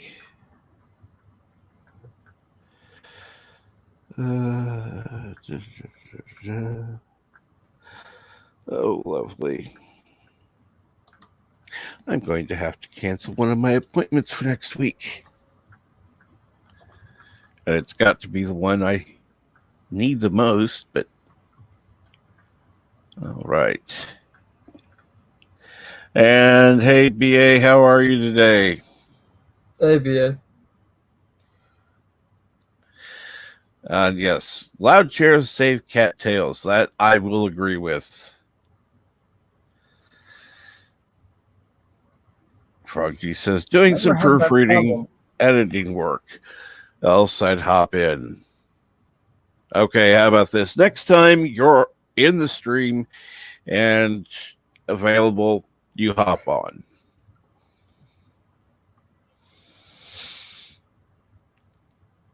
Yeah, but you know, I was just thinking about it, JP's. If your cats are like some cats out there that aren't actually smart. My cat their can open tail. doors. I've had a cat before would move into a place where would end up getting its tail caught in the door. Ooh. Like, what? No, go away. I have to move the cat all the time in order to make sure that the cat didn't get its tail in the door. I think part of the time he did it just for attention.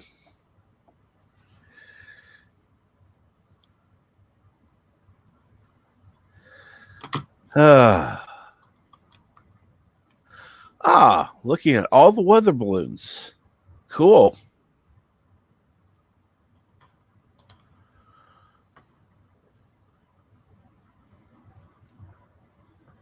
Like the freaking bat wings there in the USS Enterprise. Oh, yeah. Huh? Yeah. UFO B-2 stealth bomber. Again, weapons. All of them.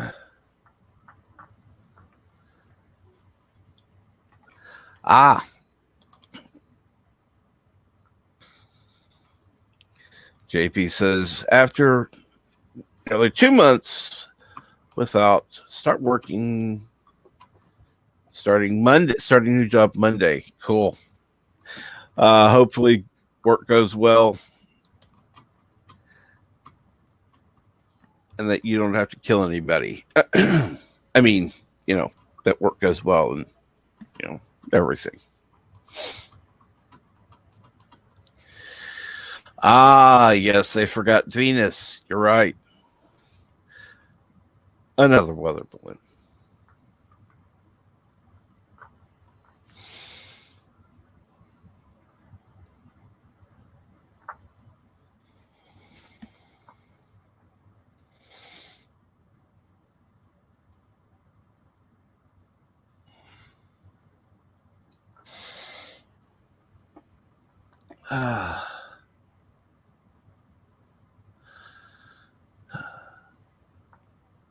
Daisy says one of them should say Russian tank, like the Simpsons episode.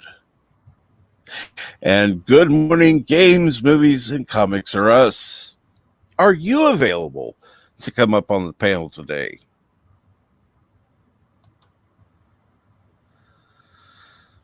And the game says that's a great fictional vehicle chart. Oh, it's a work from home position. So, hey, the only one at risk will be be the wife. Yes, but will she be being paid as well? Because, that way.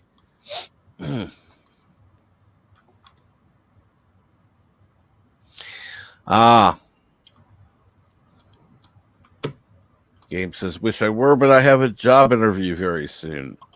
Oh, good luck. Absolutely. We will miss having you on as much, Games, but obviously real life comes first. I hope the job interview goes well. DM me info on that if you don't mind, because I know you don't necessarily want to tell everybody here, just in case. But would love to know if you get the job or not. As always, good luck. Or as they say in Hollywood, break a leg.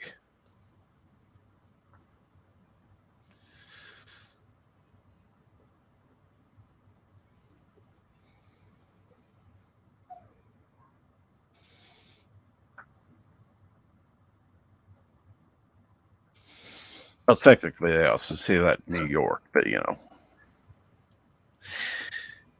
And Game says, yeah, sadly, I won't be able to stream as much. Well,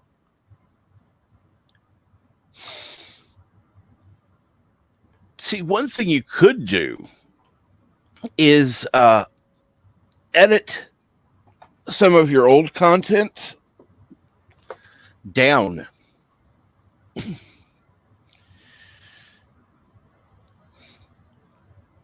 And then have it on as a premiere. Then you can have one or more of your mods show up just to make sure that the chat goes as it should.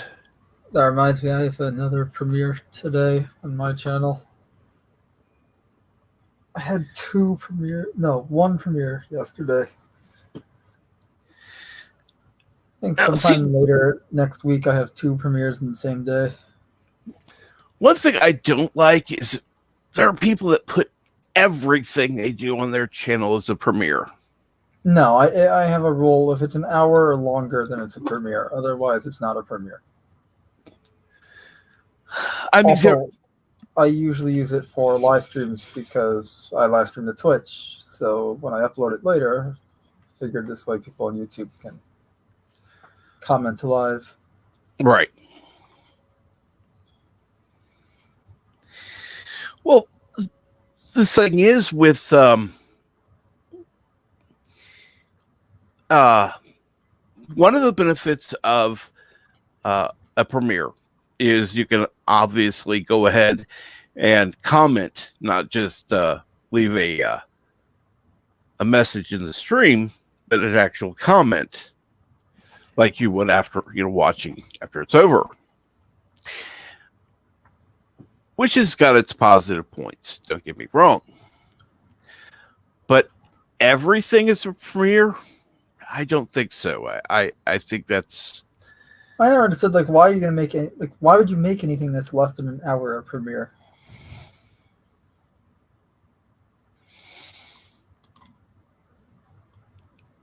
Premiering now for the first time. This comment, yeah, but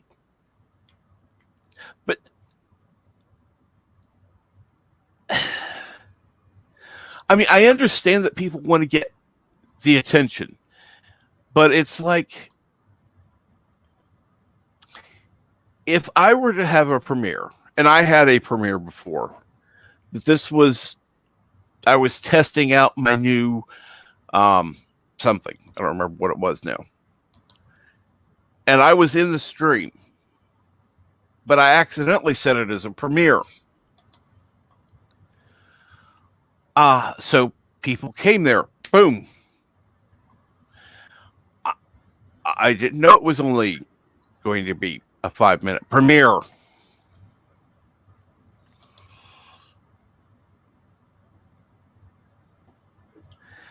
And Dalek 451 actually that would be done on the YouTube side of things. You set up a new live stream. You can set it up as a premiere. And don't get me wrong, they have their place. But I'm trying to think of a good analogy for that.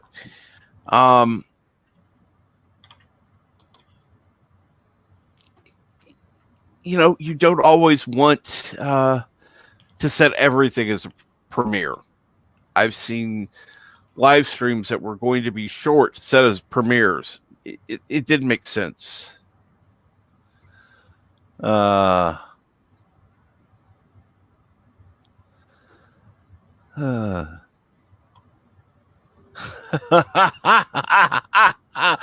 my God. Oh my God. That is so bad. The last one. That is so bad. It's I guess a support checklist for the dyslexic.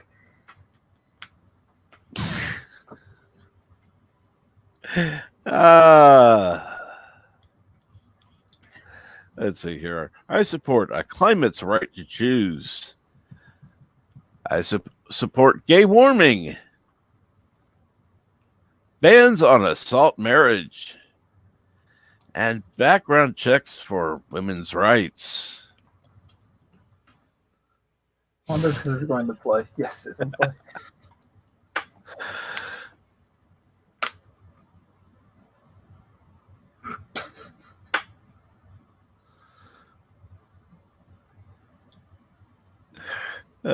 Sending it to the wife. That is hilarious. I wonder what her reaction will be.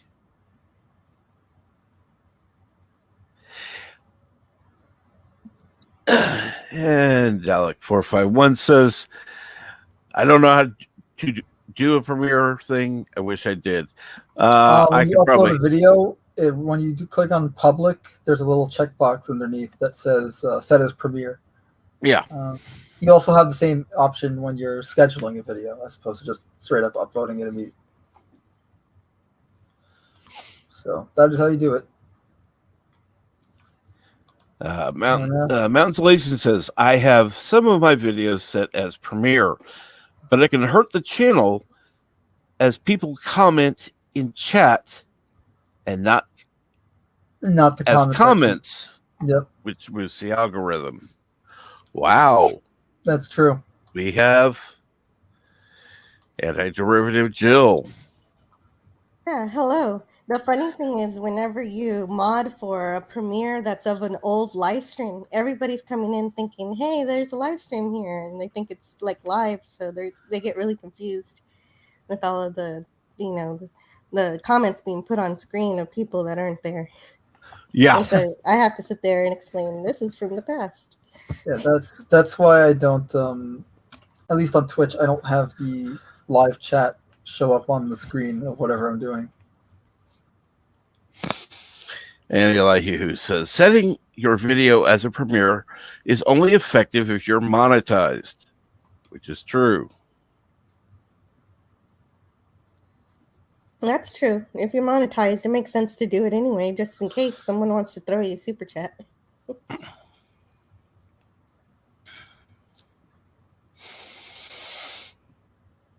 Well, let's see here.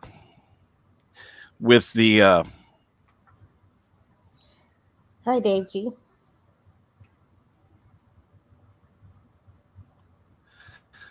I'll give a I'll just put this one up. How about this? With something like this, where it says, right now it says, opinions expressed here are not my own. I've had that for somebody else. But you could always have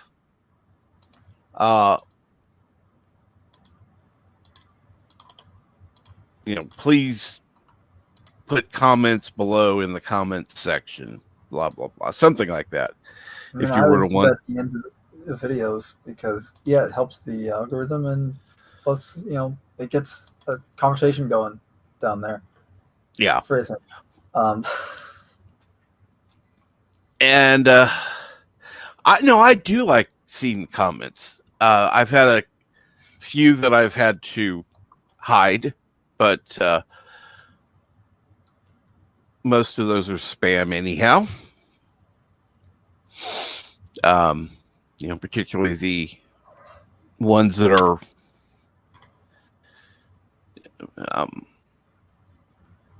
prawn related.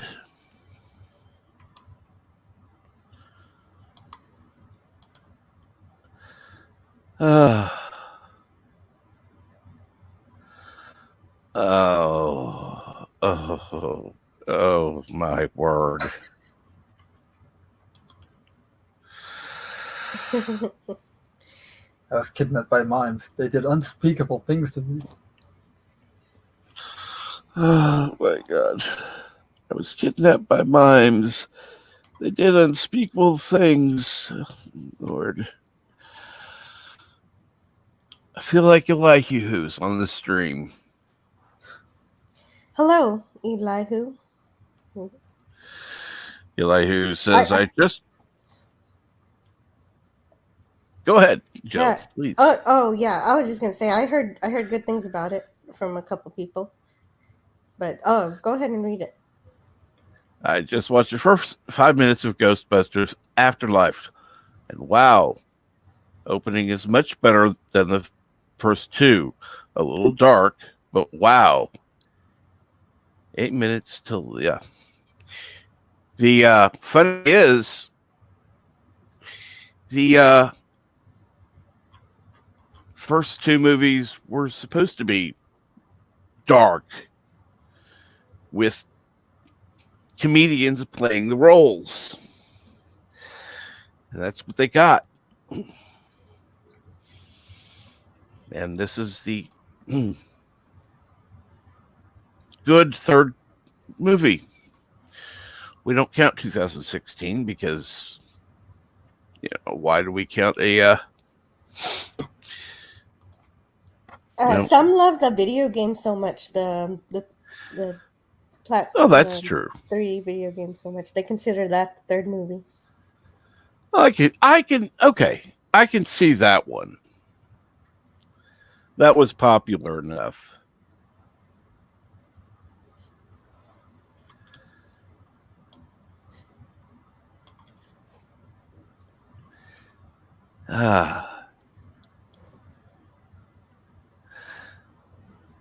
If that opinion banner is up and you express your opinion, what is the procedure? Well, see, I will not say who was on the panel at the time, but somebody was expressing their opinion on something. So I decided to put that banner up just to have it in the ready in case they were ever on stream again, and I could just instantly click on it. Wait, opinion banner. What are you talking about? Opinion banner. I haven't heard that. Hold on. Let me get back to it again. I didn't see it.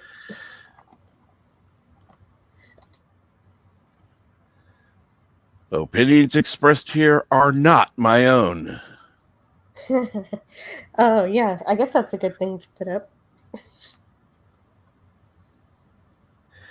And then there was one time I had somebody complaining about the topic of the conversation. So I created another one. That's a good suggestion.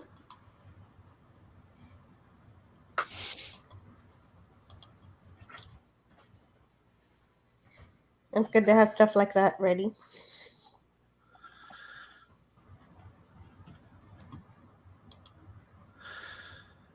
And then, of course, I do have this one.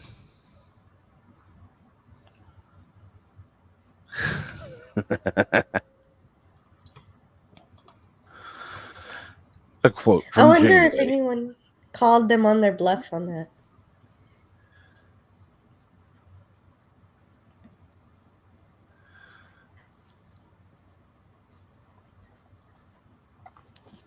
Yeah.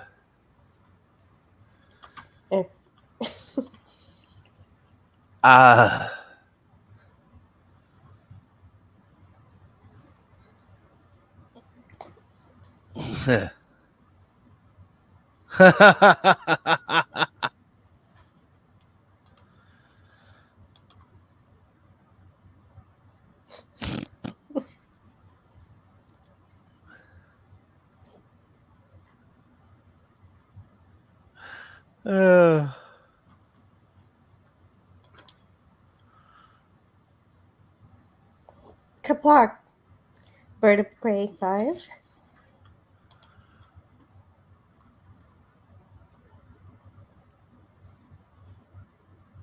Let's see here now. What's CAM?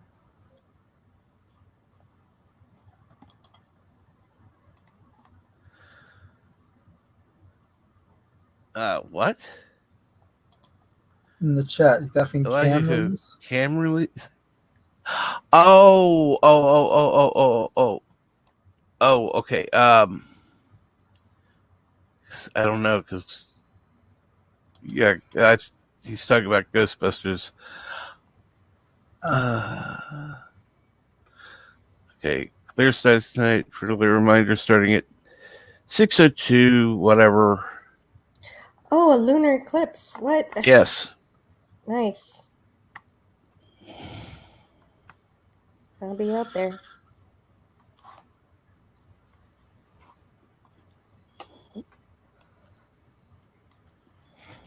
Damn it.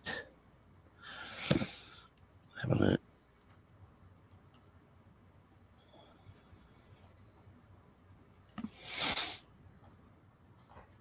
Thank you for that news, Eli. I love anything to do with astronomy.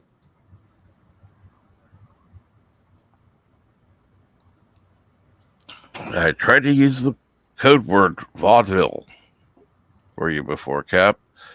The hook that pulls the person right off stage when they are bombing. Really? Hello world. Bird of Prey 5. Kapla. Kapla. Kapla. Jill. Kapla. Fart. Cast in the shadows. Should have remembered Sorry, I'm yesterday. multitasking. And Kapla Cat. Think Kapla. Thank At least with you, I don't have to bring you in anymore. True. I'm still working on the Discovery review. Does that mean you're set as a co-host? Correct. On StreamYard? That's cool. Well, technically, he's an admin, but STD. yes. Yeah, if I was co-host, I'm not sure I could bring myself, and probably could.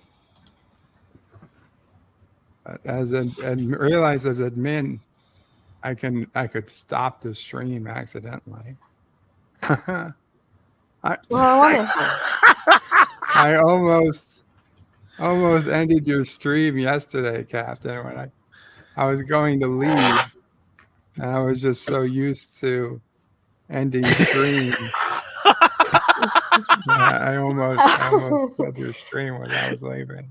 You know, it's probably the same image that says leave studio as in stream.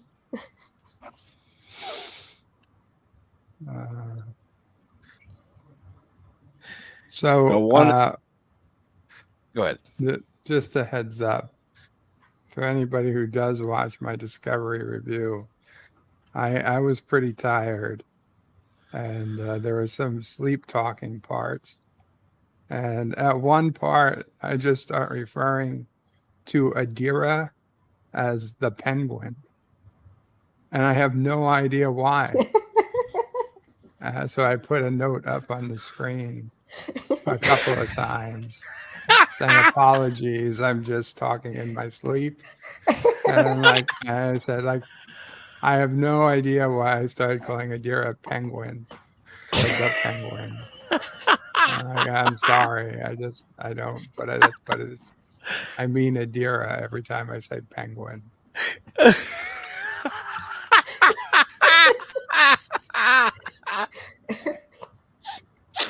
Oh God. Big Shot's asking how did you get so much power? Maybe it'll catch on.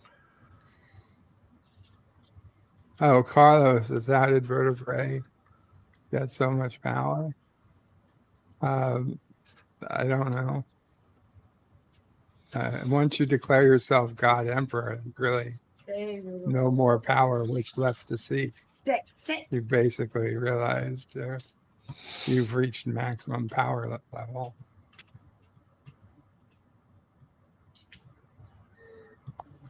Well, I want to thank you for watching STD, so we don't have to.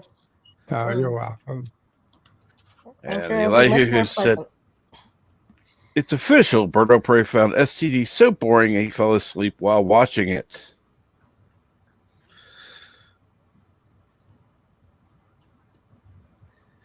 And greetings from the future, the Random Menace.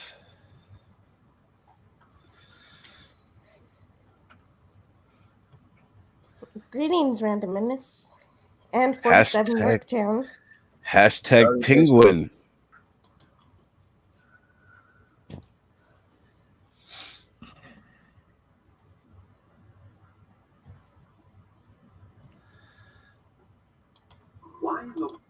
Sorry. Okay. Cap. So when so-and-so, whoever, maybe on the panel, gets yelly or awkward, I would just say vaudeville to you as a prompt is all. Oh, okay, cool.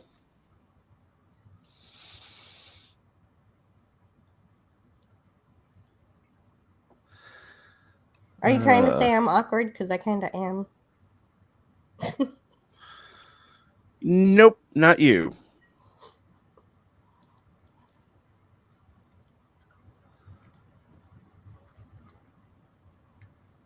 Wait a minute. Hold on. What?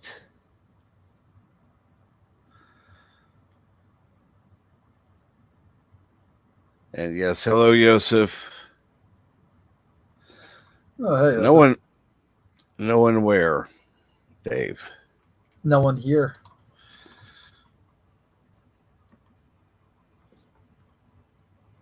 Yeah. Netflix kind of just let their contract with CBS or Paramount just die, so they wouldn't have to put up with having that crap on their platform anymore. So good for them.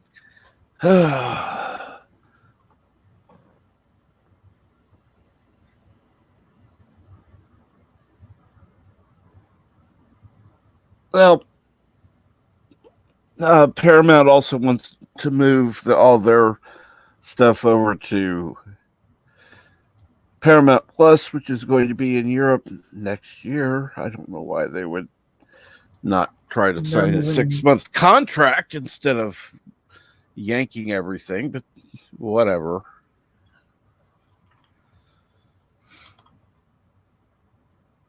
Oh.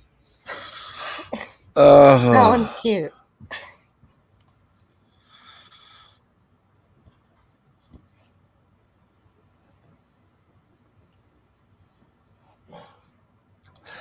I gotta say, I can't read it without hearing their voices.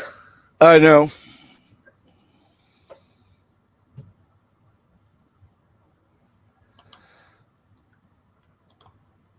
I was not referring to the current guests at all. Trust me, I know. Yeah, I wish I could do impressions so I could read that. I'm not Clobby. I can't do impressions.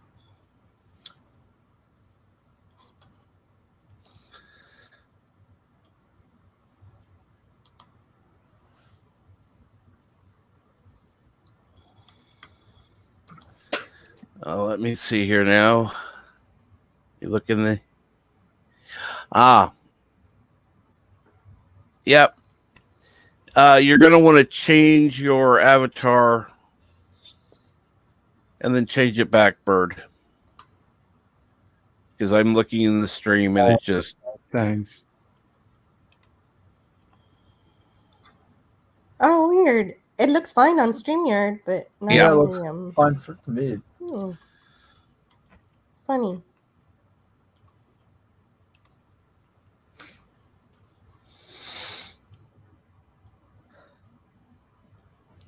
Let's see here now.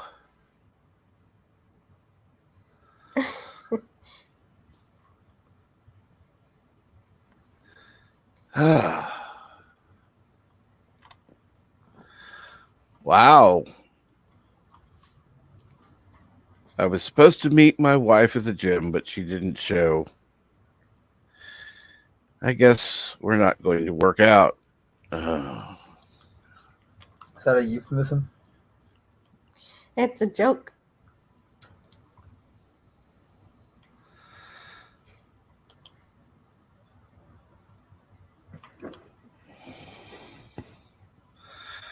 Oh my God.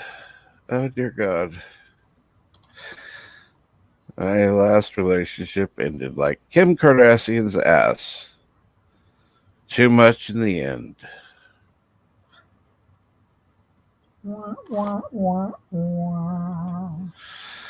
Yep.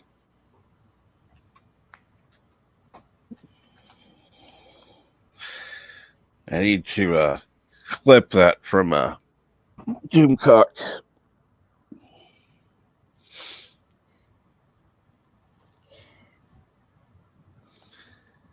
Yeah, sometimes I'll try to tell a bad joke to Harvey to try to get him mad, but then Doomcock's just nice to me and pretends like he likes it.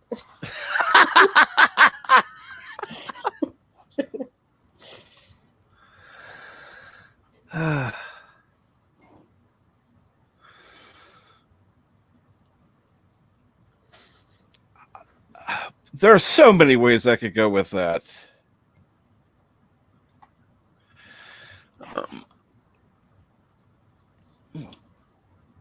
Definitely fun.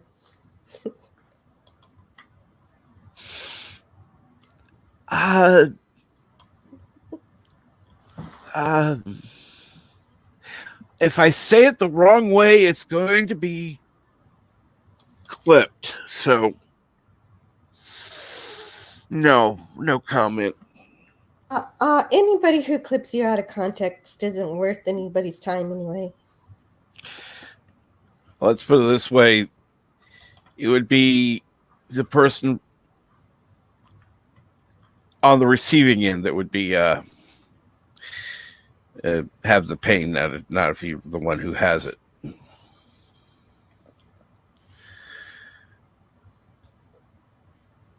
And good morning, Flugger. Well, good morning. How are you guys doing? Doing good. How are you?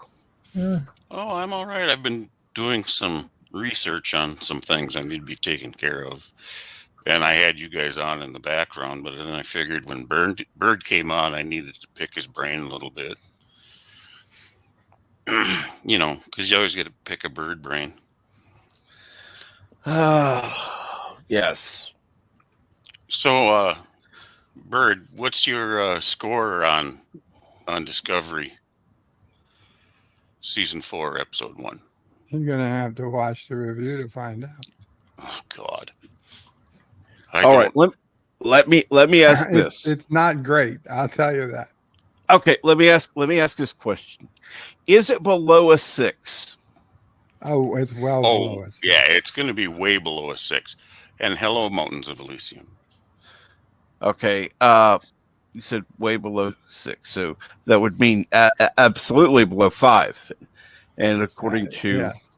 Okay, so we know it is less interesting than watching paint dry.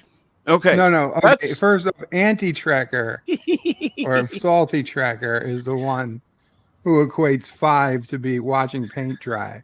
Yes. I think that's stupid. Okay. If you have to 5 is the equivalent of watching paint dry, then what the fuck is the point of having 1 through 4? Because you're absolutely right about that. 1 or 2 should be paint dry. Yeah. That it shouldn't be. In fact, probably 1 should be paint dry.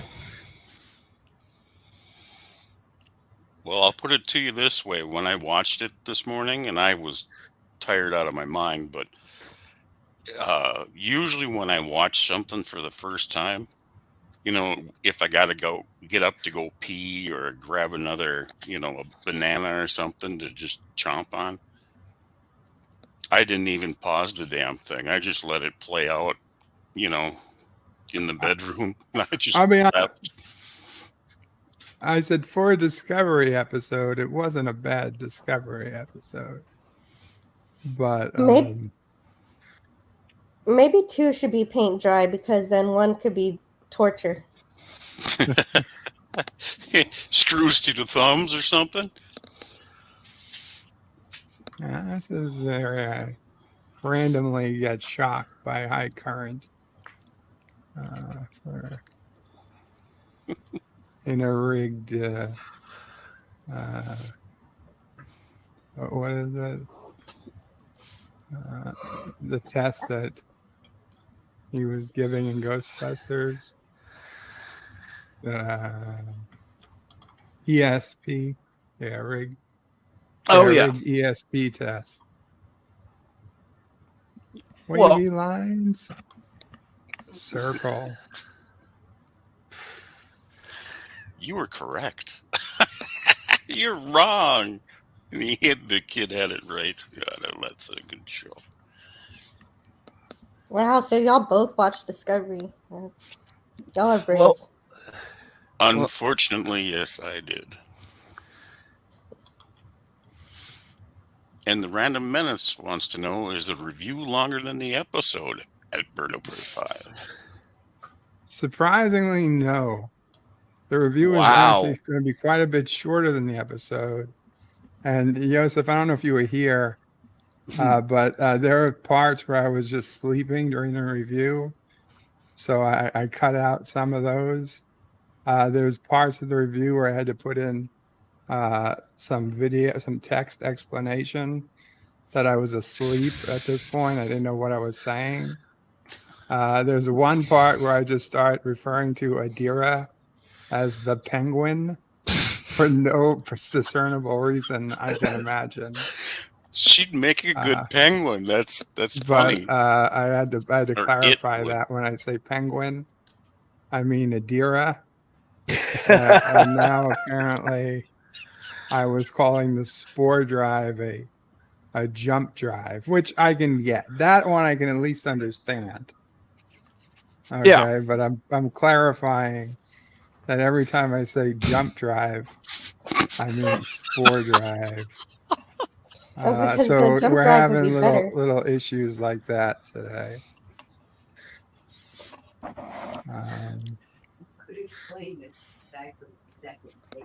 Oh yeah, and this was the second take. So channel members we do have exclusive thrown away first take that'll be coming available later today or tomorrow. In other words, anyone who's not currently, it only costs you $5 to join for 1 month, and then you can laugh at Bird of Prey's expense. I don't know that it's worth watching because it's really just me making a fool of myself and falling asleep while I try to review the episode. I think I shake myself awake a couple of times, but I'm not saying this is some endorsement to join the channel, but it is something I promised channel members was unreleased footage. So this is the type of unreleased footage you get. You will notice Bird of Prey was not the one saying to join his channel membership for that. I was. And I'm not a channel member, so.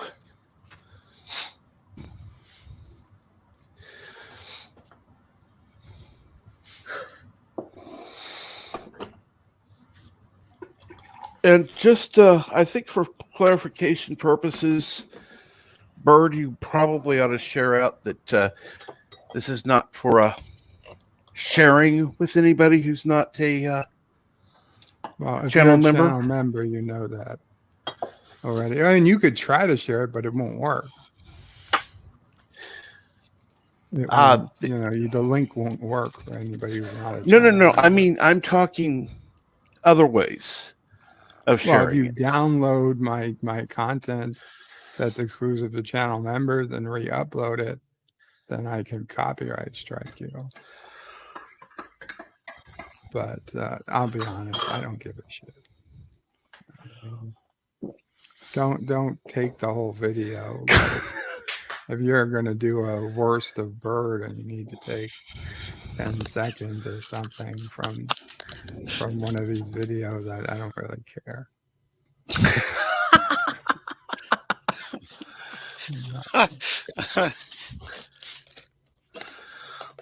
Okay, LDG, that means you can take 10 seconds if you are hearing this. So, hey. Worst of Bird show. That would be funny. It's just images of birds, though.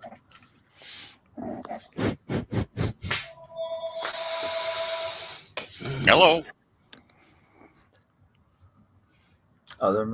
It's 12. I actually got to head off. So, Cap, thanks for having me on. Jill, nice meeting you. You're welcome. You take care. Take care. Pleasure Nice as always. meeting you too. We'll catch you guys later. I got to get some work done. Have a good day. You too. And yes, thank you, Editor Jill, for sharing that out. You're welcome.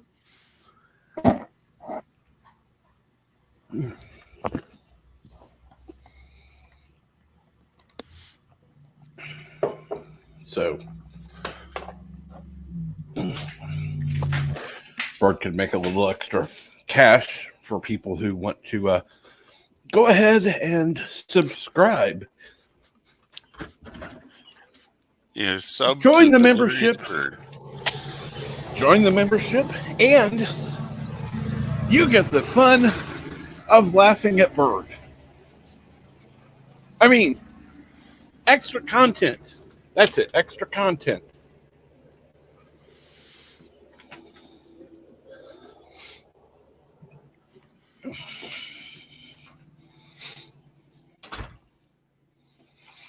Unfortunately, I'm not getting a cut of this, so I don't know why I'm promoting it.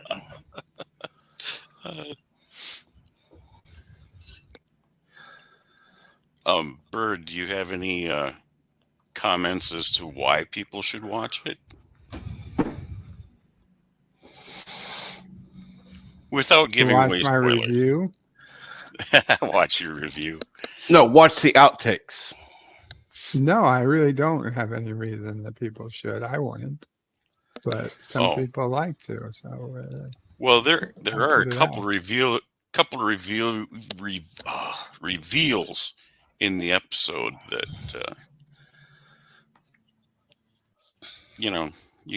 you would get enlightened on a few things, but I mean, other than that,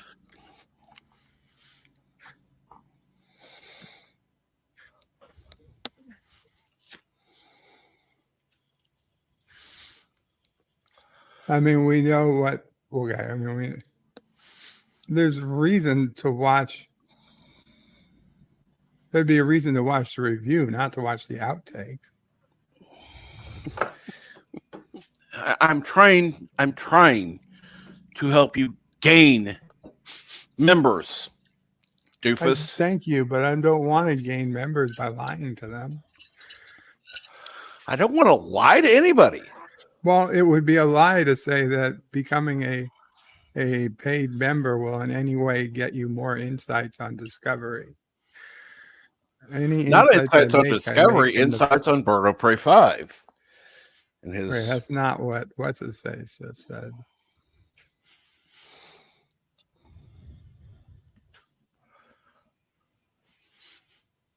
Believe me, the things revealed here, that they're no secrets.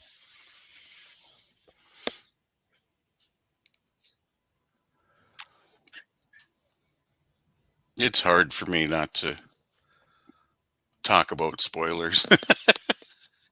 So I'll just have to sit on a thumbtack or something and deal with the pain. That's between Captain and you. You have to talk about spoilers. Well, no, I know Captain Trek doesn't like to have things like that put out in his channel. It's only because there are people that haven't yet watched it, if they want to. Right. And I'm sorry, I don't see how it's possible to spoil shit, but whatever. I mean, what next? Are we going to now start putting an expiration date on our poop?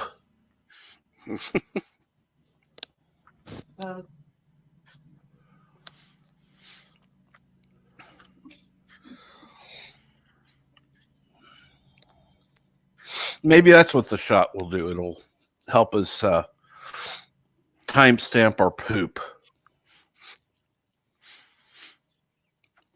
Well, the thing is there aren't very many insomniacs that watched it at 3 a.m. this morning.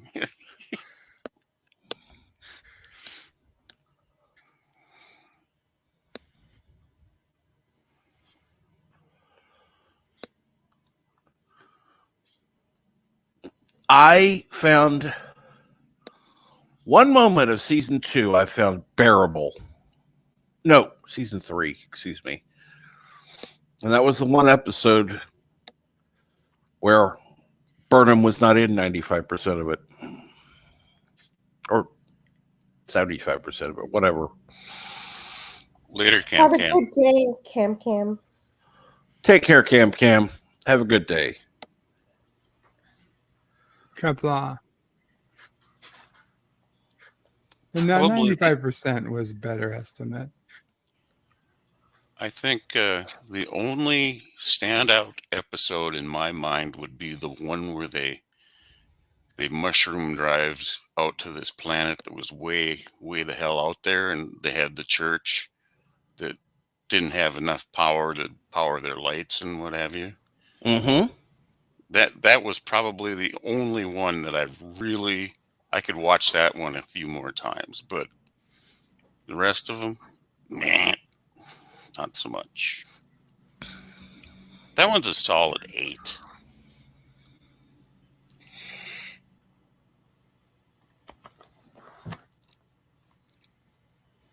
I would dare say we ought to just pool our money together and just pay him to write out Michael Burnham. Just get rid of her.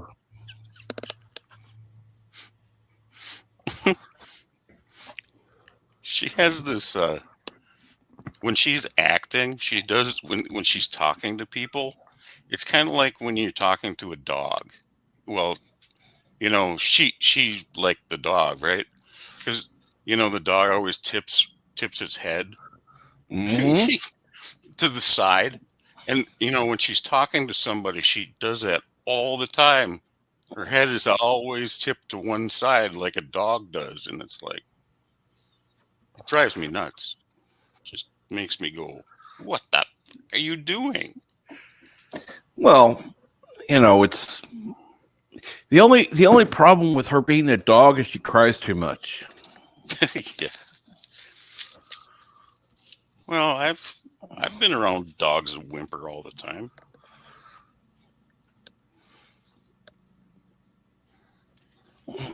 Yeah, it's weird how they in the first couple seasons they had her try to be stoic because of her Vulcan upbringing, and then in the third season they're like, "Oh, forget about that." Right. Now she's overly emotional. Let's do that. Because she had some kind of drug or something, as far as I remember from the reviews.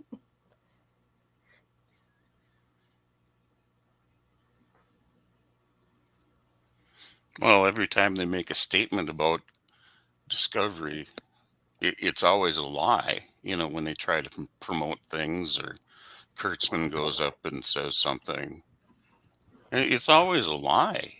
It's like, well, we've never done this in Star Trek before.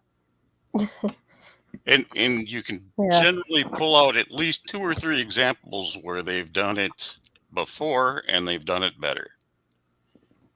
Agreed. They only say that it's never been done before because they haven't actually watched it. Right. Well, maybe they did, but they don't retain any of it. Nope.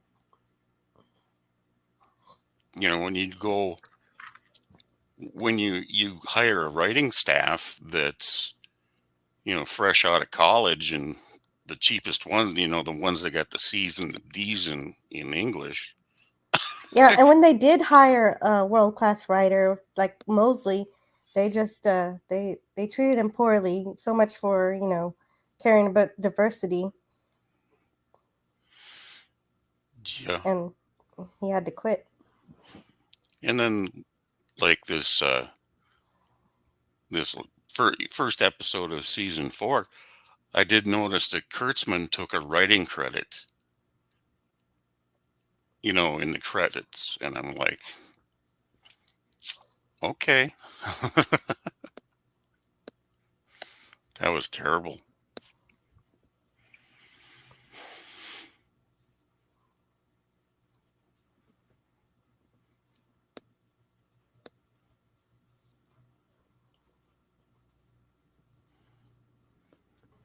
Makes me wonder what he was responsible for writing.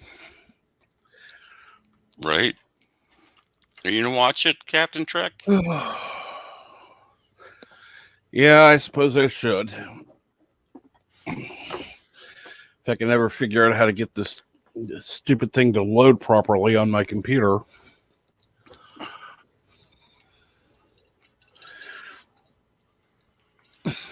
Because, in fact, I'll go to it now. Yeah, I remember when I had CBS All Access for a little bit, and it wasn't very smooth. ParamountPlus.com. Please complete your registration.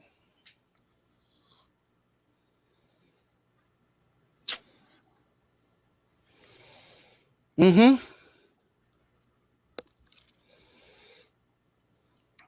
Yeah, but Carlo, the Star Trek Continues is actually set in the correct universe.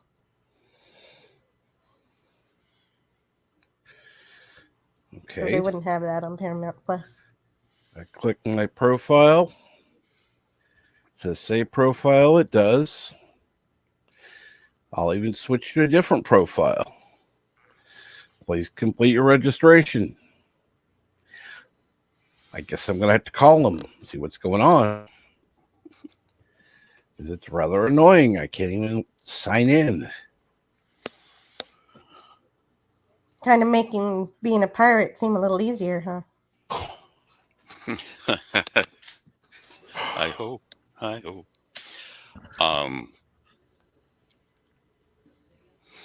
minor spoiler alert, she gets to use her catchphrase, "Let's fly." Oh my God. You can't spoil something that's already spoiled. Well, the thing is they're in outer space. You don't fly in outer space. You travel through space, but you're not actually flying. You do that in an atmosphere Yeah. with gravity. And you're mostly traveling with a warp bubble with space moving around you, also. Yeah.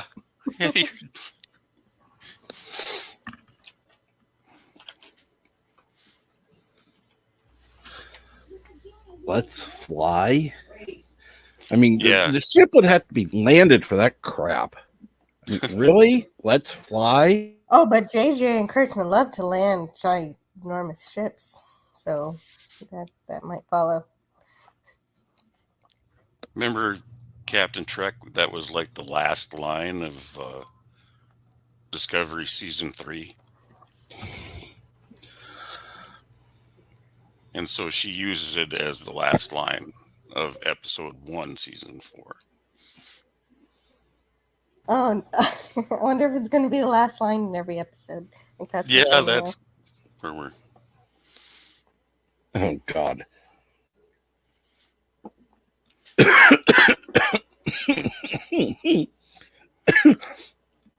Darius.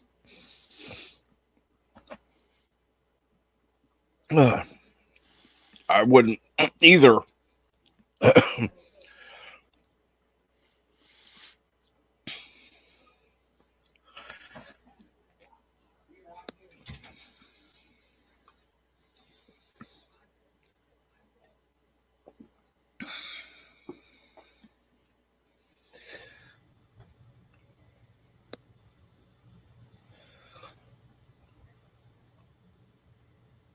Okay. Discovery Season 2 with Pike. Got my friend interested in TOS. Saw the episode of TOS and wanted to see the rest. Well, Dave G, the thing with Warp Me, which is obviously just a smash on, you know, some of the dumb taglines they have for going to warp, and it's like they'd be better off to go ludicrous speed now. Yeah. If you know what I mean. Well, if Discovery got you to watch real Star Trek somehow, then I guess that's a good thing. I have no Spaceballs idea what you're talking about there. Yeah, I know you don't.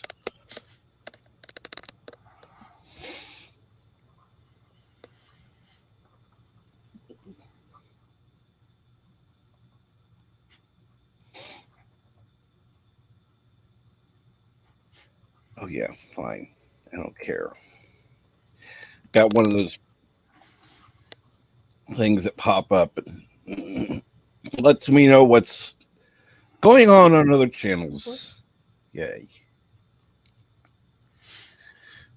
Things are going on other channels? Yeah, believe it or not, there are other channels that are on now. What? Yeah. Of course, most other channels don't have 5+ hour streams, believe it or not. No, that's true. Dave G Sound says if it was a slipstream drive, they could say that slipped the ... Yeah. Slip it to me. Oh my God. A slipstream drive show would be way more fun. Mushroom drive me.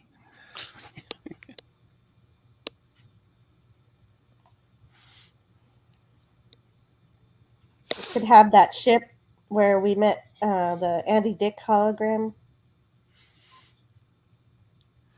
The Prometheus, yes. That. Yeah.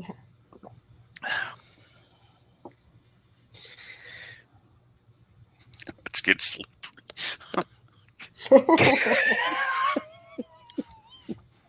uh, uh, I okay. If we're going into the STD direction, okay, that's fine. Oh God,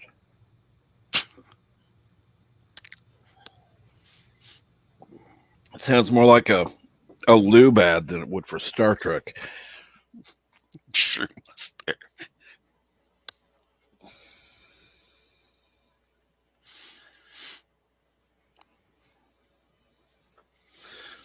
Sureness there. Yeah. So, do they just use the mushroom drive now with no consequences? Like, because I remember when I was watching it the first couple seasons, it was causing major physiological and harm to the that guy that allowed it to drive. I don't know that his name anymore.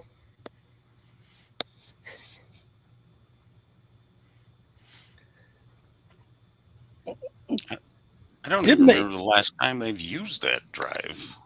Oh, they don't use it anymore? Okay, well, that's good. I'm sure they would at some point.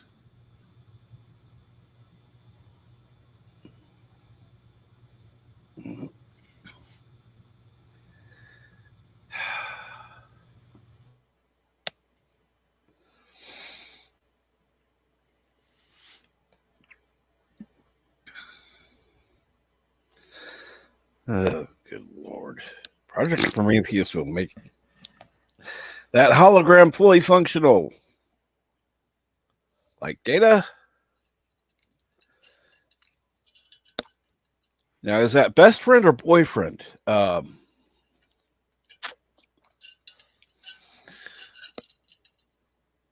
mean, lucky android. Good grief.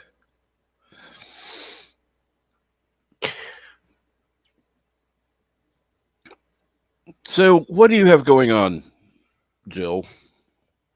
I don't really have anything in particular. I'm just gonna be watching some TNG episodes so that I could be ready for Saturday night Star Trek on Cobby's channel. Cool. And, they're pretty funny in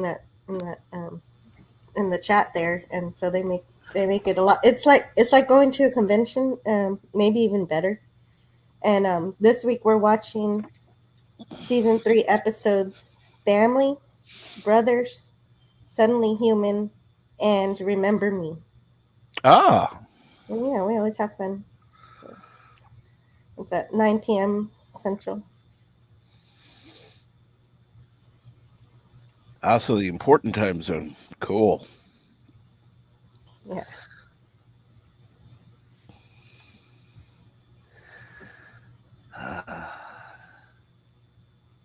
And some pretty good episodes too.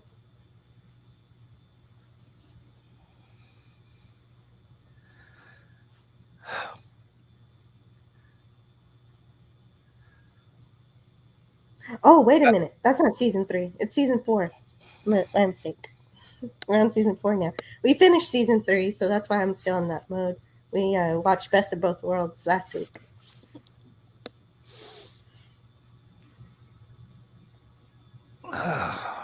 Well, yeah, that Best of Both Worlds. That was those were good episodes. So yeah.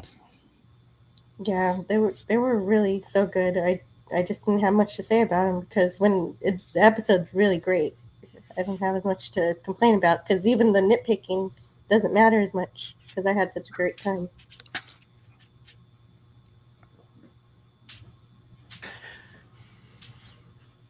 And it's funny because there are times, I'll still nitpick the original series. There are a few things that'll pop up here and there, and it's like, oh, well, what about this? What about this?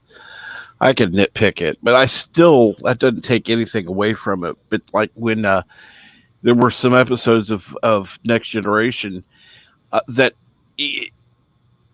really either you can't nitpick much or if anything, or yeah, you'll be there forever. Well, like seasons 1 and 2 particularly, it's like, oh my god. Yeah, I'm so glad we're through that. we're good to go until season 7. Then we're back to the start. Except the last episode's good.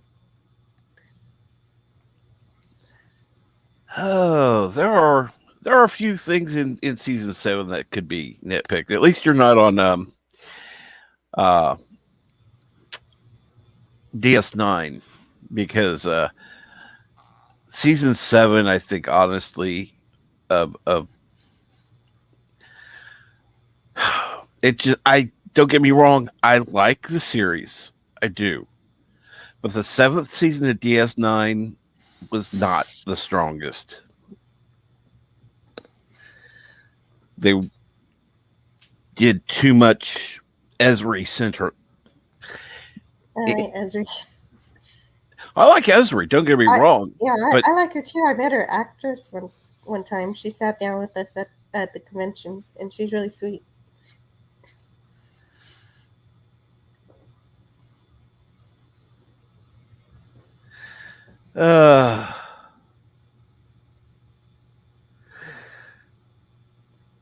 She's one of the few I would like to meet, because some of them just, I don't know.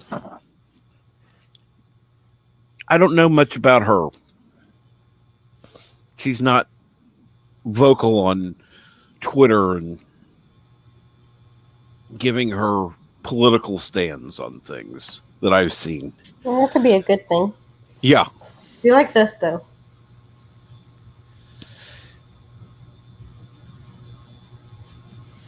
Some of the things, it's like, I don't care what people believe, honestly. It's just, you don't have to be vocal about everything. Like, oh, really?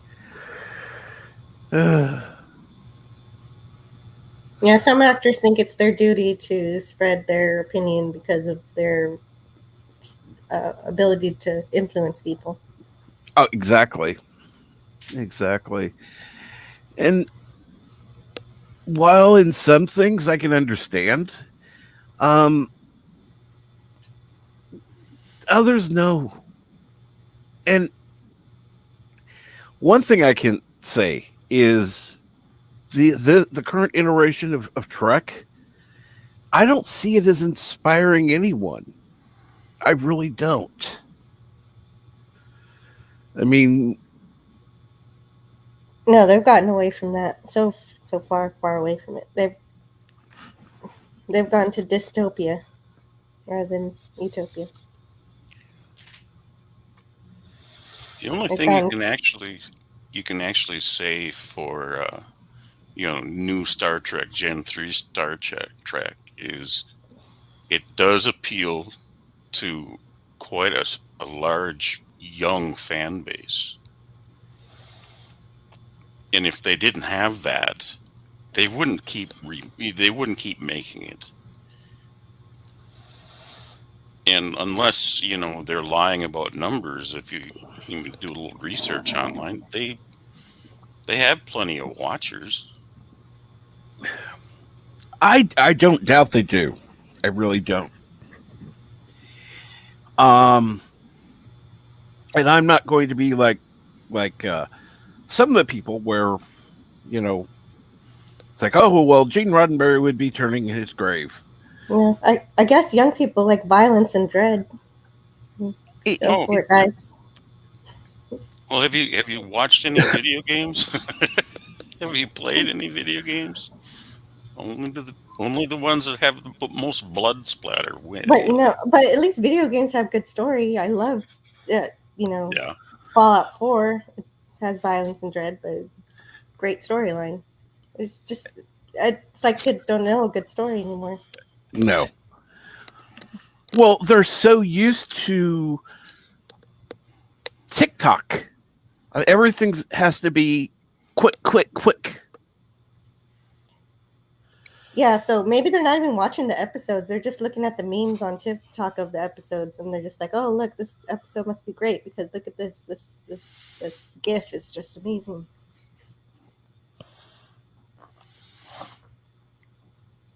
And the ones who are, it's just like, this is so far removed from what Star Trek was supposed to be. Now, am I saying it needs to be all positive? No, I love DS9.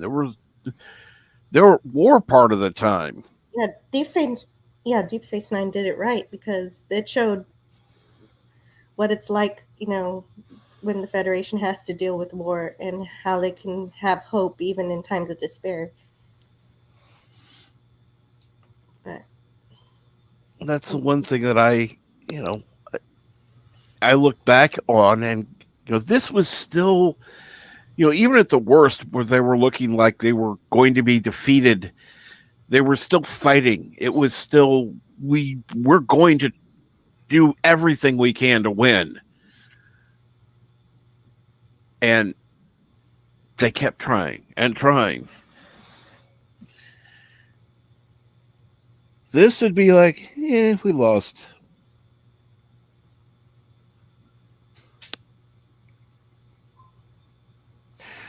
And yes, BK Dan says, yes, it did inspire me to change the channel.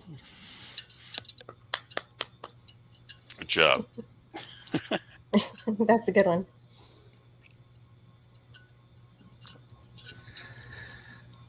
I don't know. Yeah, and Carlo makes a great point about the ship designs. I'm more of a nerd than a geek, so I never really got into the ships as much until I saw the new Trek ships and how ugly they are. And I appreciate the ships a lot more now of the original Star Trek. Well, at least, go ahead. If they made a Discovery pizza cutter, I think I'd buy one of them. Because that's about all that thing would be good for. But they actually have the original ship as a pizza cutter, so you don't even need that. Yeah. I mean, the Discovery already looks like a pizza cutter. That's what I mean. They probably should have slapped USS Pizza Cutter on it.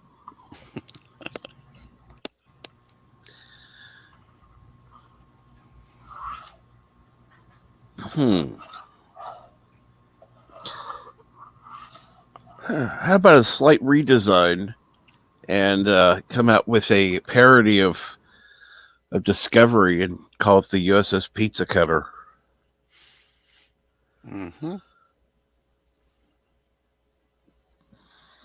If they went that way, at least then they'd be honest. True. I think that's what the show lacks more than anything is honesty in what it wants to be and what it's trying to be. It's trying to pretend to be something it's not, while trying to be every other franchise but Star Trek, but still putting on the facade that it is Star Trek. And so just, having some focus.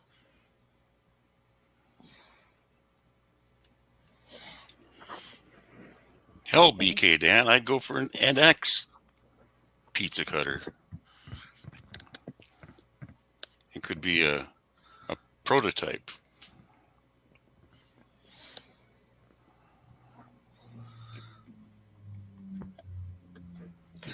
I wouldn't say that. I mean, I wouldn't call shit nothing.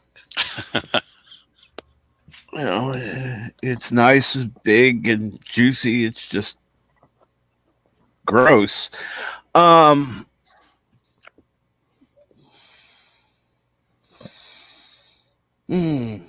Just waiting for that number to drop.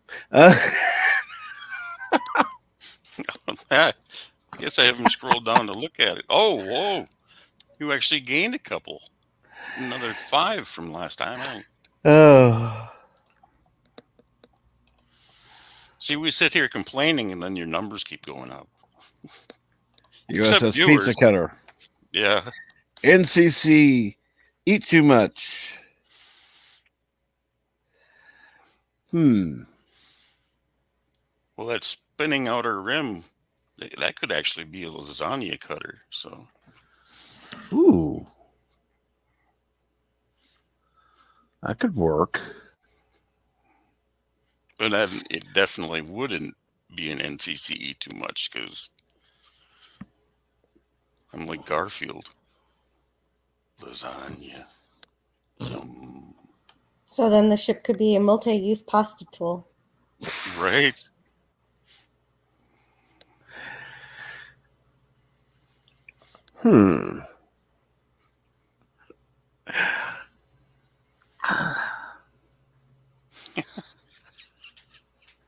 That is just, no.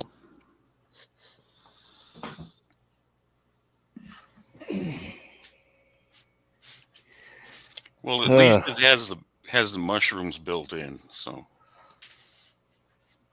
Oh my God! Really?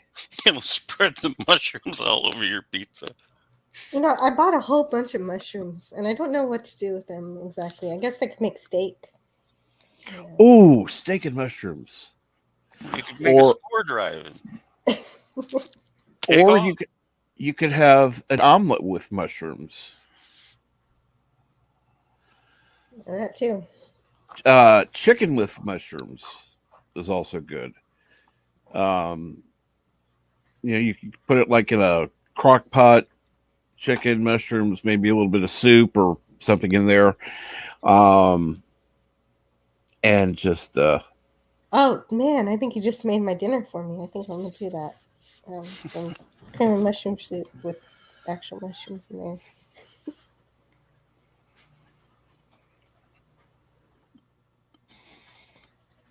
And some chicken and rice. Ooh, yeah. I can't eat the rice, but hey, it sounds good.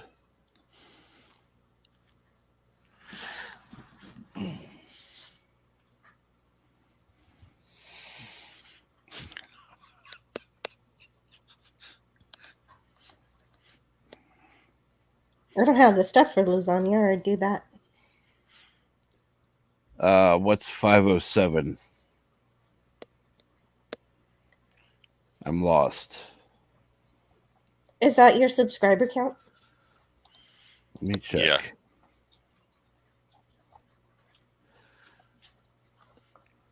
Ah, wow, cool.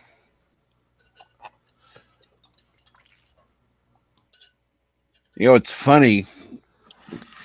Ever since I reached 500, it's like, I was going, okay, I want the community tab. Now I've got my community tab, and it's like, okay, cool. Now I've got what I want. Oh.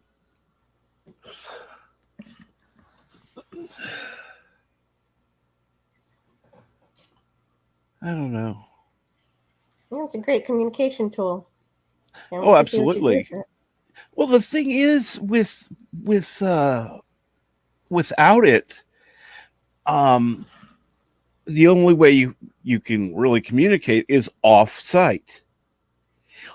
You're either Twitter or other social media platforms or Discord or something like that, and having the community tab there, I think, is actually more helpful because it keeps people on the platform longer.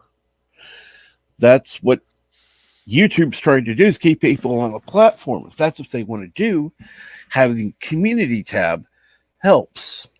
But if they wanted to keep people on the platform, then why did they get rid of the direct messaging inside the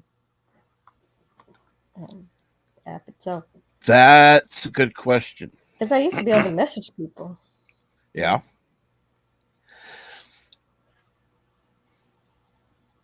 And the one useful tool that they got rid of was when you could click on the three dots and go, oh, I can go to so and so's channel. Yeah, and even if they're worried, for people clicking the three dots and it's got the report and block on it, and then you put the go to Watch Hooties channel. What they could do is if you clicked on their little avatar. So if you clicked on my little Orville science badge, it would bring up my channel. Because if they're worried that somebody's going to hit block by accident, well, that's one way to make it work easy. Yeah, so I have to search for whoever's channel I'm interested in because I can't just click on it in the chat. That would be so great if I could. And a lot of times their search is just tedious. You'll put in their exact name, and then you got to go through like 200 different channels to get to the one you wanted to find in the first place. I don't know. Maybe you guys don't have that problem, but I do. Sometimes I do. Right. I've got to go. I gotta go. So I'll talk to you guys later. Take care. Take care, Jill. You have a good day. Looking forward to your review. Later. Is your review up, Bird? Not yet. It's just rendering now. Oh. It'll take another. Well, I don't know how long till it finishes rendering, and then it'll take me a bit to upload it. Would say a minimum of 20 to 30 minutes, probably longer.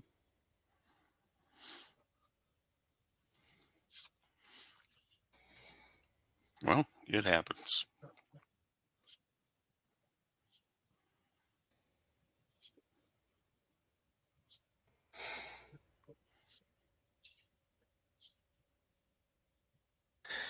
Hopefully it's done sooner. That way we can all watch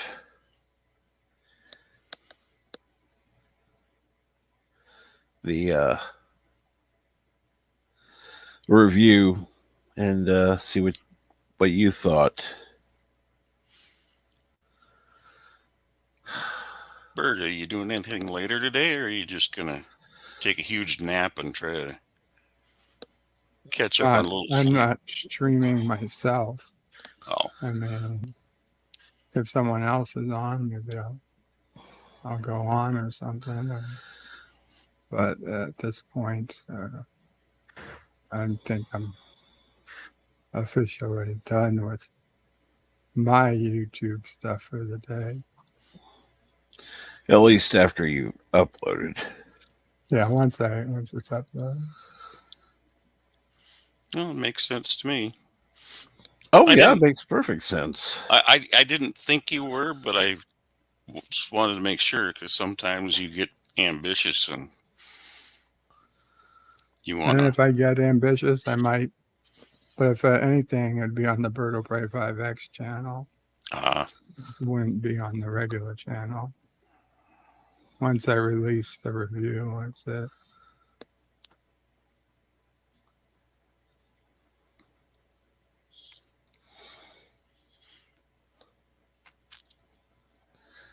You should put the link in for your Bird Prey 5X channel, Bird. We still have 15 people in here. That's it's true. Just the Birdo Prey 5X. Just go to youtube.com/Birdo Prey 5X, or better, go to birdoprey5.com, and the link to Birdo Prey 5X is there with the other channels.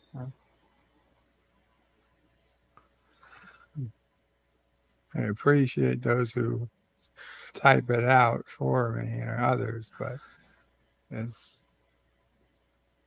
you go to my YouTube channel. There will be a link to birdwillpray5.com, and then you can go to follow it to birdwillpray5x if you want to be very lazy about it and not type anything in. Well, if you go to birdwillpray5.com and you save it as one of your links or what have you, and anytime Bird is doing like a Twilight Zone or a Cinema Saturday, the screening room is right on there. You can just scroll down to click screening room. Yep.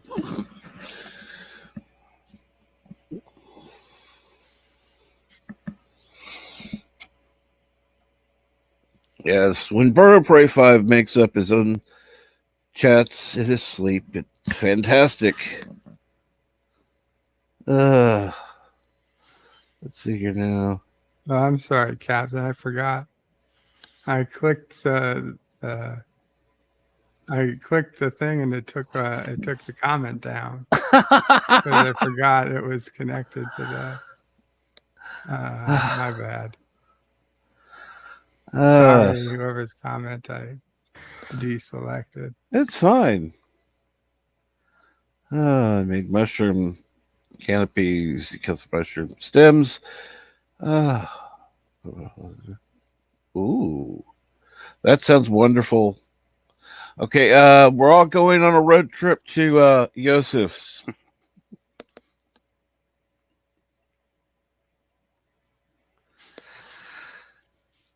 And good morning, Philip Gaming. Oh, and toast. Now, I like mine not too toasted. I have friends who like theirs like black, but I prefer mine a little less done. A little later? Yes. My dad and my uncle worked in the same office in town here, and Dad loves peanut butter on toast. Mm-hmm. And so my uncle would screw with him and turn it more dark and dark and dark. And then my dad, oh, I'm going to have to put more peanut butter on this. Yeah.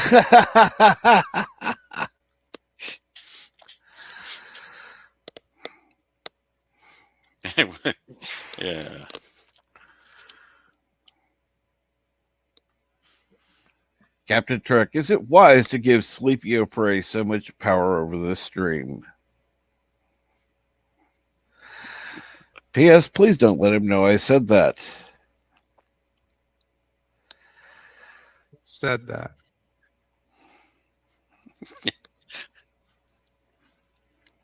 I'm too tired to change the screen to look up. Oh my God. Really? Yosef, really?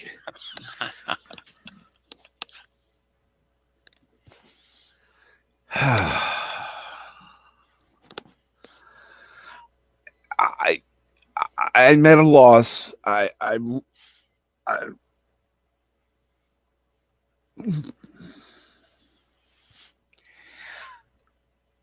no idea what to say to that. I think the only thing that the Random Menace and I have in common is we both had goat's milk. But I haven't had it since I was like 7 years old. Well, I'm going to be nice.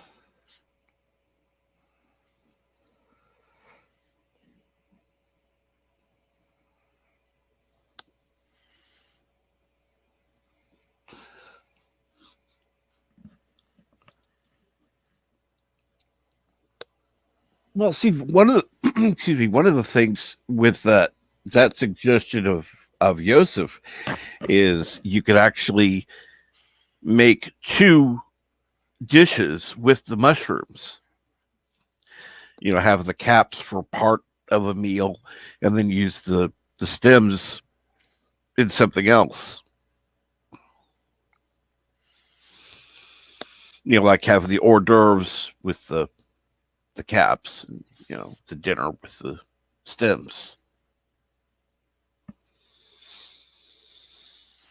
Trying to think of something like spaghetti or something like that.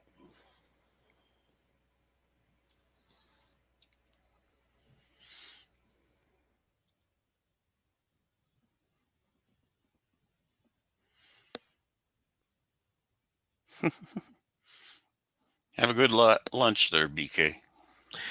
Absolutely. Can I have lunch now? Yes, TTFN.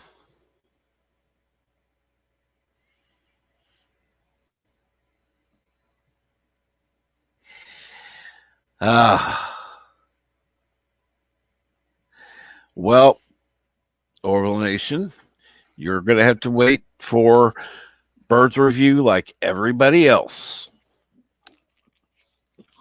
All I'm going to say is what Bird said. I watched it. And I thought that for Discovery, it wasn't a bad episode, but it certainly wasn't a great episode or even a good episode.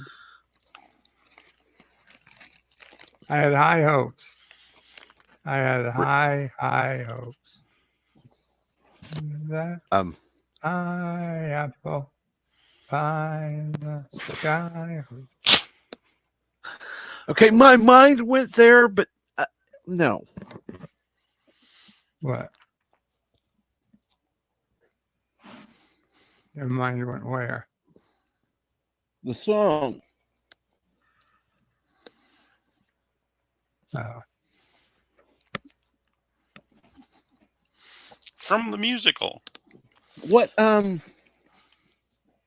that from Annie? I don't know. My question is, what gave you high hopes? Well, it's part of the review, but suffice to say, I had just watched a season 4 episode of DS9 that happened to be playing right when I woke up. So I watched that first. And I said, wow, look how great season 4 of DS9 is. What if Discovery turned out to have a great season 4? And I guess it would be possible. And I just, started the episode on that optimistic proposition instead of like, oh, this is going to be another bag of suck, just in case, me being more optimistic to turn at the beginning would have changed what I was watching. But within the first few minutes, it was abundantly clear that I was not watching anything even close to the same rating as DS9. It's quite clear that the people who wrote this episode had the writing experience of a high school, creative writing high school team, maybe, if they're lucky, or just like a really, really good award-winning junior high schooler. In fact, I'd probably take the junior high school award-winning junior high schooler over these people.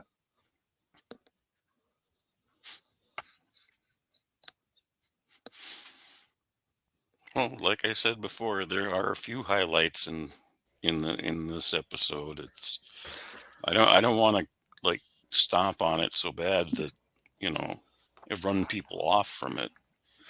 I mean, you should watch it, to judge for yourself. Obviously.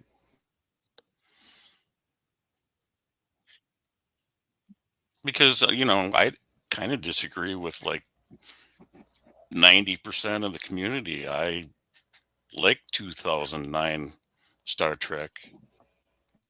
I like the first one, and I like the third one. And the second one was terrible. When it comes to movies. Mm-hmm. I think the third one was terrible. The second one I can deal with. The third one was playful. And the second one was so miscast. It was just bleh. Okay. I hated 2009. Hated it. It's like, this isn't warp at all. They're jumping into hyperspace in a Starfleet ship. No, that's not warp speed. That's fucking hyperspace. All these lens flares. Like, who the fuck ever thought a lens flare was a good idea? I mean, for a regular effect.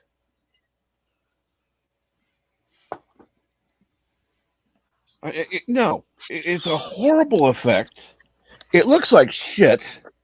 And when you overuse them, it looks even worse.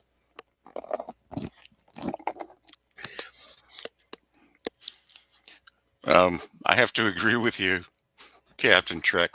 You know, if you're like in orbit of a planet and you're coming over the horizon line and there's I get stars that. directly in front of you. Exactly. That works. Yeah. But yeah, not every freaking scene does not have to have a flare. I'm sorry. When a photon torpedo is coming at you and it's glowing bright, okay, I get it. Lens flare. I get that.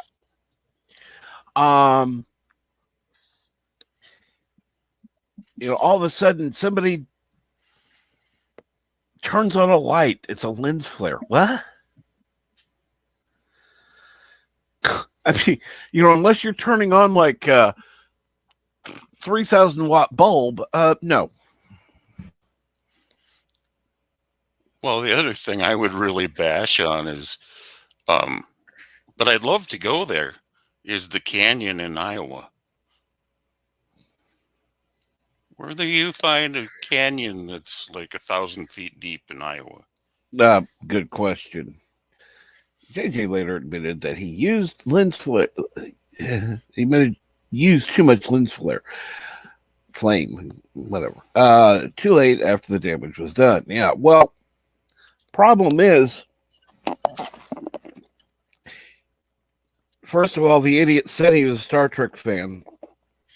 Then he said actually he's more of a Star Wars fan.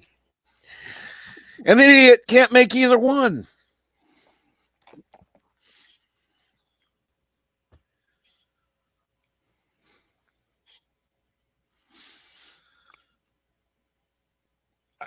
I'm sorry. A fan of the series or of those movies would know about each thing. I mean, that would be like introducing replicators into Star Wars. Really?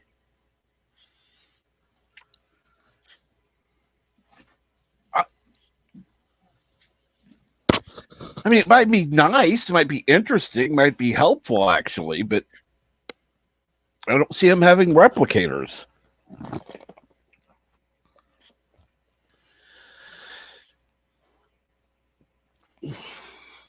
Well, and they did like at least 2 other things that I can't even put them into Star Trek canon, where they built the Enterprise on Earth, and then in Beyond, they had the Enterprise underwater, and then it launches out of water. That doesn't make any sense to me. But okay, okay. First one. Why the hell would you build a ship that fucking big on a planet when a ship is not meant to be landed? it would take more fuel to launch that ship in one piece than it would to ship them up piece by piece. And But then, no. yeah, why would you have, you know, shipyards on Mars, or, you know, in Mars orbit? It doesn't make any sense.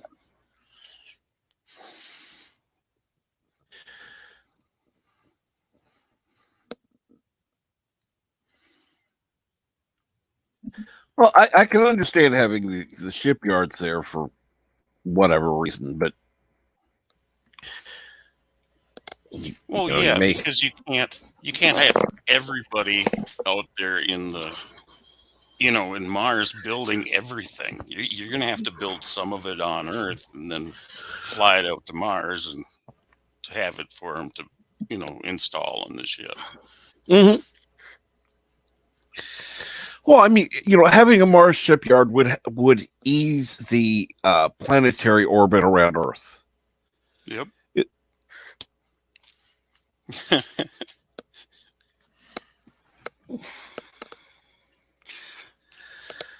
I got 10,000 self-sealing stem bolts. Now, building a ship or having a ship underwater, yeah, insane. I mean, if it was the Voyager, yeah, maybe, because you know that was a much shorter ship and a lot smaller ship. Yeah, not a big old Constitution class. Yeah. No. I could even see the Defiant underwater. Yeah. Because that could have been built to have external engines to, you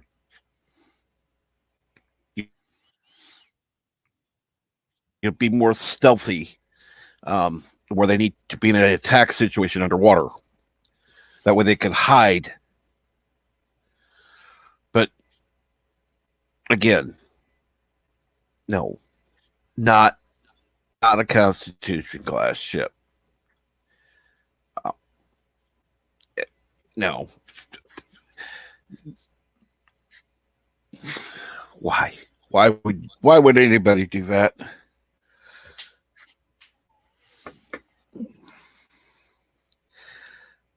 And besides, I would,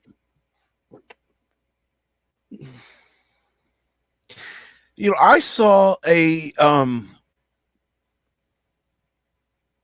what was it? It was a fan film that I can't think of its name now, made, and it looked like it had lens flares, but it was just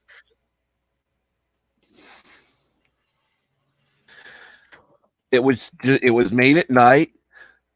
The street light was there, and the street light acted like a lens flare, and it was just kind of cool.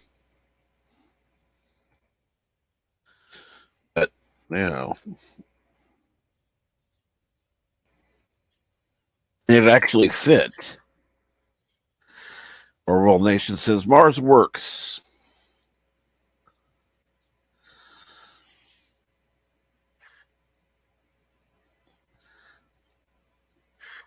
Here, Mars. Okay, Mars is as good as place as any. You can't have the sun shipyards. Well, that's true.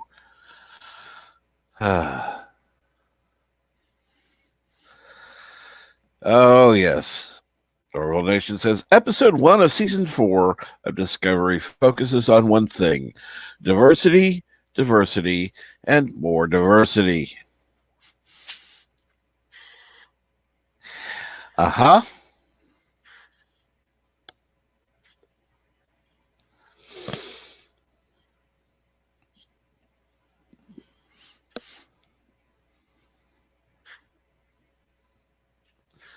Okay, if impulse engine grabs space to move and not push.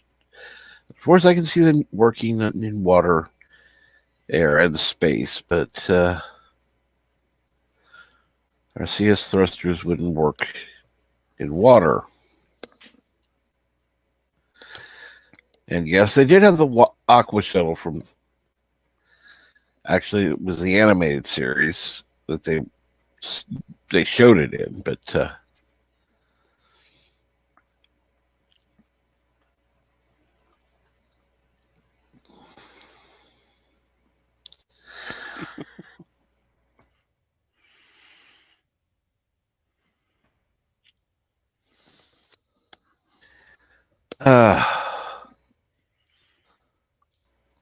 Micronauts.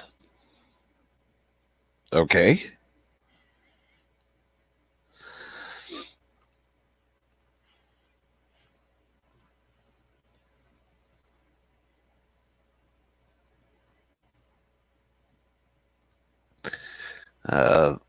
Relation says Orville was underwater in season 2 finale. Again, that's the Orville, not Star Trek. I can actually see that ship being able to function underwater.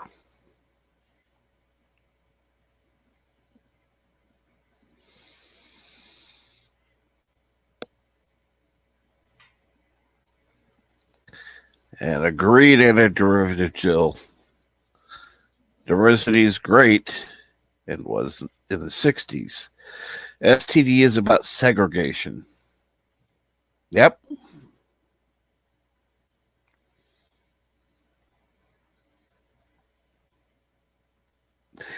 And Carlos says, I'm so used to putting TOS. Don't talk about TAS much.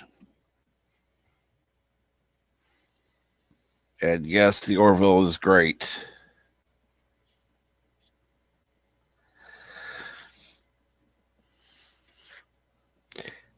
And speaking of which, antiderivative Jill, I do need to speak with you sometime if you're on either Discord or Twitter.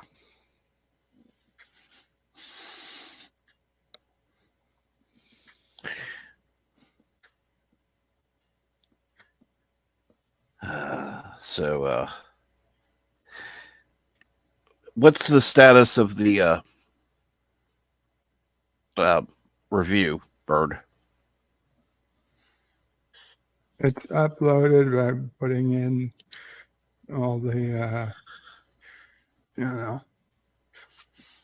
tags and whatnot. So it's going to take a few minutes.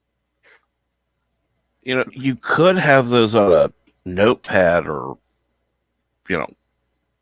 some type of file where you could copy and paste part of them and then write in the rest that you need to.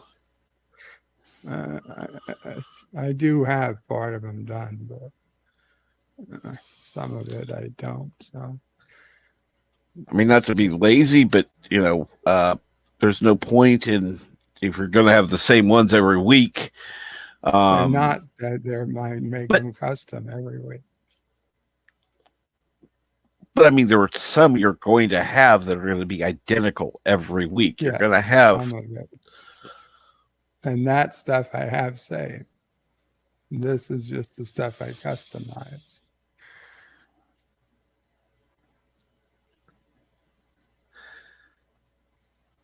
It's also the first one of the season, so that there's some changes. Oh, true.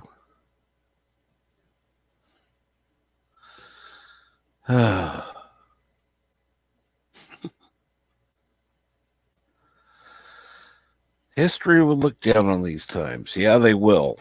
Yes, people look back at history and go, what the fuck were these people thinking? And good morning, Chief Cook. Hey, morning. Well, it's afternoon here, but Good afternoon here, yeah. I guess I'm not training late, so I assume you guys talking about SG something. Oh, we've been talking about the STD.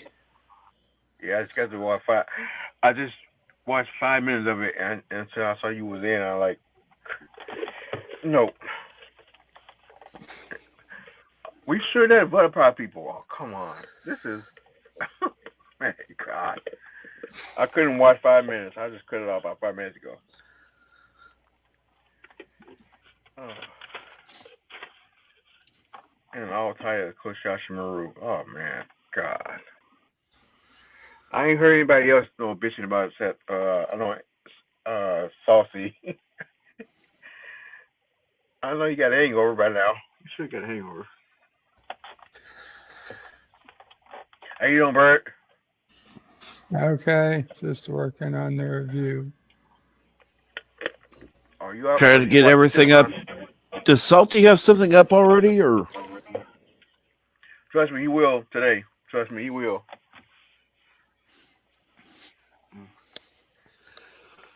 Okay, all that. For what I saw last night, everything a long drink. What happened last night?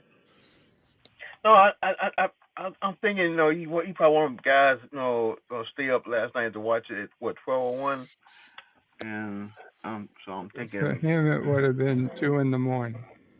Yeah, so if I know him, he probably did it, didn't do it, and he probably took a long No, drink. if he wasn't streaming it, he did not stay up to watch it. Yeah, there is no way he stayed up to watch and didn't turn it into a stream. No, okay. I know we did back in the day, but I guess he didn't. But I'm funny right now. He probably already watched it, and right now he's probably sober.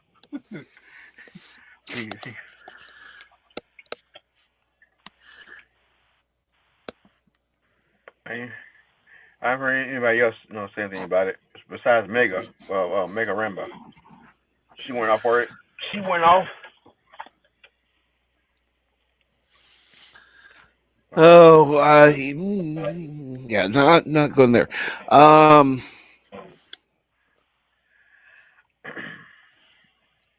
Thursday? Oh yeah, Thursday. And have a good lunch, Dave G Sound. Yes, have a good lunch. Yeah, Chief Cook, I watched it all at about 3 this morning. Oh God. I guess I was up earlier than that because I watched the latest episodes of The Flash and Legends, and Flash was pretty good, but I can't even watch Flash no more. It just lost me. I watched it when it first came on, and then when he started, Supergirl and all that stuff, I thought it was great. Crossovers was great, and just like then it took a dive. And take care, Carla. Says I'm going to run off now. Thanks for the stream. Have a wonderful day, night, everyone. And then says, praise the Soup Jedi Bill. Enjoy a good brew, Captain Trek. And as always, hail on Kuroga. Birdo Prey 5. Yeah, Kuroga. I mean, I have lost track of so many episodes of Flash. I can't even remember. The last Flash I saw was crossover. The last crossover, and that was it. And I didn't watch it. I didn't watch anything else. I did watch what's the other one? Superman, Lois. I thought that was pretty good a little bit. I ain't touched Batwoman. I ain't touched that in foot. I ain't touched that at all. Oh, I wouldn't bother to use up my time on the earth to watch that crap. I wouldn't watch that period, especially when I found out it was that chick Rosie, what her name was. Yeah. I forget it. And Ruby Rose. Yeah. When I saw her, like, that shit ain't going nowhere, cause nobody knows her. So, and I was kind of disappointed on Black Lightning. That was kind of disappointing. And what else came out? That's probably it. And God for sake, why they still Legend of Tomorrow is still here? Legend of Tomorrow, why they still there? It don't make no sense. Everybody's gone. All the big names gone. Dr. Adam, word name. It's just everybody's gone on that show. That show just there for no reason. It's just there. Oh yeah, I Same old. Go ahead. I think the CW just goes ahead and makes shows just as filler for their time slots. Yeah, like I said, it's just there for no reason, just there. I couldn't watch. I couldn't watch. You got to pay me $1 million to watch Stargirl. I just couldn't watch that show. Like, goddamn, you got to pay me $1 million I for like that. that. I kind of like that show, but that's fine. Yeah. Well, I mean, I can't remember what else they got. Okay, they got Stargirl. They got Supergirl. Is Supergirl still on? I don't know if they're going to do season 7 or not. You know, because Melissa Benoist had a kid, and I think she wants to quit and go be a mommy. And Yeah. I didn't Can't watch that blame so her. long. Last time I watched her was a scene where let's see, what was it? Yeah, the crossover, and it then went downhill. And then a sister, gay this and that crap. So, and that's the last time I know they got someone replace her, some parallel universe. Like she Hispanic now. They got like a Latino Supergirl. That's oh, but Captain Trek, there's a really good reason for you to watch that first season of Discovery. why. Well, I think Tilly gained another 30 pounds. Oh my God. Oh, that's something I brought up. Oh I God! was like, in season 1 through season 4, if you continue out this pattern, I forget exactly what I said, but I don't think there could be that many more seasons of Discovery because. Well, I just got to watch 5 minutes of it, and I just got to cut it off. I feel terrible too because I don't want to body shame anybody, but Jesus Christ, if you're an actor, your job is to maintain your body. That is your job. If you can't keep the same body from season to season, you really shouldn't be on a TV show. Well. If they carry it well, I ain't got no problem with it. But you just let's just have go. Okay, but if she's going to have these extreme changes in body mass, they either need to work it into the show, or they need to replace her or drop her. Yeah, I mean, there's no other show I can think of where main characters gained 50 pounds with no explanation. You know what? When they created, when Deep Space Nine came out, everybody wearing a jumpsuit because some people would, they book it like, what's the name, O'Brien, and he said, he's glad they were wearing suits like that because he gained weight. So that's why they, they did that, the shirt thing. So that's one reason. So I understand that part. Well, but that was written into the show. I do have one example, Bird, is the remake of Battlestar Galactica. This last one with Apollo. He went from being this buff kind of a studly guy. Oh, yeah. And then he turned into like a potato cake. Yeah, I remember that. Yeah. But then he actually, in the 4th season, lost a bunch of weight. Yeah. They told him to. They told him they told him gain weight. They told him gain weight and want to be like old, chubby, or you stressed out kind of commander. Then then after the 3rd season, he wasn't that part of his? Yeah, but wasn't that part of his character? Like, he was like a depressed loser for a season. Yeah, he didn't want to do it. They made him do it. Maybe. Yeah, I think that fit in with the show. I mean, that's kind of like Fat Thor, even though we know that wasn't really fat. I mean, that was a fat suit. But I mean, because Jamie did say it. His name is Jamie. Last name. But if Discovery continues like it has been with Tilly, she'll end up looking like the comic book store guy from The Simpsons. I think they may have already crossed that line. Oh, I mean, the other thing is like why when they focus on her, they like, okay, try to fucking hide it at least. No. And I mean they match her up against, they're not match her up.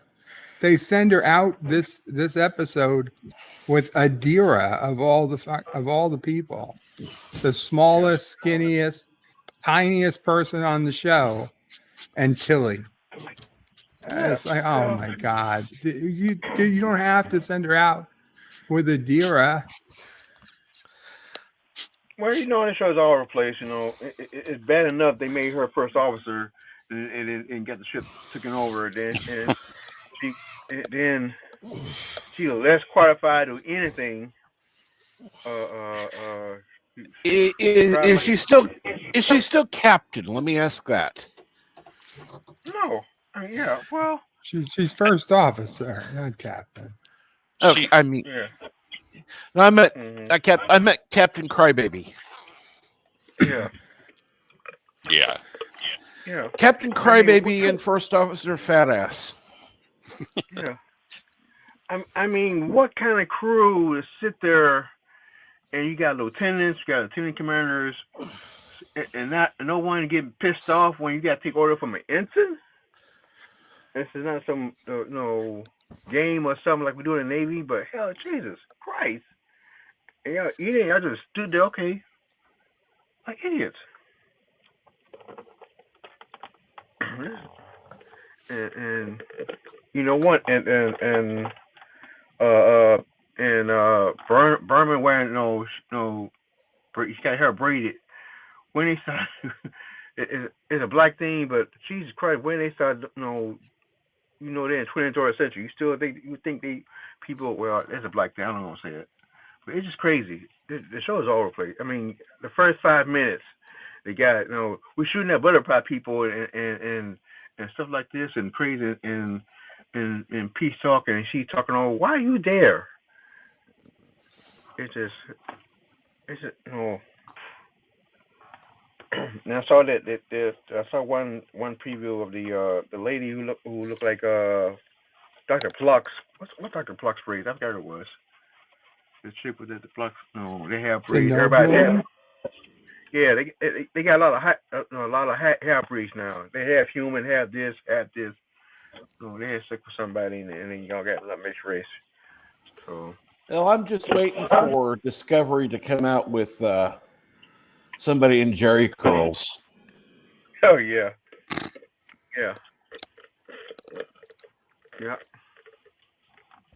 Or perm or cornrows. Yeah. Yeah, come on. Yeah. Let's be. They're making it more and more segregated, as Andy Jill said. Why in the? And they're calling it diversity? No bullshit. Yeah, I mean, I ain't got no problem with diversity, but hell, goddamn, have people who was there, that was the attitude. I know a chick, you there for, you follow order and stuff like that. What's that guy, Booker guy with the book, and he's just like, what the hell? Why are you there? And bullshit, her style should be different from 23rd century. What 33 century? Where here they are from? It should be different. You see a guy with dreadlocks and crap and stuff like that. No, it should be different.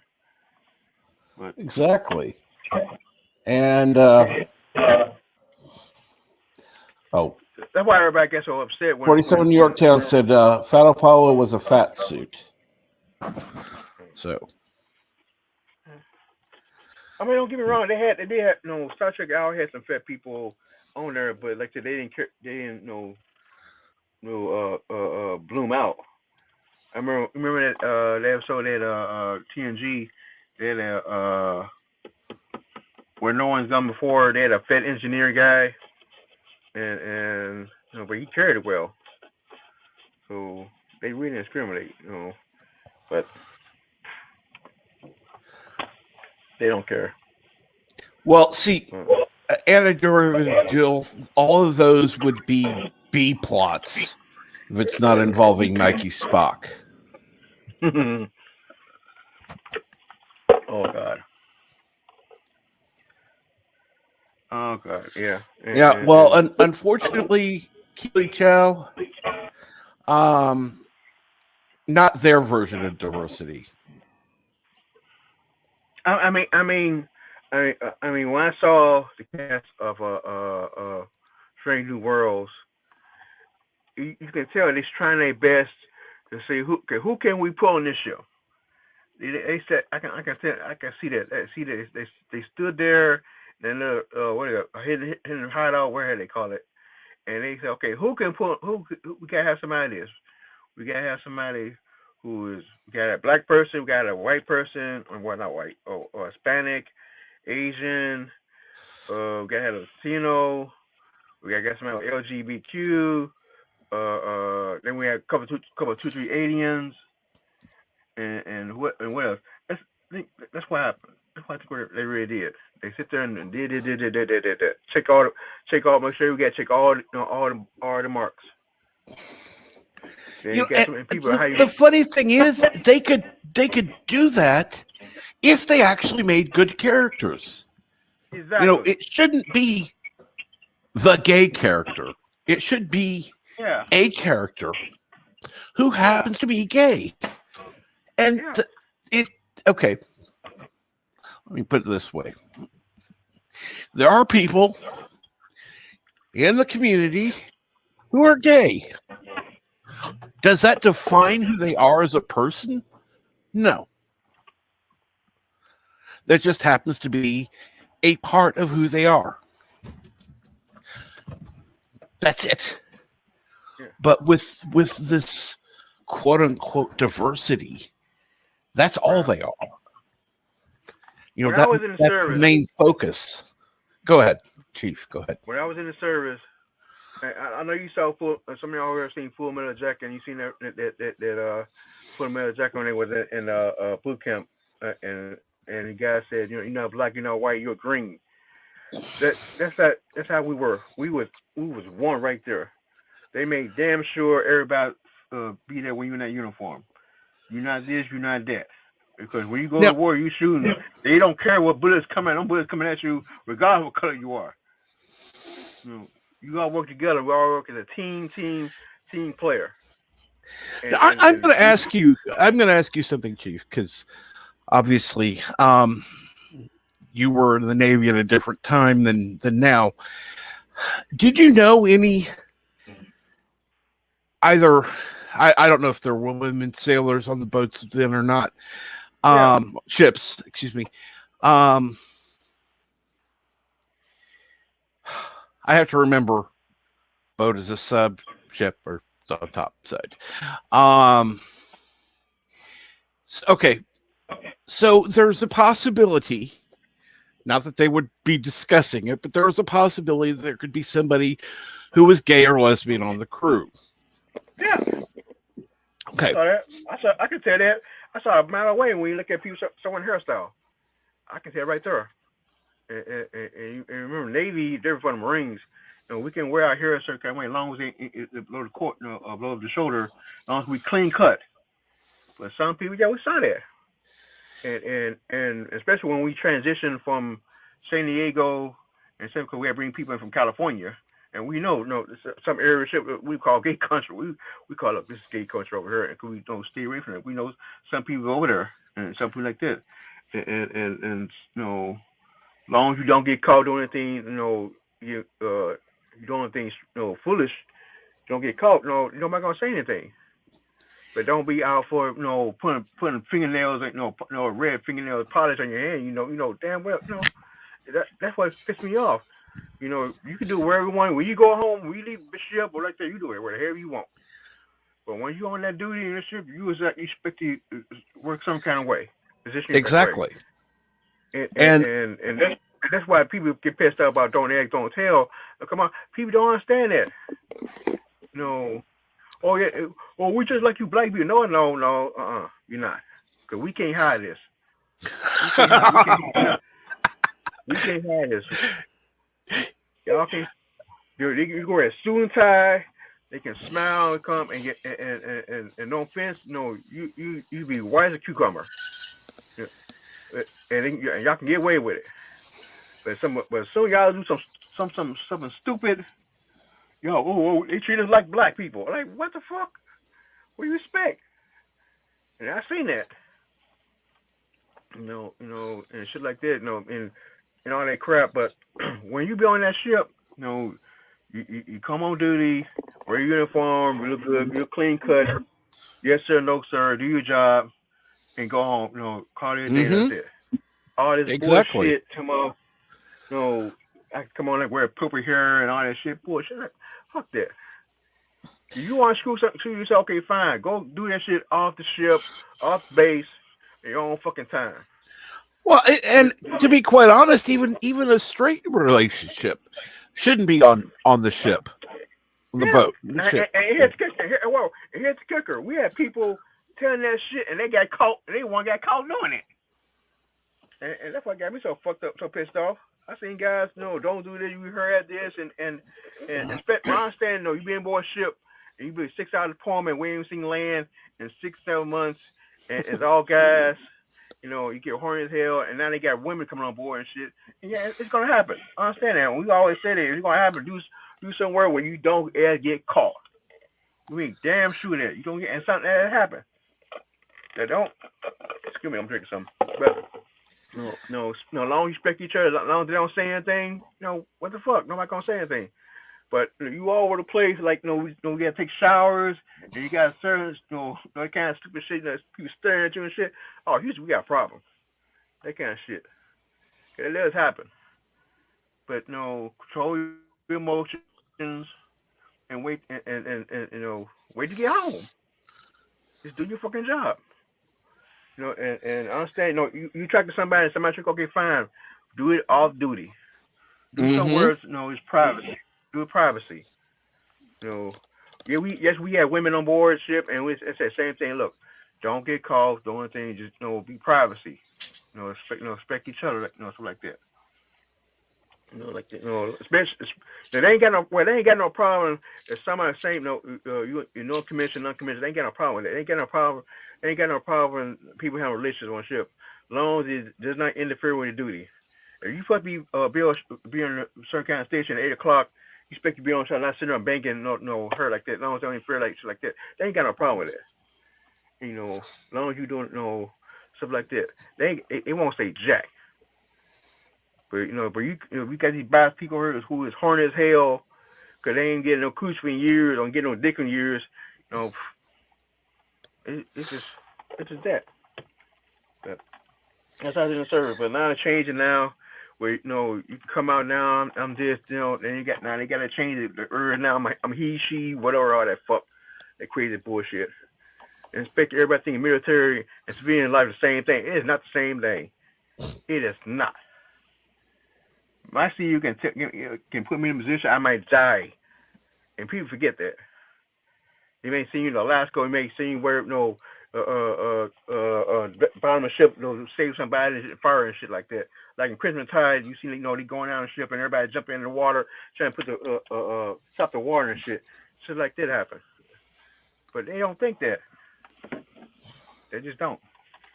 And one thing I do like about Star Trek, and I get much I hate Rick Berman shit. I get and people got I think God bless Mike. I think it was like Mike Puller. God bless them for making Deep Space Nine. Deep Space Nine, at least everybody work together. Everybody work together. Everybody and Cisco said it doesn't matter what you do as long as you do not interfere your duties. He said it, especially when Worf's doing them crazy shit. And religion and stuff. He said, as long as go too far. And everybody worked that. That's how it's supposed to be. But they don't listen. No. Ow. What's wrong? Oh, I'm sorry. I should have been muted.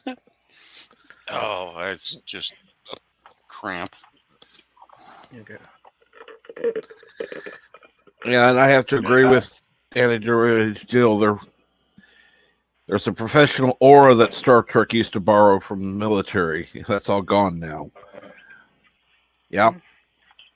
When it's not gone now. It's still there. They just lower the numbers. I mean, they just lower the things, stuff like that. But no, I think where every new president comes in, they start changing shit. So that's what it is. They won't know if 45 comes back in and runs at 40, you make them 47 again. They don't change again. So I have to agree with BA that is a sign of a poor writer when the sexualization of a character is an aspect of the story. There is so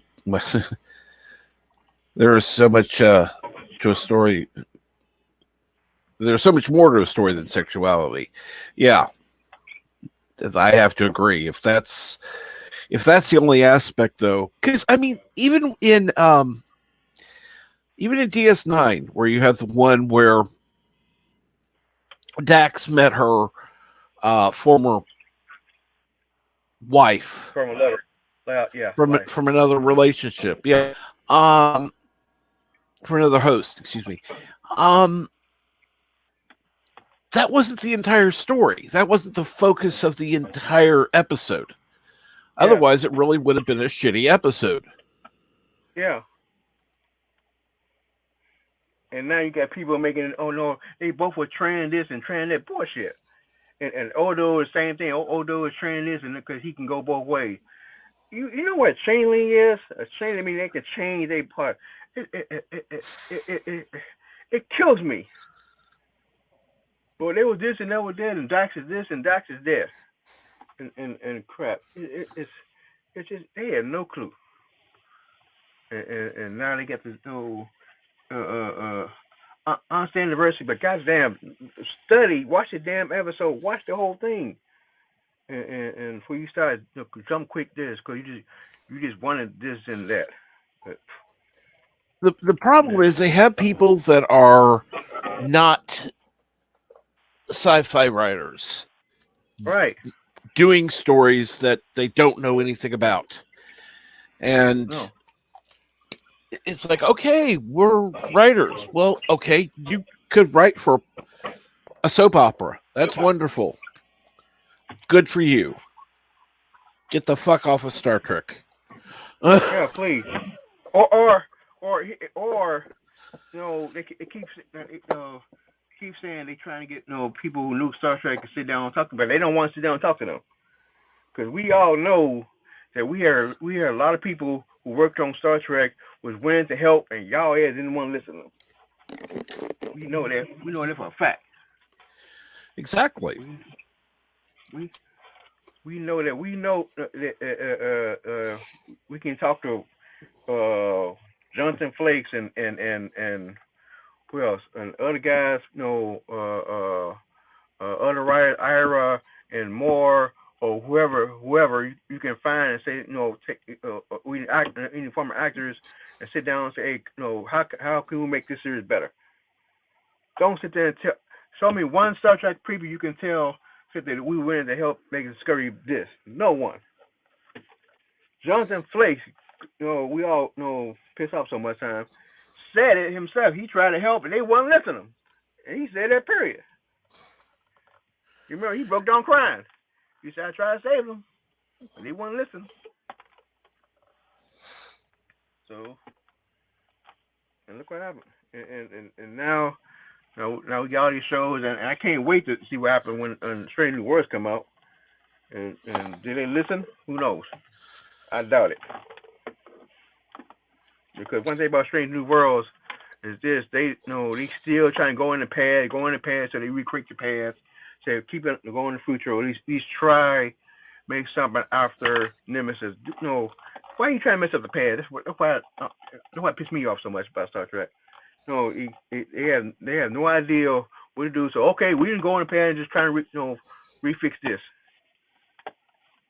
They could let this shit alone. They should start go out to Nemesis and keep going right there. Because they know one thing about this. If you mess up the granddaddy mall or Christopher Pike and make him a beta, which I think is going to happen. Hell's gonna break loose. I can see it coming. I can see number one right now running all the damn show. Yeah, we still have Mikey Spock, and Mikey Spock gonna smile and laugh once in a while. But hell Right. no. A lot. Yeah. Oh, did Mikey And- Spock cry any of this episode? I know he cried. I know he cried, and he cried. Did- Yeah, he cried when Vernon left. Did she cry any this episode, Bird? Who, crying? No, I don't think so. But just so you know, the review is up. Awesome. There was no crying in this episode. Wow. Ain't no crying in baseball. Ain't no crying in baseball. Not that I recall. Yeah, I don't recall any crying either. And if she did, it wasn't like a big ordeal like they usually put it out to be. Yeah. She's usually sobbing or yeah. Oh God.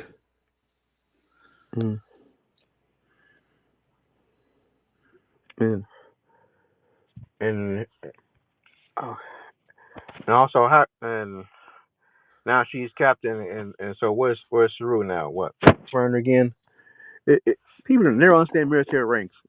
Once you get promoted, you promoted in one rank, and you can't just go back and forth. No, Saru was out of Starfleet because he was Oh, he taking left. time to teach that Kelpian how to become a Kelpian again. Okay. I thought you just take. I thought you take like leave, like Liberty, and then take like vacation or something and come back. If that was the case, I understand that. He'll probably come back, but he was on, I assume, extended leave. Yeah, but okay. And then he came back, and he come find out that now she's captain. It's gonna be chose for Michael to be captain as he was leaving. Yep. Oh, okay. He was part of the decision. But that was stupid. So that was stupid. That's real stupid. So as soon as you come back, now she come. Now you got to follow her, or she would follow yours. So and plus, she got in trouble. It's oh boy, it don't make no sense. It's just they're over the board. Well, okay, wait a minute. I understand. I'm back up. Okay, I know she was first officer, and so she does have that rank, or poor rank. I understand that part. So they could probably correcting that mistake right there. But still, when you get court martial, you lost your rank. That's it. You can't just come back. Can my rank down? I don't know.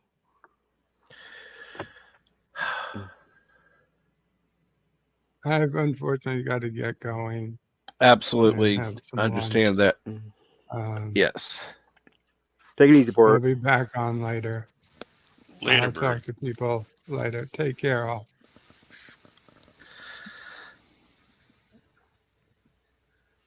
See you later, Bert.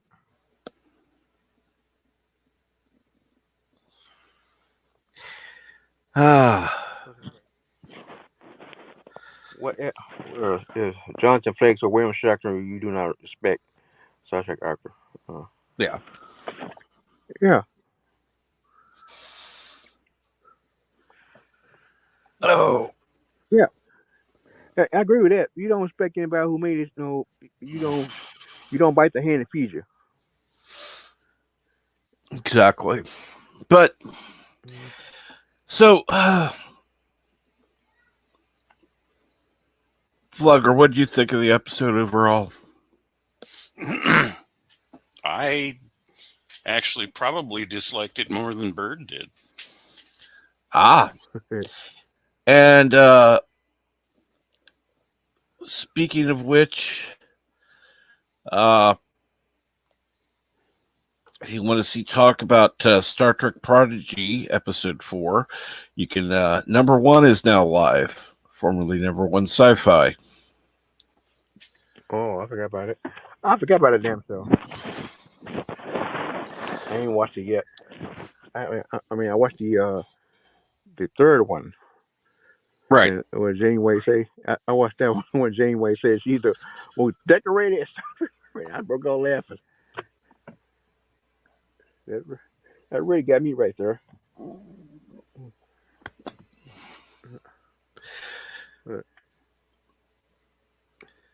But no, I absolutely, I'm gonna have to catch up on stuff. Hopefully I can, but yeah, I'm gonna have to get going because I got to call in and make sure my appointments are straightened out and that my subscription to Paramount Plus that you all have helped me get is going to work. Oh, boy. So I do want to thank everybody for joining the chat. I want to thank everybody who's been on the panel. Again, thank you so much. Channel would not be what it is without you all. Thank you so much. Please, if you haven't already, hit the like and share button and do subscribe if you don't already. Thank you so much. Have a great day. Yeah. Thank you.